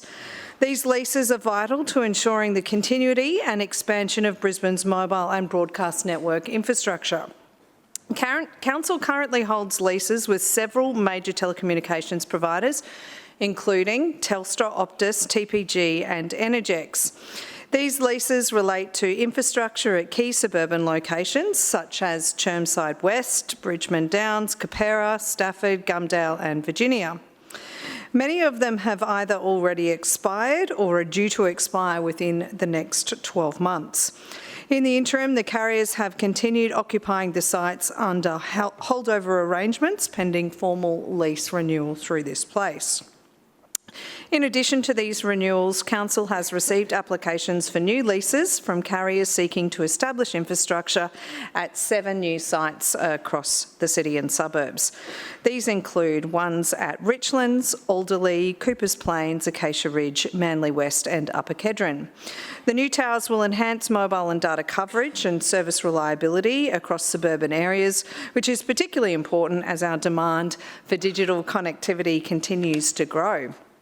It's important to stress that leases for all new facilities will only proceed once the carriers have obtained the necessary development approvals. So that's one to look out for through your local ward office. It's entirely appropriate and ensures that proper considerations are taken into account before any new infrastructure is installed. All leases are proposed for a period of 10 years with annual rent increases of 3%. The infrastructure delivered under these leases also supports a range of essential services and importantly provides that connectivity for emergency broadcast services. Ensuring these facilities are in place helps keep Brisbane residents connected, informed and safe, and I commend that one to the Chamber. Turning to item C, this is the qualified state interest amendment to Brisbane City Plan, the local heritage amendment. Brisbane is, as we say, Australia's lifestyle capital, and our timber and tin subtropical character is part of what makes our urban landscape so iconic. To this end, item C proposes to adopt important protections for heritage places identified through public nominations and council projects. The amendment followed the applicable process outlined in the Minister's guidelines and rules, including consultation on the proposed properties last year and obtaining approval from the state to adopt the amendment earlier this year. As a result of the process, the final package here today does not include all the properties that were initially proposed. Noting that we removed some of the properties in response to submissions received, and the state also did a condition of granting. The state also did this as well, so as a condition of granting their approval. However, significant and exciting properties have been included in the amendment, such as 578 Hawkesbury Road at Anstead. This site, Councillor Adderman, is a former sugars quarry that opened in 1886 and was later described in the early 1920s as one of the finest quarries in Australia, reflecting the rich history that heritage places often have. Once adopted, the amendment will take effect in City Plan from the 19th of September, ensuring that these heritage properties will continue to form a part of Brisbane's incredible story for decades to come. I commend these reports to the Chamber. Further speakers, Councillor Catt. Thanks, Chair. I rise to speak on these two items. First of all, the telecommunication leases. What we have is some renewals and some new leases for telecommunication towers with major carriers, Telstra, Optus, TPG, Enidex, Indara and Wavecom. The internet, telecom and broadband access is now an essential utility, of course, of daily lives here, so we export the expanding access across the city. However, community consultation is essential, particularly for new tower sites. Leases are for 10 years with market rent assessed by independent valuers. We are advised in the papers here, and the leases are subject to development approvals. We know that there's black spots in terms of telecommunications here, literally in the CBD of Brisbane, in places out like Seven Hills as well, because the plan for new telecommunications infrastructure around new and expanding developments didn't keep pace with expanding populations in those areas. So we support this and want to make sure that that the rollout of these is done appropriately and the community is brought along the way with that as well. In terms of Clause C, I think I did that in reverse then. Yeah, up to Clause C now. The local heritage amendments. What we read before us today is Council's adopting amendments to City Plan to protect local heritage places, in some cases not proceeding for various reasons on heritage protection. Public consultation was conducted and feedback was incorporated, we're told. Yet interesting, the report is not attached. I went back and checked that again after I jotted this down, just to double check, and none of the attachments actually detail, from what I can tell, of the consultation reports in there. So I certainly don't, I hope there isn't things in there that the LNP don't want us to see. And so there should be a report in the package where we see how council is responding to those people who made those submissions. So it's a bit strange we don't have that one before us there, but on face value, these ones make sense to us. 6 properties not progressing as heritage sites due to ministerial conditions, as we've heard, or recent development applications, including over at Maruka, and also the former Tangalooma whaling station, which is in my ward. I'm very familiar with that site. It was originally proposed for heritage listing, but it's not really easily discernible as a former whaling station these days. I was explaining to my colleagues last week, what is known as the flensing deck is still there, but if you walked along the beach and looked up and looked at this thing, you wouldn't know what it was. It looks like a concrete pad with a concrete roof on it, and that's about it. The large runway or ramp or slide, I guess you will, which the bits of the whales they didn't use, sluiced down into the bay and fed a very healthy population of sharks, from what I've told, is no longer there. So when you're walking there, you'll see a pool, you see accommodation, you see a basketball court and kids playing. It's not really, what is there is not really worth proceeding with heritage protection, I don't think, and obviously nor do planners as well. So I also think probably just on that one, a place where whales were gutted and almost driven into extinction is probably not somewhere we should celebrate as part of the heritage of our city. But I get, I understand we have to have a fulsome view of all the things that occurred in our history as well. But there's lots of ways Tangalooma do that, and that's part of their legacy now. So we'll be supporting that item as well as the telecommunication leases tonight. Further speakers? Councillor Adams. Thank you, Madam Chair. I rise to speak on item C, the adoption of the Qualified State Interest Amendment, local heritage into city plan. As a council, it's important we strike a balance between providing more homes to service the city's growth while ensuring that the most special parts and character of our local neighbourhoods endure for many years to come. We know that Brisbane residents value our city's long-standing story and heritage, and that's why this amendment, having commenced in 2022, seeks to protect several properties that have heritage significance by adding them to the heritage overlay. In doing so, the amendment helps to control demolition, removal and development in accordance with City Plan. As the Deputy Mayor alluded to, the properties listed in this package did not come about by chance, but by a process of careful identification through nominations and projects this administration has undertaken, such as neighbourhood planning. From former sugar quarries and seminal examples of late 20th century subtropical Queenslanders to tram poles built in 1898 when Brisbane's trams were electrified, this package has something of interest for everyone. Alan, I have to stop you there because under the provisions of section 35(13) of the Meetings Local Law, on the expiration of the period allowed for debate of committee reports, I shall now put the motions to the meeting for the noting of any committee report not yet voted upon without further amendment or debate. So I'll now put items B and C to the vote. All those in favour say aye. Aye. Those against, no. Division. Sorry. The ayes have it. Division. Division. Sorry. Called by Councillor Massey, seconded by Councillor Chongwa. Ayes to my right, noes to my left. Clerks, please ring the bells.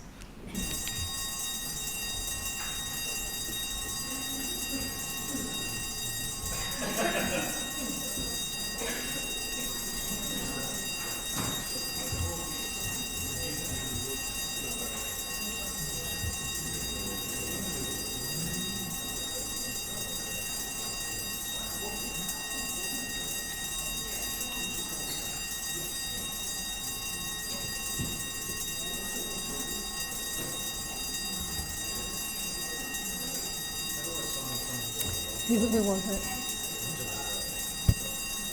I think, yeah.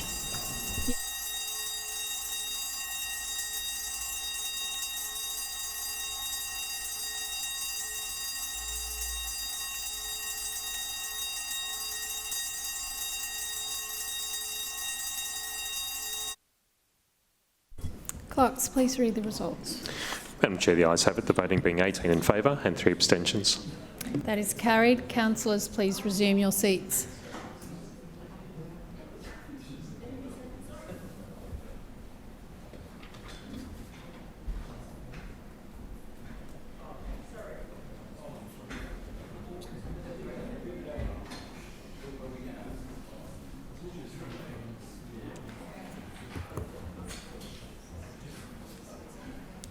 We'll now put the Establishment and Coordination Committee information report to the vote. All those in favour say aye. Aye. Those against, no.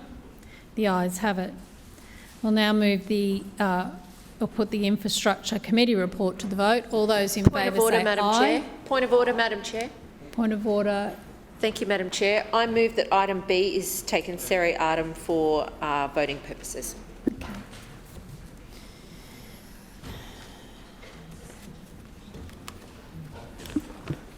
Point of order, Chair. Point of order, Councillor Massey. I move that item B is...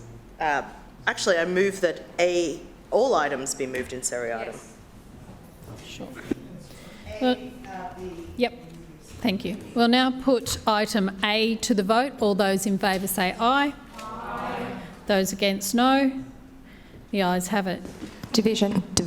Division called by Councillor Chong-Wah and seconded by Councillor Massey. Ayes to my right, noes to my left. Clerks, please ring the bells.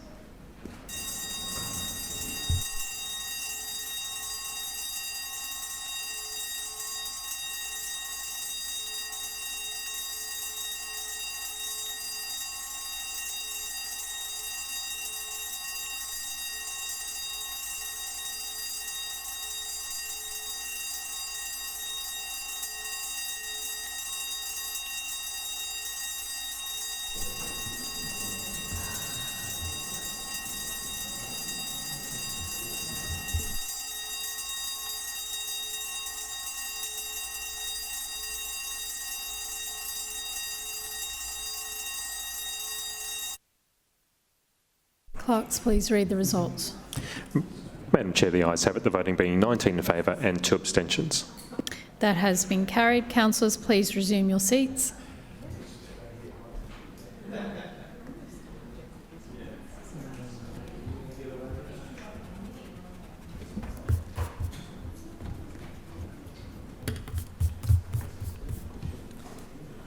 Councillors will now put item B to the vote.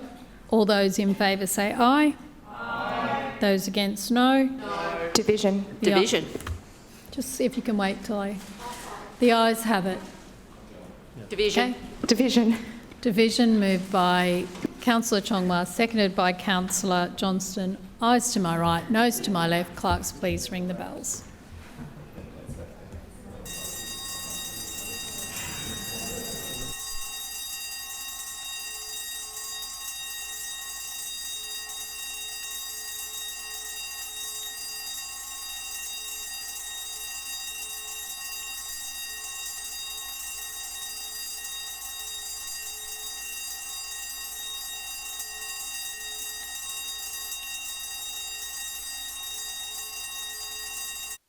Clerks, please read the results.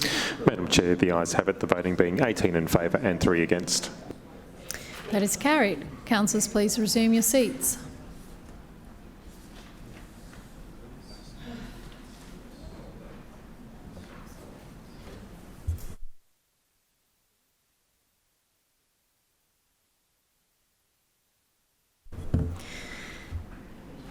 We'll now vote on item C. All those in favour say aye. Aye. Those against, no. The ayes have it.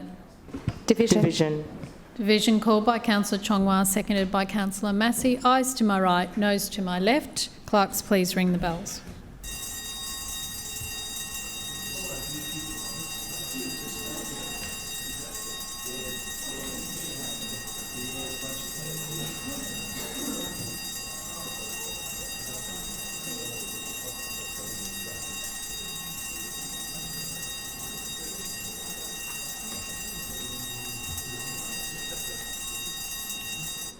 Clerks, please read the results.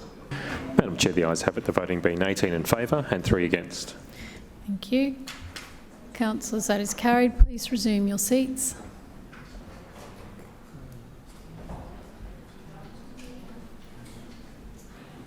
We'll now put item D to the vote. All those in favour say aye. Aye. Those against, no. The ayes have it. We'll now move to the Customer Services Committee report. All those in favour say... Point of order, Chair. Point of order, Councillor Massey. Can we please take item D in seriatim? For voting. Wait, there's just the one. Customer service, apology. All those in favour say aye. Aye. Those against, no. No. The ayes. Division. Division called by Councillor Massey and seconded, I think, by Councillor Cassidy. Ayes to my right, noes to my left. Clerks, please ring the bells.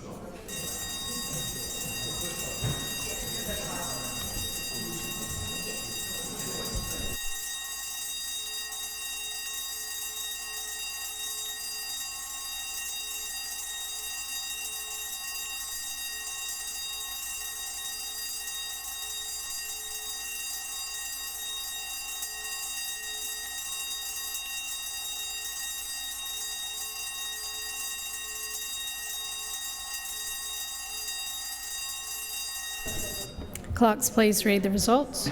Madam Chair, the ayes have it, the voting being 14 in favour and 7 against. That is carried. Councillors, order, please Chair. resume your seats. Point of order, Councillor Dixon. Chair, I move that Council now adjourn for dinner break for 1 hour, which commences only when all councillors have vacated the chamber and the doors have been locked. Seconded. It has been moved by Councillor Dixon and seconded by Councillor Adaman that Council adjourn for dinner for a period of 1 hour, which commences only when all councillors have vacated the chamber and the doors have been locked. All those in favour say aye. Aye. Those against, no. No. The ayes have it. The meeting will be adjourned when all councillors have left the chamber.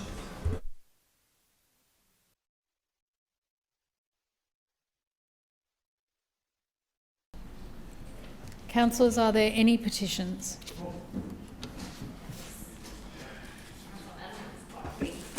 Chair, I have a petition on behalf of the Lord Mayor calling for a safe intersection at Azalea Street, Pine Road, Archerfield Road, Richlands. Councillor Strunk.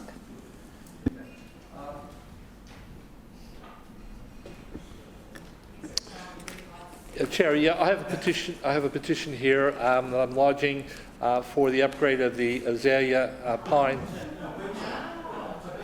and Azalea Street for the upgrade of that intersection. Yes. Is that the same? Any other petitions? Councillor Dixon. May I have a motion for the receipt of the petitions? Yes. Chair, I move that the petitions as presented be received and referred to the committee concerned for consideration and report. Second. It has been moved by Councillor Dixon and seconded by Councillor Strunk that all petitions as presented be received and referred to the committee concerned for consideration and report. All those in favour say aye. Aye. Those against, no. The ayes have it. Councillors, are there any statements required as a result of an Office of the Independent Assessor or Councillor Ethics Committee order? We'll now move to general business. Is there any general business? Councillor Huang. Thank you, Madam Chair. I rise to speak on an event I attended a couple of days ago about the Korean War armistice. Madam Chair, earlier in the meeting today, this council had a motion on the 80th anniversary of victory in the Pacific and the bombing of Hiroshima and Nagasaki. I think Korean War was also something we should also remember to learn from the history and try to avoid the war at any cost. I'm not going to make it a political thing, just like some of the councillors on the other side, but I'm here just to commemorate and this part of the history. I was invited 2 weekends ago to attend a marathon but it's more like a fun run for the Korean War armistice. And of course, due to my foot injury, councillors recall that I constantly have foot injury. So I was there, but I didn't run. So yes, but I think it is important that we share with the the Korean community that we were allies in that war, and we fought together against the communist aggression 75 years ago. And although the armistice was 72 years ago, but that war lasted for 3 years and caused millions of Koreans to into the fear of war and all the suffers. So I went to the fun run, and also later on the day I attended the service by a Korean Veterans Association. And I actually met one of the veterans I think he's in his 90s. He actually fought in that war. At the event, I just expressed, it is something that worth commemorating, and also express that, we should always stand together to keep the peace of the area. So I just like to make that mark and thank Master Jet Li. He's a Taekwondo master, but he's also a very strong advocate for the community. And he was the one initiated the fun run, and he also participated at the commemoration services. So I'd like to take this opportunity to thank Master Jet Li for his effort. And as I say in that commemoration service, that we are part of the free world. We are in it together. Should there's any tension in the area, we'll be stand again side by side to keep the peace in the region. Thank you. Further speakers? General business. Councillor Strunk. Thank you, Chair. I rise to speak on at least one event that took place in this in the auditorium here in City Hall last Friday, and that was the anniversary of 50th anniversary of the Vietnamese arriving here in Australia, or really here in Queensland, I should say. And I tell you what, it was such a spectacular success. It went to 11 o'clock, which was an hour longer than it was supposed to go. When I say a success, is because the Vietnamese people know how to have a party, but it was a very important event to establish the fact that they've been here and have been successfully integrating into our Australian community for 50 years, but have not lost their culture. Right?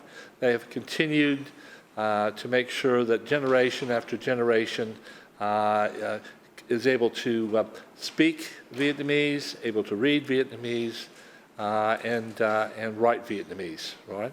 They have Vietnamese schools on a Saturday. There's at least still 5 of them that operate on a Saturday to make sure every generation has that experience and has the ability to speak, write, and speak, write, and read the Vietnamese language.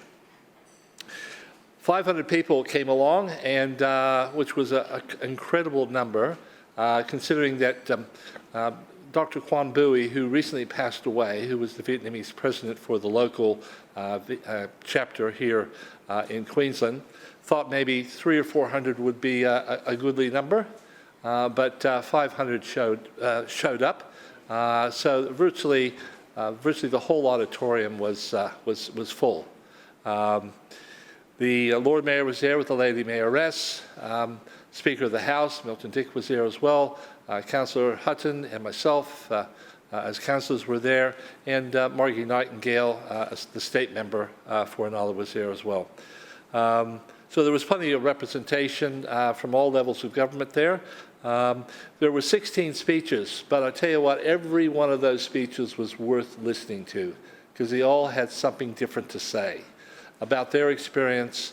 So we just didn't hear from politicians, we heard from the community, those community leaders, and probably leaders within groups within the community that don't normally get up and speak.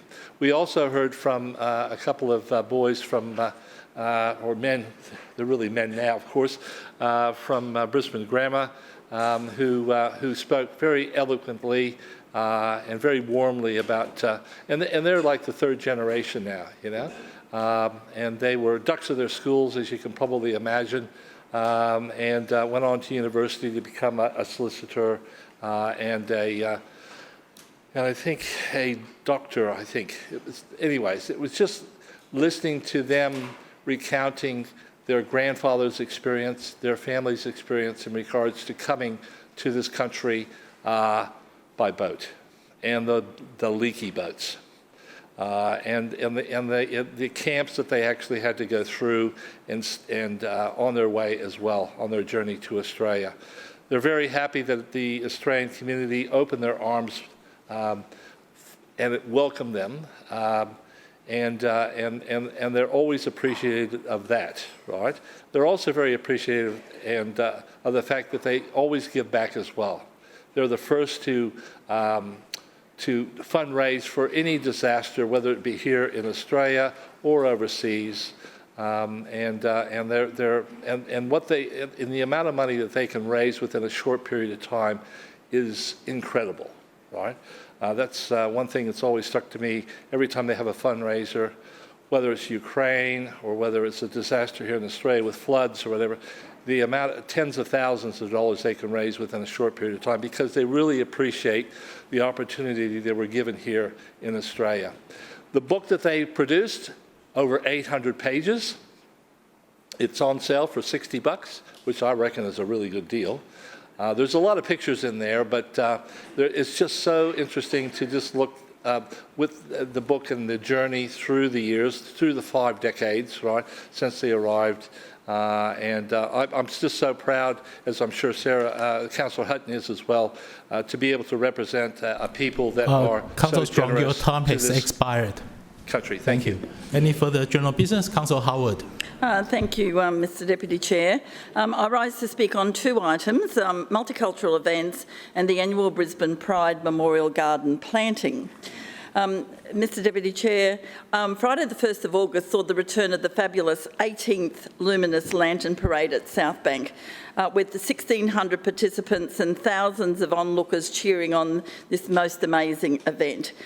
So together with the Premier and Minister Simpson, I joined the fantastic team of the Multicultural Australia with their new acting CEO, Joe, and it was just an amazing event. We had children up in trees, we had thousands of people that were there at South Bank, and it truly is a most amazing unifying sight. So it was really great to see that, and of course it was the beginning of Multicultural Month. And then on Sunday we had the Empowering Migrants Expo, and I know I saw Councillor Wolfe there, and I think a lot of councillors, a lot of politicians, and there were so many of our organisations, and we had the whole of King George Square was full, and it was just an amazing event. It was the Empowering Migrants Expo multi-nation showcase, and we had performances and, of course, presentations of volunteer awards. And I'd just like to call out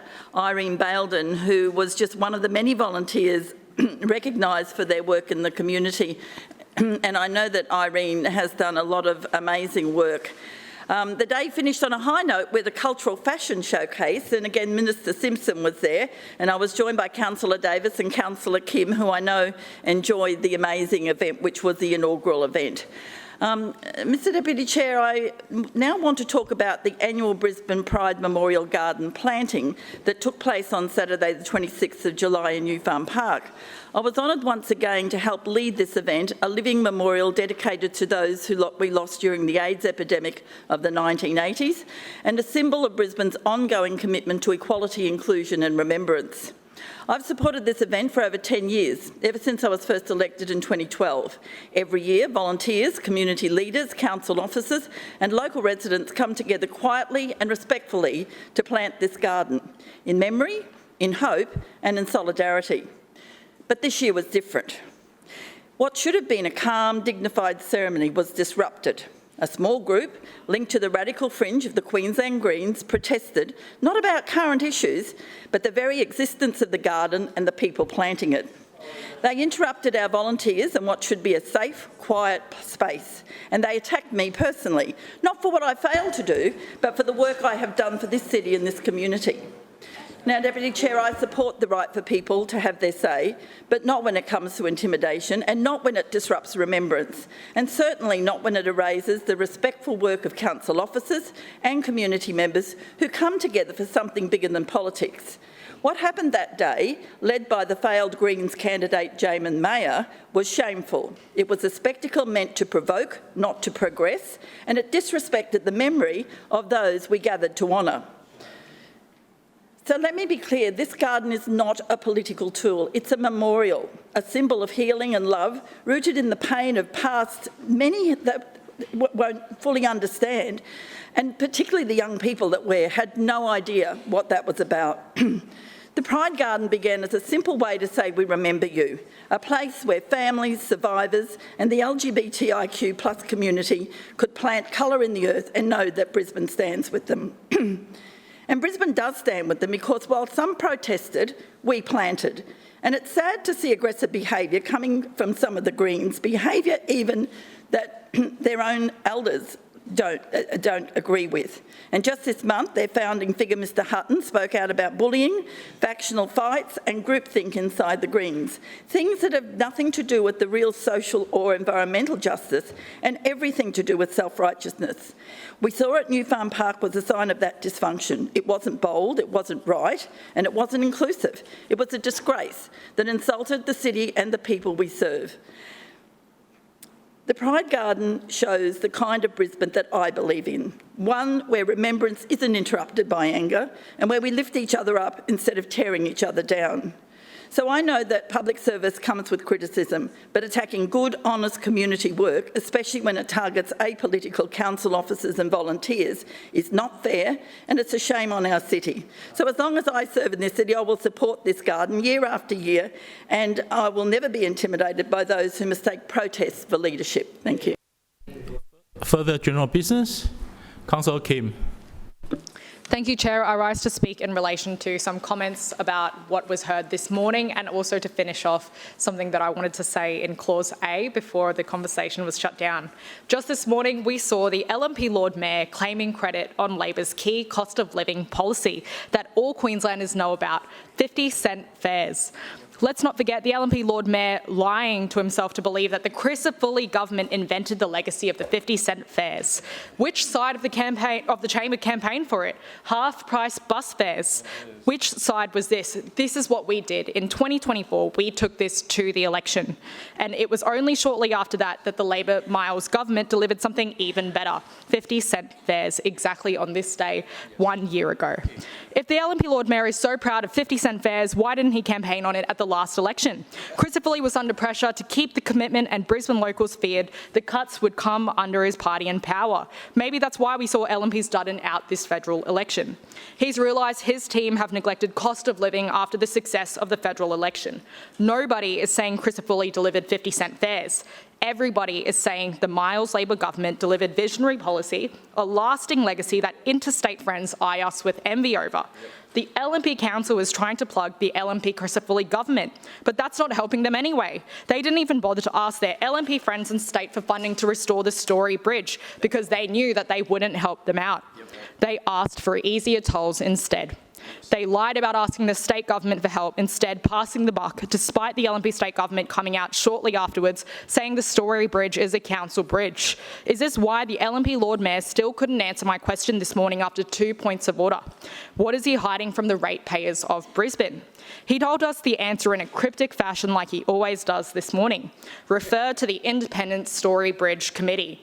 Referencing Clause D in earlier the ENC report and the $598,000 being approved for decking on the Story Bridge, here's why it's important to unpack what this independent committee is. The LNP Lord Mayor said this morning, you're not going to get your request for funding taken seriously unless you present a thorough business case. You mean a business case done by a member of the independent committee who donated $1,000 to the LNP in 2019. The chairman of 2018 Gold Coast Commonwealth Games, Nigel Shamia, was also during Newman Times a member of the Storybridge Independent Committee right now and was called by the Australian Financial Review as part of the LNP's nearest and dearest when he attended a 2012 fundraiser for Tony Abbott. In April 2019, he made a donation to the state LNP, and according to the ECQ website, which you can look up right now, this was then returned in June for reasons stating prohibited donor. So today we're being asked to approve a contract influenced by decision makers with political influence and sway. Follow the cash. That's what I'll be telling residents in our area, and I'll show them these documents and I'll show them the transcript from what was discussed this morning. And I'll make sure that Brisbane ratepayers are clearly seen. What we heard this morning was a lie, it was dishonest, and ratepayers are getting increasingly sick of that. We see within 1 hour that there was funding approved for netting on the Storybridge, an extra $1 million, and then we're told to refer to an independent committee despite the fact that the LNP aren't being truthful about who's on it. Further general business? Councillor Chong-Wah.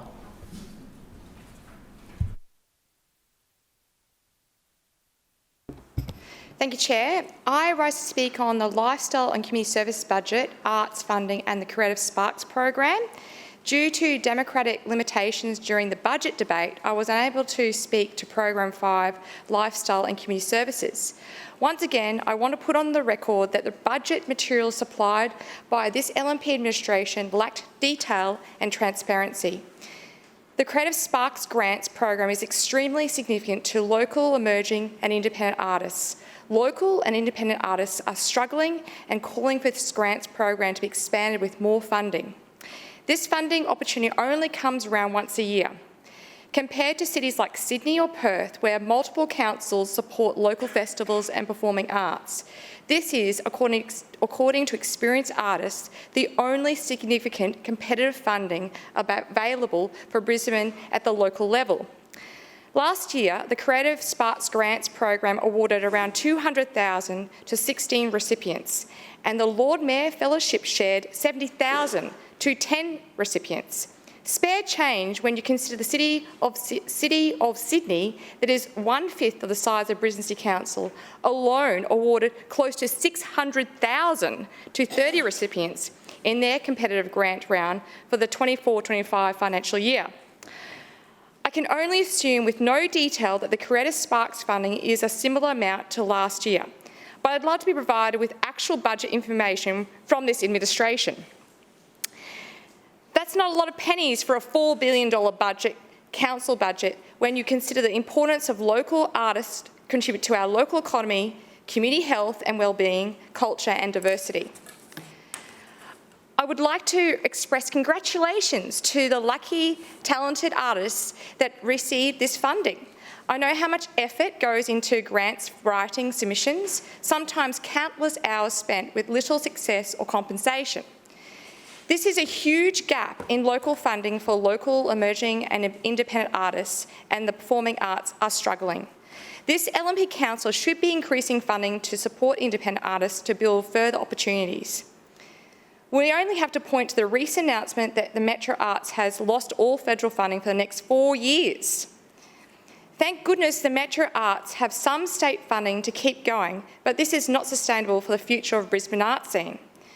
The Brisbane Festival is a fantastic opportunity for artists, but since they ceased the Under the Radar and the Theatre Republic streams, opportunities in program appear to only focus on more established artists for a short season in the calendar. All levels of government are not seeing the writing on the wall, so I'm saying it loud and clear here. We need to value and fund the arts at all levels. This council should be paying attention and playing a bigger role by increasing funding for independent and emerging artists, not just big names. I spoke to a recent graduate from a major university in Brisbane who noted that of the around 60 graduates in their cohort, they estimate less than 10 are still trying to work in the arts, just 3 years after graduating, specifically due to the lack of local pathways. If Council continues to underfund our local artists properly, we'll continue to see our artists leaving in droves, and soon there will be no one left to keep this city vibrant. The other important issue to highlight is not having enough free or affordable spaces for artists to rehearse and perform. Even our beloved and iconic Brisbane Arts Theatre found it incredibly challenging to find a suitable rehearsal and performance space at a reasonable cost. The Greens advocate to transform local council venues into vibrant hubs for live music, art and hospitality in our suburbs. This is one solution. So in short, please invest and value our local emerging and independent artists so we can provide a thriving arts economy that celebrates diversity, culture and creativity and a vibrant society. Additionally, it can alleviate financial burdens on artists, enabling them to develop their skills and careers and ultimately benefit the wider community through their work. Thank you. Before we continue, I'll just remind all councillors that although I try to give this chamber a liberal and robust debate, but it's hard to build a convention, and we try not to use the word lie.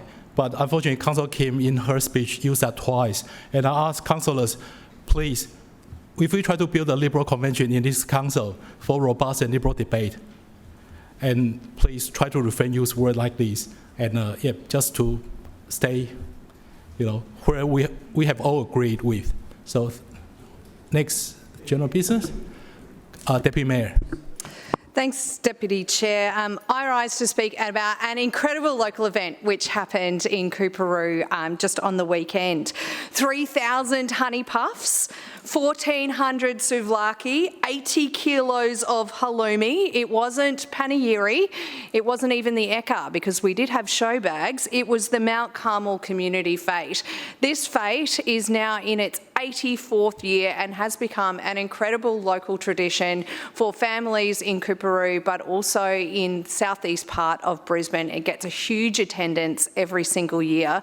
The crowds this year were again outstanding, thousands of people coming along. But what's really important with this community event is the hours of work that goes into it from the volunteers who give up their time to raise funds for their community. And so I particularly want to acknowledge Taff and Gab, who were the first fete conveners. This was their first year this year, taking on from the leadership of Peter. They had big shoes to fill and they did an absolutely outstanding job. Of course, we had all the traditional things that you would expect to see at a fete, a book stall, the bake sale, the pre-loved toys, the art sale, the plant stall, the silent auction, the barnyard, the reptiles, student performances, the Greek stall, which absolutely rivals panegyri, and the barbecue as well. But volunteers work all day and all night to put this on. Many of the parents and members of the church community really come together. It's raising funds for our local community, and I want to basically say thank you for continuing to support this incredible local event. I also want to give a shout out to our school principal, Mr. Warren Fields. He runs a local band and always finishes the fete with his performance, which is a big hit with the parents who have been working for days on end to bring it all together. So thank you, Mr. Fields. You absolutely are outstanding and a great member of our community. Father Martino spoke to the guy upstairs and made sure that the weather stayed intact for us and we didn't have too much rain. Last year at this event, we raised over $200,000 for our community, and I know that the conveners will be on track to raise those sorts of figures again. But it's not about the money raised, it's about the participation and it's about the contribution that it makes to our broader community. So congratulations again to the conveners of the Mount Carmel Community Fete. I'm so proud to continue to support them and will do for as ever I am the Councillor for Coorparoo. Thank you. Further general business, Councillor Massey. Thank you, Deputy Chair. I rise to speak on 5 items of general business. The Women's House 50th birthday, State High Day, Gladstone Road Markets, We're All Gonna Die, and Gloucester Street Garden. A thank you to David. So firstly, on Friday last week, I was privileged enough to attend and be invited to the celebration of Women's House's 50th anniversary. This celebrates 5 decades of feminist resistance and support for women and survivors of violence across Queensland. It's actually an amazingly important day for this house, because Women's House is one of Australia's oldest independent women's shelters, providing refuge, advocacy and support guided by its founding collective principles. So happy birthday, Women's House. As a part of it, there was an incredible exhibition. You can see it at QUT near the Guam Galleries, of the history, posters, activism, T-shirts, totes, a history of the Women's House. It's still open till the 8th of August, so please go by and check it out if you have the time. Secondly, on Saturday, we celebrated State High Day. This day is about supporting local clubs of this incredibly amazing high school. From chess to the creative artists, to the debating team that day debated alumni, to whether younger people have it harder today than they did in the past, all the way to the school garden, the PNC, and of course all the sporting teams. It was a great opportunity to support State High. I want to thank Greg, the principal, and the PNC president, Chris, who I've been working with now since I've been the councillor of the Gabba ward. But thank you again for a wonderful visit, for the invite, and for always engaging with the Gabba ward. 3, Gladstone Road has a very small and boutique garden markets. It's super local, it's attended by locals, and they put one on just this Saturday gone too, and it was a really amazing event. I want to do a big shout out to them and all the local businesses on that corner that are a part of that market, and also all the local businesses surrounding that actually come towards that market. I was privileged enough to support it, and I'm looking forward to the next iteration.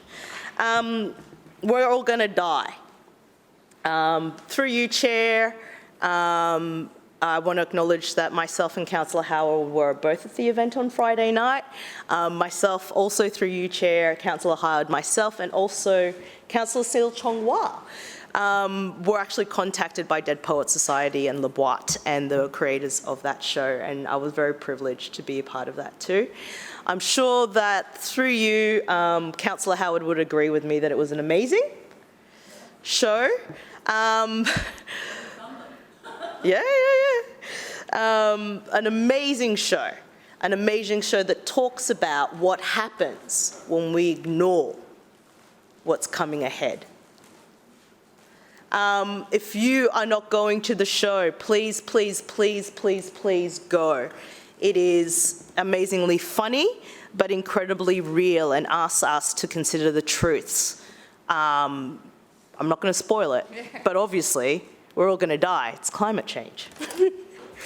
All right, point 5. I want to do a shout out to David, otherwise lovingly known throughout that area of South Brisbane and a little bit of Highgate Hill as the Mayor of Gloucester Street. The Gloucester Street Garden now has over 60 members. It is an incredible point of connection, care, and support for the local communities, for both young and old. David was instrumental to the creation of this garden and has been instrumental in driving it. Unfortunately, David is leaving us for a sea change. The community brought together a little park to commemorate his contribution to this garden, but I wanted to publicly thank David. You've got my number. We've already talked about the chats and the conversations that we're going to have when you come visit, and I can't wait to share a Guinness with you at the Red Brick. Any further general business? Councillor Wolf. Thank you very much, Deputy Chair, and I rise today to speak on 2 items. One reflects public and the other is more of a personal side of community service. And firstly, I want to recognise the outstanding success of the Empowering Migrants Expo, I know, Councillor Howard, you've already discussed this one, but I also too wanted to mention it. And then secondly, I just wanted to extend some heartfelt thanks to my support crew during the council recess period. So the Empowering Migrants Expo, which was held last Sunday, had over 8,000 visitors. And it was a true celebration of everything that makes Brisbane vibrant, inclusive and strong. It was the city's largest multicultural event, and it brought together communities from all corners of Brisbane to share their culture and their stories. It was a real privilege to attend alongside the Lord Mayor, Councillor Howard, Councillor Huang and Councillor Kim, I note, was also there. Together, we witnessed an extraordinary program of performances, traditional dress, multicultural awards and community storytelling. And it all delivered with lots of energy, heart and with pride. One of the most powerful elements I found of the day was the participation of over 30+ different cultural stalls.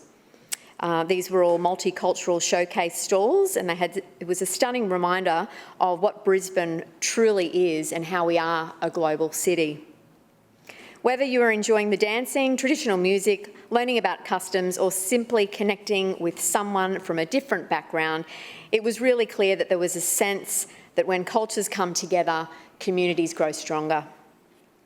So my warmest congratulations and gratitude to Basia Sormagic for their outstanding leadership in hosting this expo.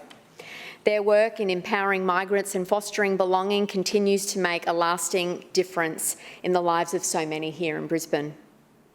On a more personal note, Deputy Chair, I also wanted to just take a moment to thank my support network during council recess.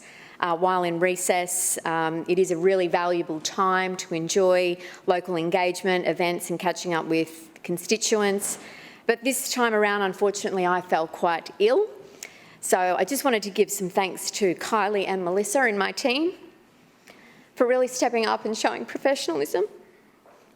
They're very dedicated to my community and I'm very grateful.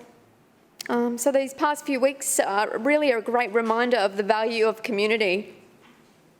And not just the public celebrations and events, but the quiet acts of support, compassion and resilience that often go on behind the scenes.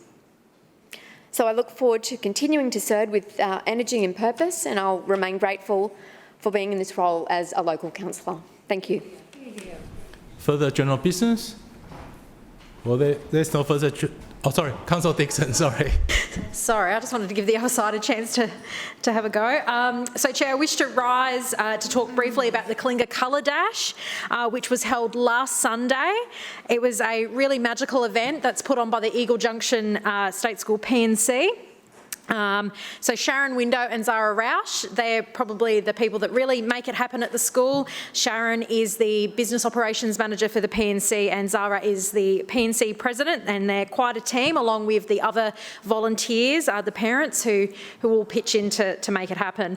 So Kalinga Colour Dash, it's a yearly event in my ward. It's actually quite a very special event to me. All community events are special, but it's the first event that I attended as a councillor-elect almost 2 years ago. So I always have a special place in my heart for the Kalinga Colour Dash at Kalinga Park. This year they've really taken it to new heights. They've got they had a Lego workshop. They had your traditional fate type activities like lobber chalk, lucky dip. They also had a chess stall. They had lots of food trucks. So it was just really quite special. They also received festival funding through the Shriner Council, and this year they've obviously got their 25% boost, which we announced to festival funding, highlighting the need to help local events, you know, be able to keep putting on these free and low-cost events. So they were really grateful for that extra boost and support from the Lord Mayor. So I just wanted to say a big shout out to Zara and Sharon, and well done, and I look forward to next year's Kalinga Colour Dash. Further general business? Well, if there's no further general business, I would like to draw your attention to Point of order. Sorry? I'd like to request withdrawal of the motion I moved regarding the acknowledgement of the 80th anniversary of the US bombing on the cities of Hiroshima and Nagasaki, and endorsing the international campaign to abolish nuclear weapons, due to the LNP submitting a similar motion which Councillor Massey and I spoke to. earlier today. Anyone seconded?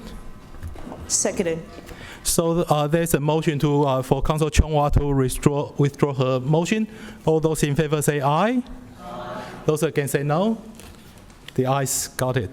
Councillor, can I draw attention to the notice of motion at item 11B on the agenda? Councillor Cassidy, would you please move the motion? Thanks, Chair. I move that this council review and update the water quality testing program at 11 sites in the Brisbane River, local creeks and waterways to allow for more frequent testing, additional testing around rain events and an improved notification system for community safety. Seconded. Okay. It has been moved by Councillor Cassidy, seconded by Councillor Collier, that this council review and update the water quality testing program at 11 sites in the Brisbane River, local creeks and waterways to allow for more frequent testing, additional testing around rain events and an improved notification system for community safety. Councillor Cassidy. Thanks very much, Chair. This issue is not new and it certainly shouldn't be new for the Lord Mayor or various chairs of committees here, because I've been raising this for many years now, but it's getting more serious and we have seen massive gaps in the decades-old testing regime that needs to be fixed. Council tests 11 sites in the Brisbane River and local creeks for microbial contamination. It is widely accepted that where a sewage treatment plant is located, the risk of contamination in that waterway is higher. The source of enterococci bacteria is predominantly human. From experience, the sewage treatment plant at Sandgate in my community generally operates very well, treating wastewater to a very high level. However, there are instances where untreated wastewater is discharged, and this occurs at other sewage treatment plants as well. This can occur through maintenance or after significant rain events. Council knows this is the case, of course, because the council website warns against interacting with waterways after rain events. And this is what Council's website says in relation to this issue. It says, why is this important? Poses a question, and then it answers it, of course.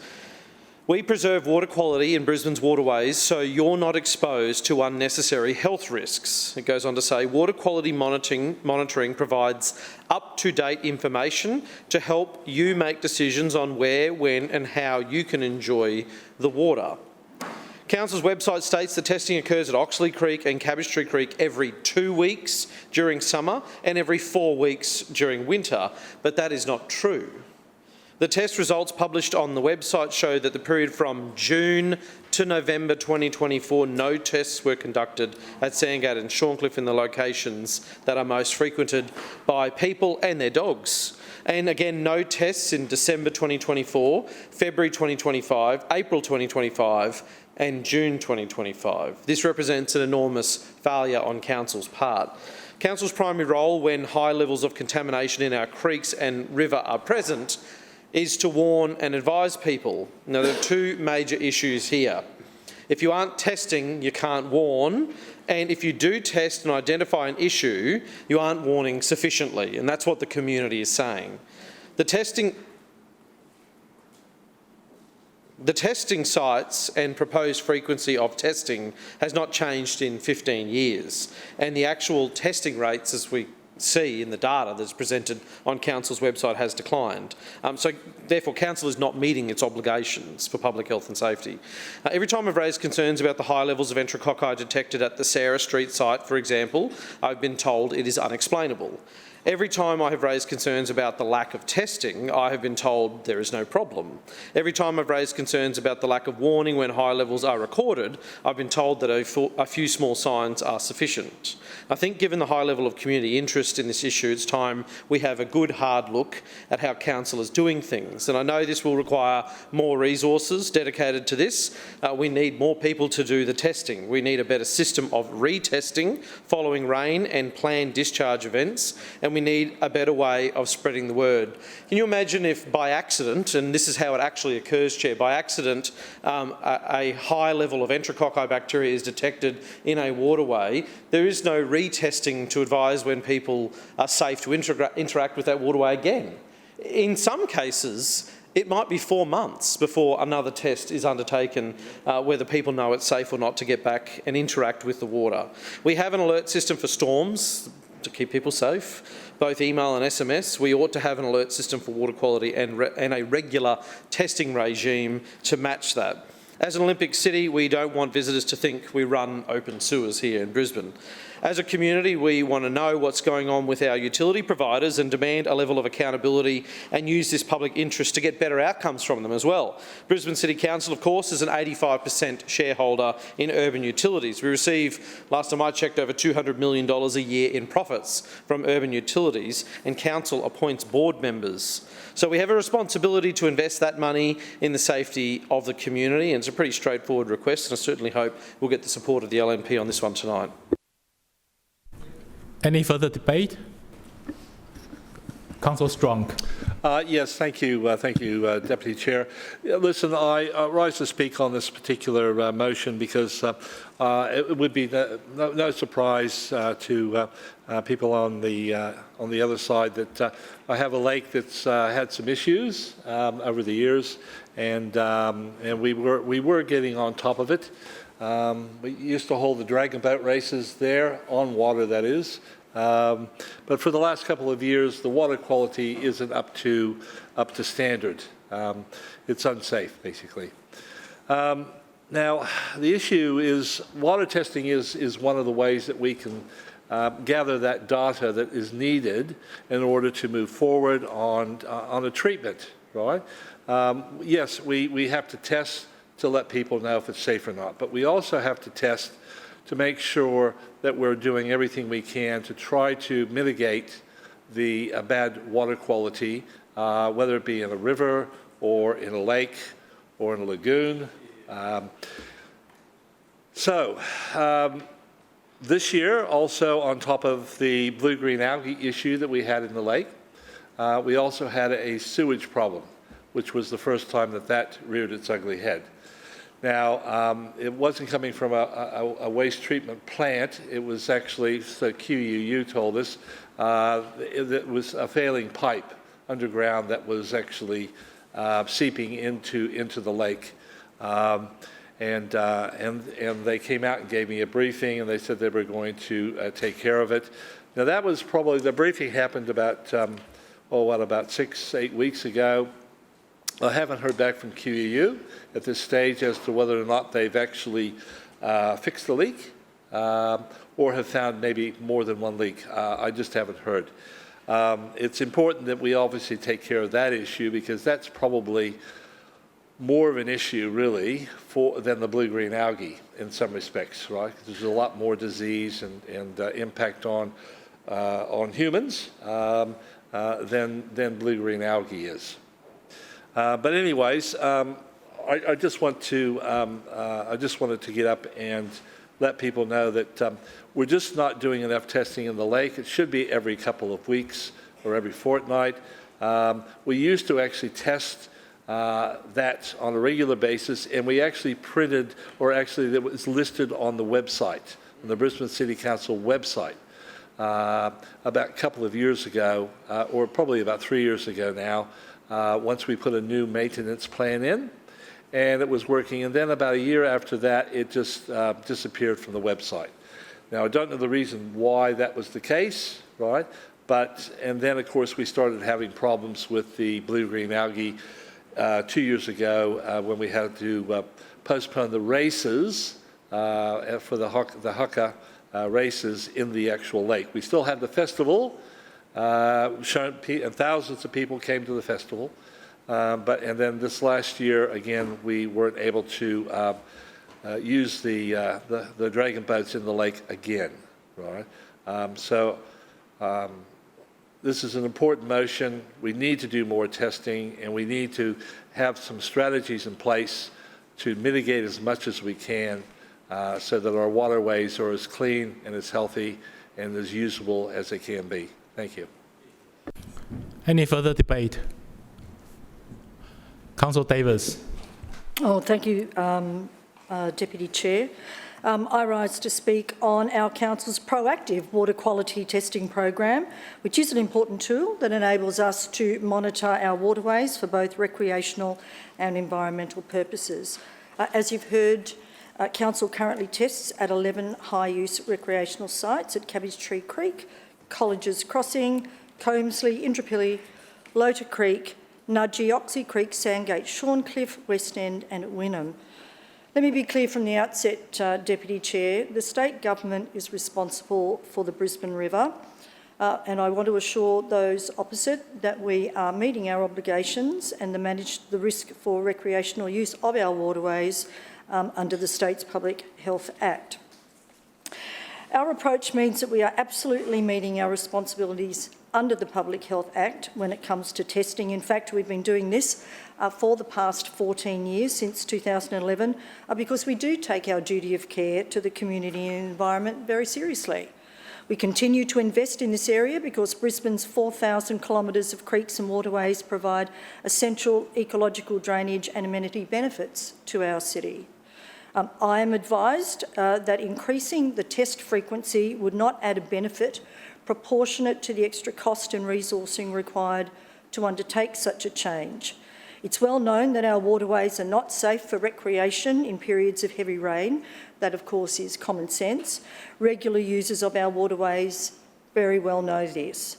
People know that when it's raining, it isn't the best time to take the kayak or boat out due to the risk of debris, changes in the currents, variations to the water volume, the risk of overflows which fall under the jurisdiction of Queensland Urban Utilities. Council's testing program is the national standard. There is no other method readily available on the market that would do the job faster or more reliably. It seems that those opposite have misunderstood how the testing is supposed to work and what it is meant to do. Rather than providing real-time readings, it's intended to track recurring trends over weeks or months, not respond to momentary fluctuations. It's not as simple as dipping a magic swab into the water and instantly uploading the results to Council's website for real-time viewing. That was never the intent or the purpose of the testing. The process is complex and long.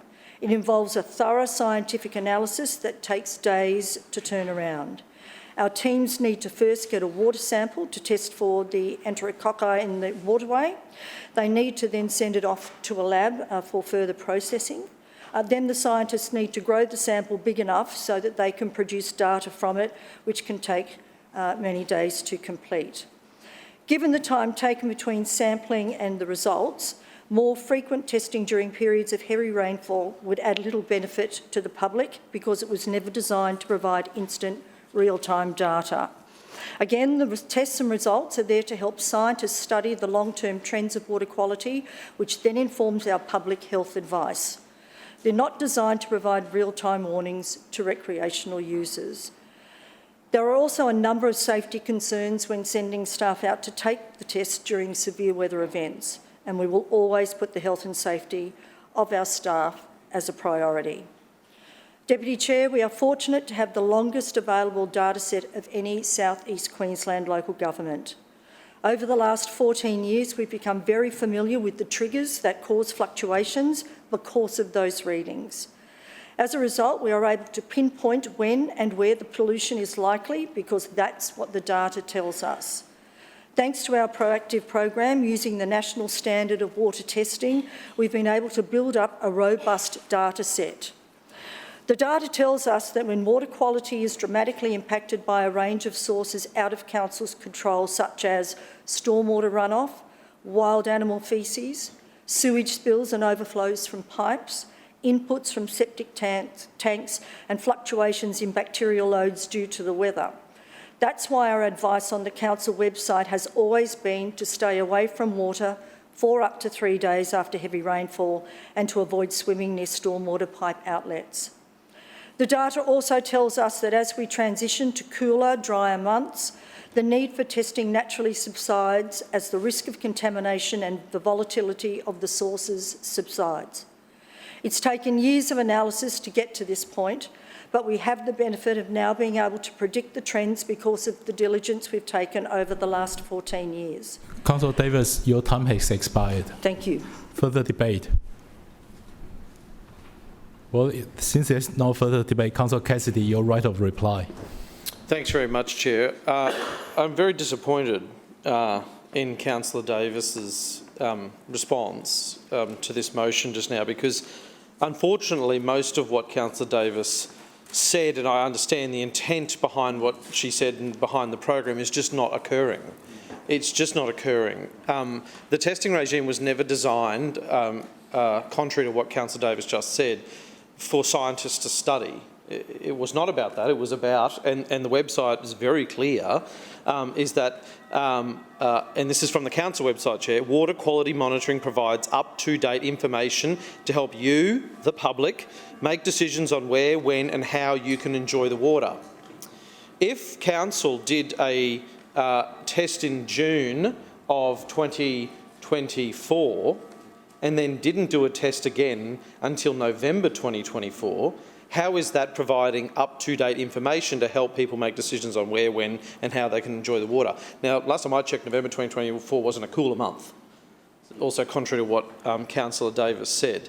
I've spoken to officials in the Department of Environment who had been coordinating last year work with the CSIRO and with council officers as well. I'm not sure whether Councillor Davis is aware of this, and with urban utilities. And their advice to me was that what council has been saying for the last 14 years is proving to be pretty incorrect about the source of enterococci in our waterways, and particularly Cabbage Tree Creek.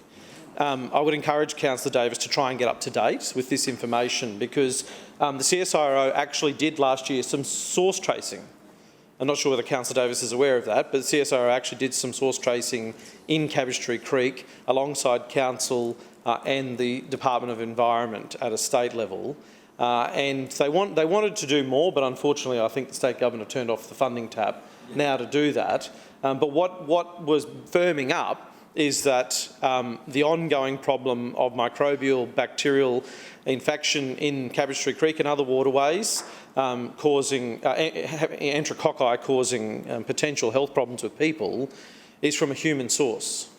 Now, I know the report from 2011 that Councillor Davis is referring to, Chair, talks about all these other sources, maybe from bats, maybe from horses, maybe from old sewage connections, maybe from septic tanks, maybe from dogs in yards. But what the CSIRO, the scientists that Councillor Davis talks about, suggest is that source tracing now points the finger at a human origin.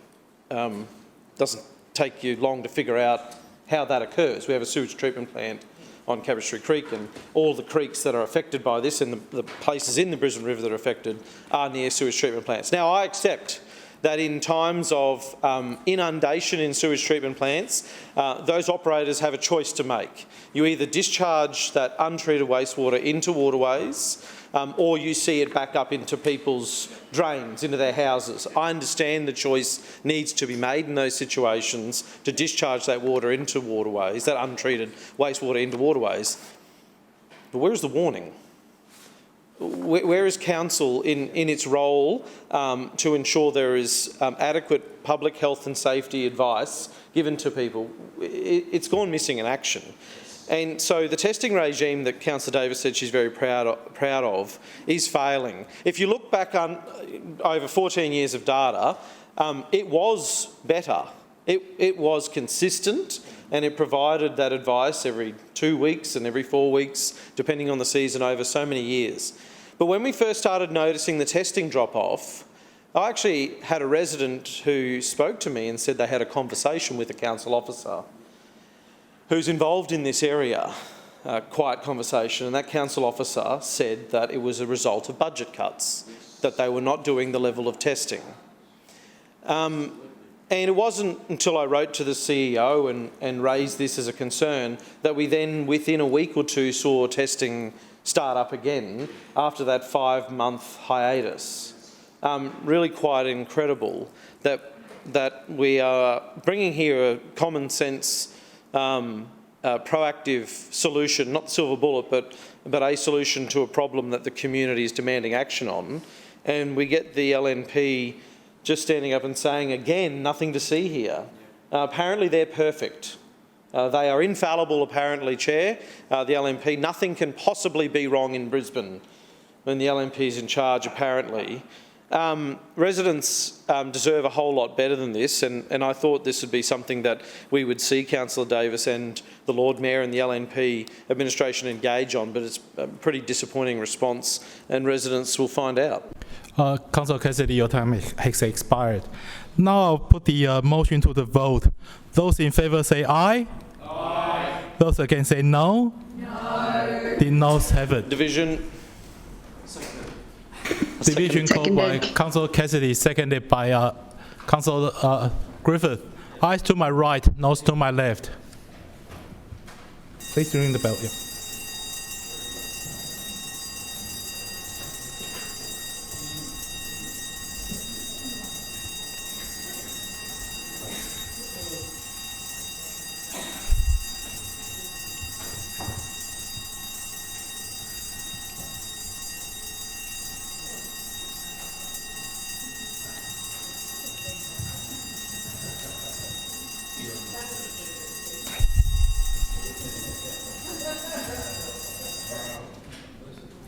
Clerk, please read the result.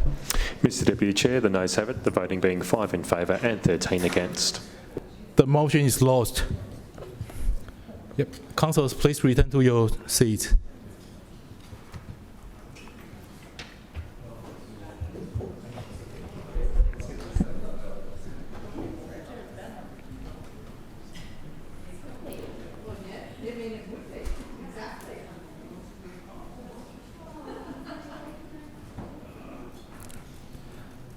Councillors, I draw your attention to the notice of motion at item 11C on the agenda.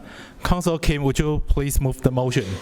Thank you, Chair. I move that this council supports calls for the state government to increase funding for bus driver safety, including a fast-tracked rollout of full safety screens on buses, reinstatement of the Bus Safety Forum, harsher penalties for offenders, and a statewide review of bus interchange break rooms. Seconded. It has been moved by Councillor Kim, seconded by Councillor Cassidy, that this council supports calls for the state government to increase funding for bus driver safety, including a fast-track rollout of full safety screens on buses, reinstatement of the Bus Safety Forum, harsher penalties for offenders, and a statewide review of bus interchange break rooms. Councillor Kim. Thank you, Chair. I rise to speak on this motion. 9 years ago and still today, it was a heartbreaking time for our city when one of the bus drivers from Brisbane City Council died within seconds of a petrol bomb attack on a Brisbane bus. 1 month ago, we all saw the shocking footage of a bus driver getting bashed by a passenger. 2 weeks ago, a Queensland bus driver has been stabbed in the neck with a box cutter while taking his break at the depot. Between these, bus drivers face countless instances of abuse that don't make the headlines. The unfortunate reality about being a bus driver is that there will always be a rise of attack from the public for doing your job. I know most people do the right thing, however, there are still, unfortunately, these circumstances. However, we have the power as Brisbane City Council to mitigate that risk and support our locals who work hard. I personally know that I've door-knocked many bus drivers, particularly in Pollara, a few who live next door to each other, and I know that they really love their work. In 2022, Brisbane Times reported that at this rate, it would take 27 years after the murder of Manmeet Alisher for all Brisbane buses to be retrofitted with driver safety screens. Nothing substantial has changed since then. It's not just about risks from the public, it's also risks to driver well-being from their employer. Last year, we learned about how drivers are pressured to skip breaks to meet timetables. This council can afford millions to spend on marketing and exclusive events, but not on salaries for more drivers to share the workload. We can't let bus driver safety fall into the LNP's go-slow approach at governance. We need the state to come to the table with the resources and finances to make Brisbane buses safer. Further, it's clear that a bus safety forum is still needed. Not a one-off roundtable, but a long-term constructive meeting of key stakeholders that can respond to problems of today and mitigate the risks for tomorrow. We need to have City Council representation on that forum, and we need to have worker representation too. The LNP have this weird idea that union members aren't real people. But it is union members that are on the front line. It's union members that are telling us and telling the public the risks they face and the action we need to take. They are telling us that they need the Bus Safety Forum to be reinstated. If you don't believe us, our union members, this council ought to release all CCTV footage of assaults on bus drivers to the media. That's how the public and the state can get a proper sense of the scale of the problem we're dealing with here. Offenders need to know actions have consequences and that the community does not take this lightly. Despite the LNP's brand, despite their campaigns, people don't feel safer in their community since the LNP were re-elected at council and since they came to power at the state level. The man who bashed a Brisbane bus driver was granted bail and released back into the community. How does this give Brisbane bus drivers and the community at large any faith that our justice system serves working people? We can't look away and we can't deflect our responsibility. We know that this year's budget and the budget before it was a budget without numbers. It's a budget in flux and the money is there somewhere. Money can be moved at the Lord Mayor's word. We saw it this morning with $1 million being spent on nets for the Story Bridge. And the Lord Mayor should boost funding for bus drivers' safety. They know about the high turnover rate for bus drivers. A good retention policy is to seriously invest in bus drivers' safety. This is another litmus test for the LNP Council in Brisbane City. Will they leverage their power and their relationships with their state colleagues for the benefit of our community? Or will they roll over and let the state do what it wants, so long as they can continue to enjoy the perks of elected office? This isn't what it should be about. It should be about making sure we call out the issues and we stand up for working people and we fight to protect their safety and make sure that they can get by every day. Now it's the time to demand better, and this is what we on this side of the chamber will continue to advocate for on behalf of everyday residents of Brisbane City. Thank you, Chair. Any further debate? Councillor Wines. Yeah, thanks, Mr. Chair. Look, I will speak to this resolution in front of us, but I feel the need to respond to a number of points made by Councillor Kim. The first one, I think probably the most galling one, is the accusation that the majority councillors don't see union members as real people. I wholly and absolutely reject that assertion. All employees of this organisation are equally valid and equally important to these councillors, our councillors. However, I would say that it is the Labor councillors who see non-union members as irrelevant and not important. And that is an important distinction, that all employees in this organisation are valued by us, whereas only some are valued by Labor councillors. It was an interesting speech from Councillor Kim, where she took time to rightly criticise the former Labor government for their lack of action on the rollout of safety barriers for bus drivers. She referred to their approach, that's the Palaszczuk Miles approach, as the go slow approach, and then criticised their justice system for releasing people who attacked bus drivers into the people who attack bus drivers into the community. Now, I assure all councillors that the new state government takes crime very seriously, but a lot of the justice system still has a lot of hangover from a generation of Labor state government leadership, which is what Councillor Kim is actually criticising.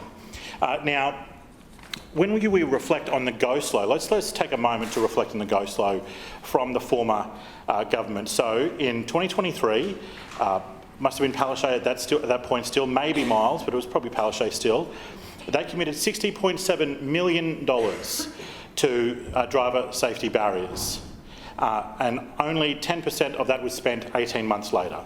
So once again, they were committing money publicly, but not actually providing the funding, and then not working with bus providers, of which we are, to actually roll out those systems.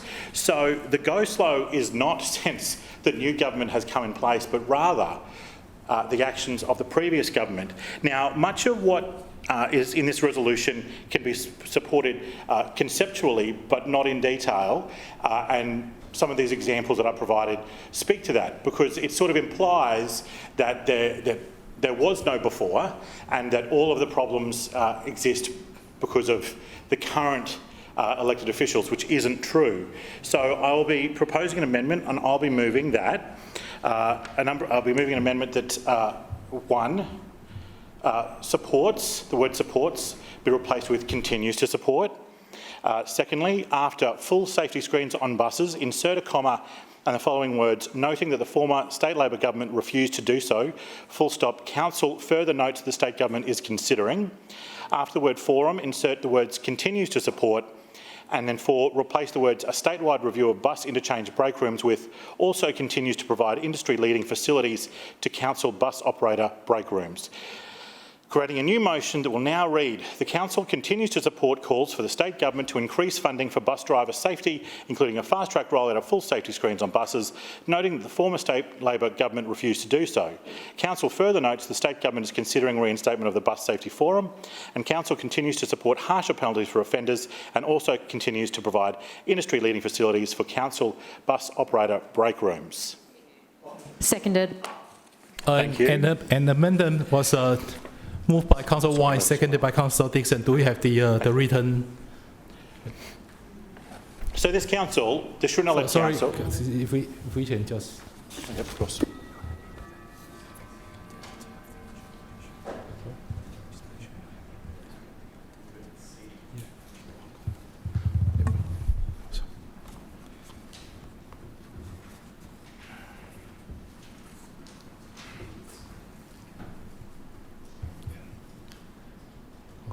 Everyone got a copy?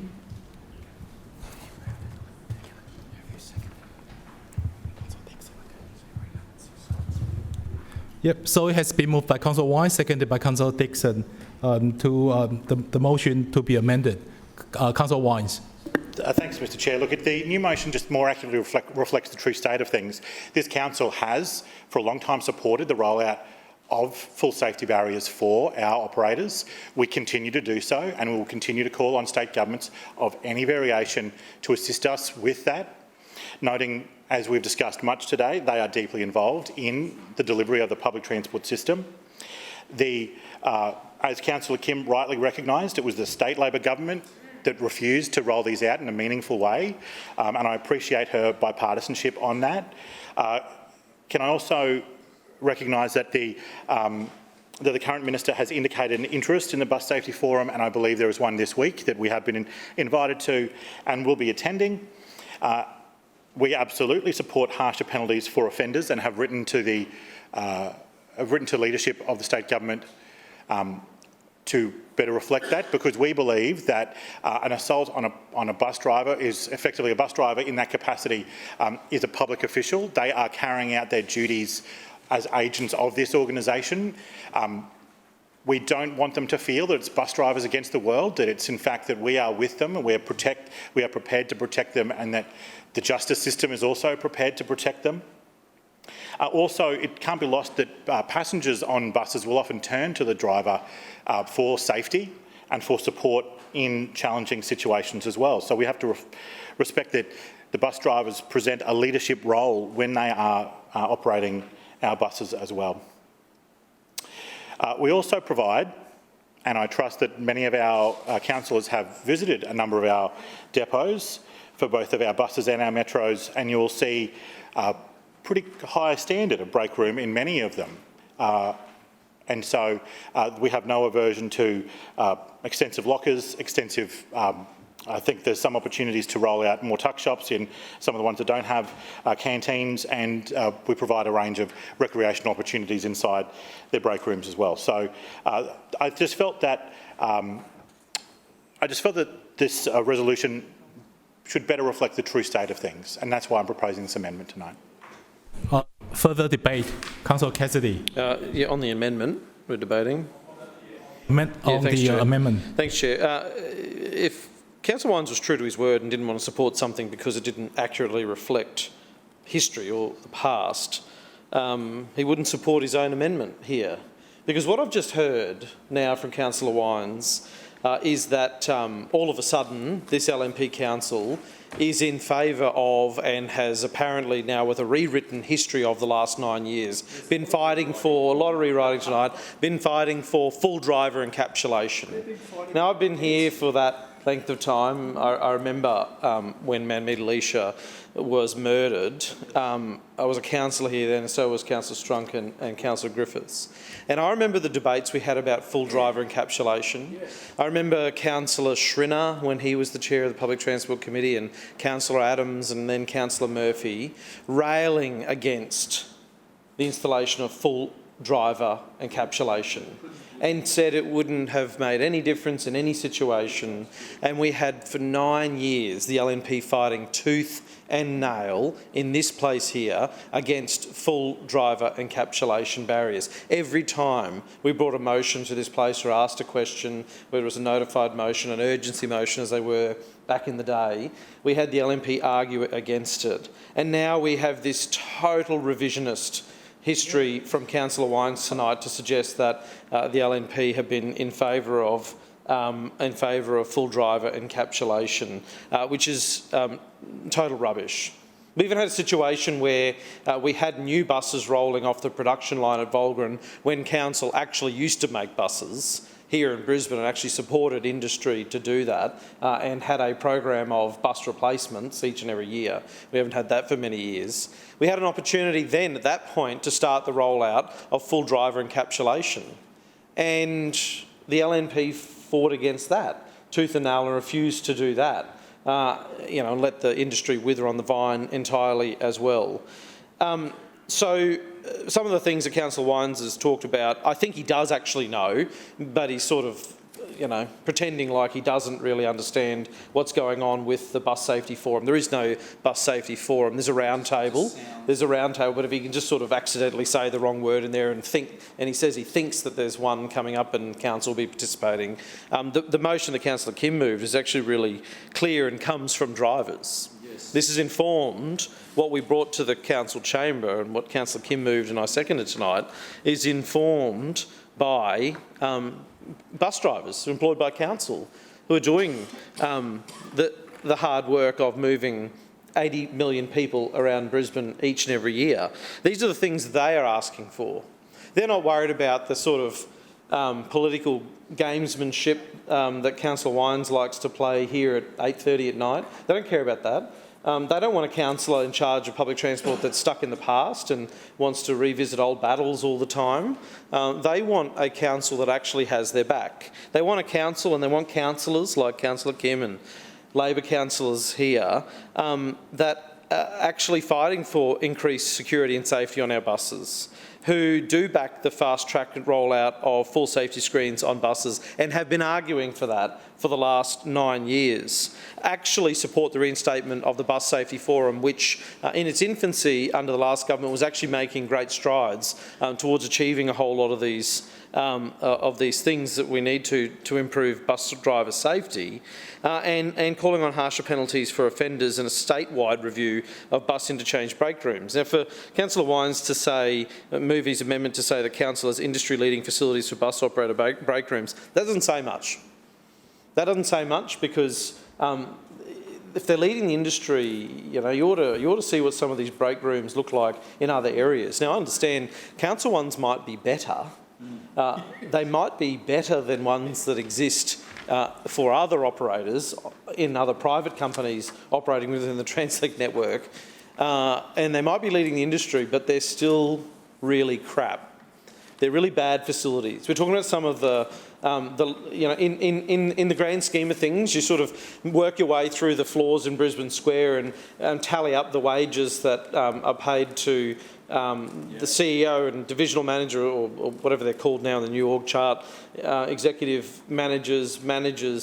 Council bus drivers are pretty low paid in comparison.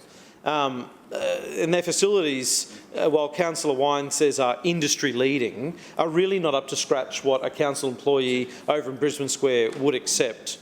So the amendment tonight is very disingenuous and politically your motivated. time has expired. Further debate. Councillor Griffith. Yes, thank you, Mr. Chairman. I speak to the amendment. And I just want to say, tonight's been really interesting. It's been great to return to the chamber. But the rewriting of history, suddenly they're anti-nuclear, they're pro-green, and now they're pro-bus driver safety. it just sort of keeps, it's quite a surreal world tonight. I did notice that one of them said a Schrinner-led council. One of them said it. Where is he? Where is the man leading this city? Where is the man who's looking after our bus drivers? He's not here. And there's dullness. There's no energy over on that side of the room. Beige, or beige. All I can say is this is a shocking result. This is a if you want to say something, stand up and say it as part of the debate. Try it. Try it. I support all our staff being safe at work. We support all our staff being safe at work. They should be safe, whether they're men or women, whatever, they should be safe in doing their jobs. Our bus drivers are frontline staff. They are great staff and they're providing a great service in quite a dysfunctional organisation that has zero leadership. Zero energy and zero leadership. And what we see here tonight is just more of that game playing, do nothing. We're not interested in solving this problem. We're not interested in making our drivers safe. We're just going to play a political game. When I went out there with Councillor Kim and Councillor Strunk, we went out to Willawong, people raised a number of issues with us. And this was primary. They said, we don't want to be spat upon, we don't want to have violence, we don't want to be abused. Gee, that's a pretty reasonable thing. And yet 20 years later with this LNP council, we've still got, well, it's the state, no, it's Labor, no, it's this, no, it's that. We'll play this game with you. We have got no result from you. You are the government. You control the budget. You do it all the time. You've been running the show for 22 years and you aren't delivering results for the residents of Brisbane. You aren't delivering results for our workers. You got rid of 500 workers. You got rid of 500 workers. You know, this rewriting of history is not what is happening out there on the ground. What people are saying on the ground, and if any of you had the guts to turn up and meet with bus drivers, you'd hear what's going on. If any of you had the guts to go and talk to residents, you'd hear what's going on, but you don't. You sit there gormlessly playing games with these motions. This motion that was put forward is a good motion and it's trying to get a result for these hard-working workers. It's what we should be doing as a council. I'm just horrified at the way you are treating these workers. Thank you. Any further debate on the amendment? Councillor Kim.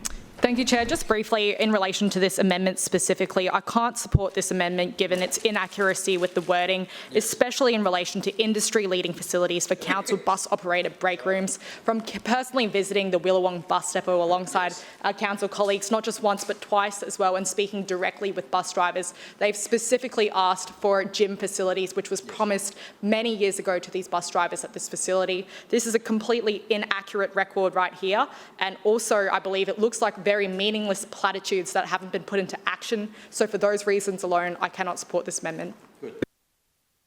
Any further speaker on the amended motion? No. Now, Councillor Wines, your right of reply. Yeah, thanks, Mr. Chair. Look, in the land of meaningless platitudes, there's few more than the motion that was proposed by Councillor Kim, which is why I had to clean it up, make it more accurate, and bring it into an accurate form. She herself identified that the Palaszczuk Miles government did not do anything meaningful in this place. The hollow platitudes, all announcement, no effort, was effectively the motto of those people. And there's no better example of that than this issue of driver safety, where people like Mark Bailey would routinely attack this organisation and then not do anything about it, set us up to fail, and then criticise us once his trap had been released. I recall many of the debates around the safety barriers. And the things that I recall quite clearly are not all drivers wanted all barriers all the time, and there was quite a lot of conjecture from them because we, the council, wanted to engage with our employees on what they actually wanted, what sort of things they wanted, and many of them valued the direct interaction with customers. They thought that was important, and they weren't convinced entirely. Like, there was portions, we're talking 2,700 people, there is definitely a variety of opinions.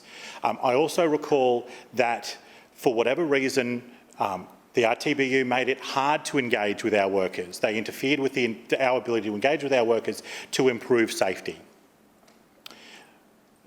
For whatever reason, that is my recollection. For whatever reason they did that, that slowed down the process of engaging with drivers to work out what it is the operator actually wanted in their facility.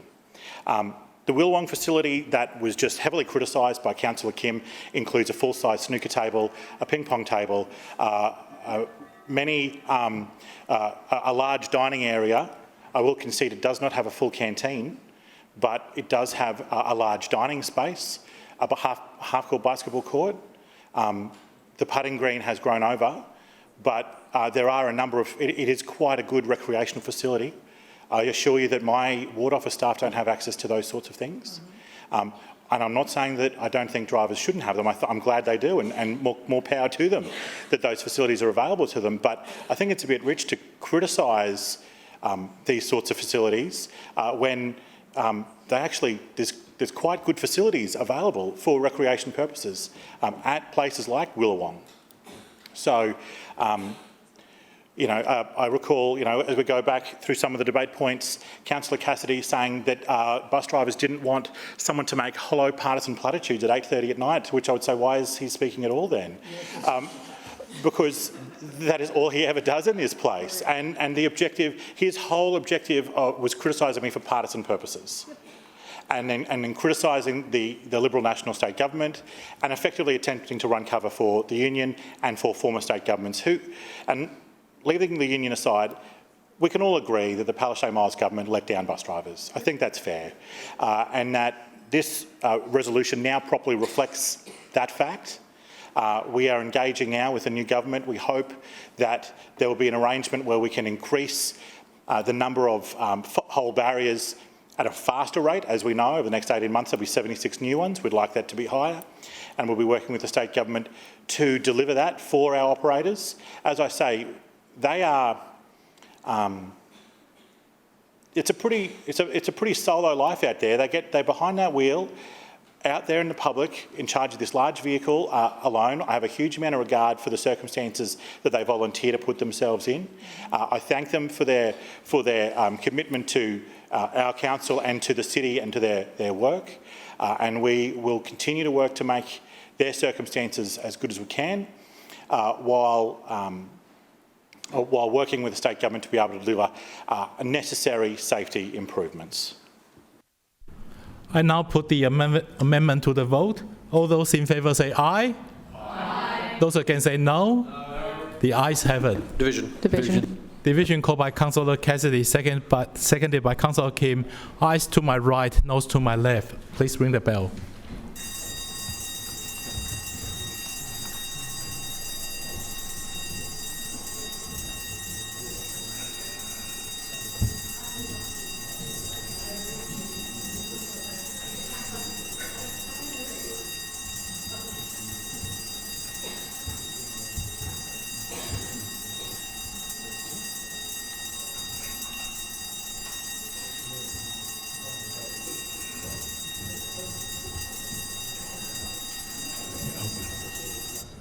Clerk, please read the result.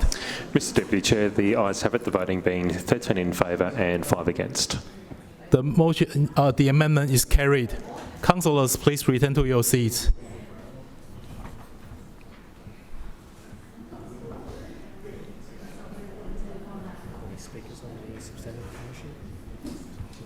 Present the motion? No.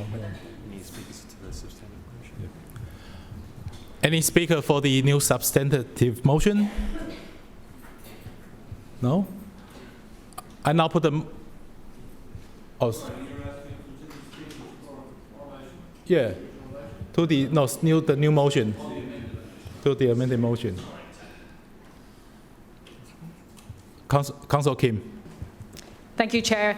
To see the amendments go through is very disappointing tonight. I'm sure that residents of Brisbane and especially our bus drivers will be very disheartened to see this wording. And that's exactly what we on this side of the chamber will do. For every bus driver that we meet, we will present them this amendment, showing them that this is what the LNP Council are saying to bus drivers and what they're asking for. Essentially what Councillor Wines, who is our new Transport Chair, I 100% agree that this should be bipartisan supported from all sides of the chamber, that increasing bus driver safety is the priority. But it was extremely disappointing to see this matter being politicised, for the blame game to happen all over again. This is the Chair of Transport who holds an ultimate responsibility, and I was looking to see his ideas, his vision for our city, and what kind of big things he's going to deliver, but all we heard was negativity. We heard him blaming others and saying that the Labor Party doesn't stand for real people, which is completely untrue. And if that was really the case, then I want to know why we haven't heard all of the LNP councillors tonight speaking and getting up on behalf of their residents about safety and public infrastructure and supporting those causes, and what more things should be funded around this city. And to finally note as well, in relation to the Willawong bus depot, what bus drivers are being told tonight is that their points are invalid. And what this council is responsible for, especially as local councillors, is not to let residents feel invalidated. We are here because we're here to listen to them and to try and help them, and to always see that every issue is of valid concern. But what we've told them tonight and what the LNP Council have shown is that they believe that bus drivers check their brain at the door, they believe they run this city and can tell them what to do, and that when they raise issues, they're not valid at all and they should accept what they've been given. That's completely untrue.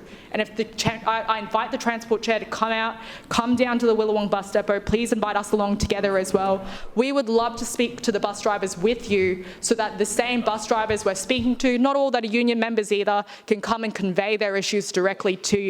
And what they deserve is a real response, not a blame game, not a buck passing response, something with real ideas and a real solution. Because what we have at the moment, the LNP, as soon as I was elected here, all I ever heard was them blaming the state Labor government, and they're still doing that even after the state government has changed. Are we going to hear this again for 3 more years? Because that's what we're hearing in this amendment right now that was edited. And this will be sent to all of the bus drivers. So I think it's more than just the councillors plugging in our opinions here tonight. Really, the real test is what will the residents of Brisbane say when they see that this is what the LNP Council support. Any further speaker? No? I'll now put the new motion to the vote. All those in favour say aye. Aye. Those against say no. The ayes have it. Division. Councillor Wine, seconded by Councillor Perry. Ayes to my right, noes to my left. Please ring the bell.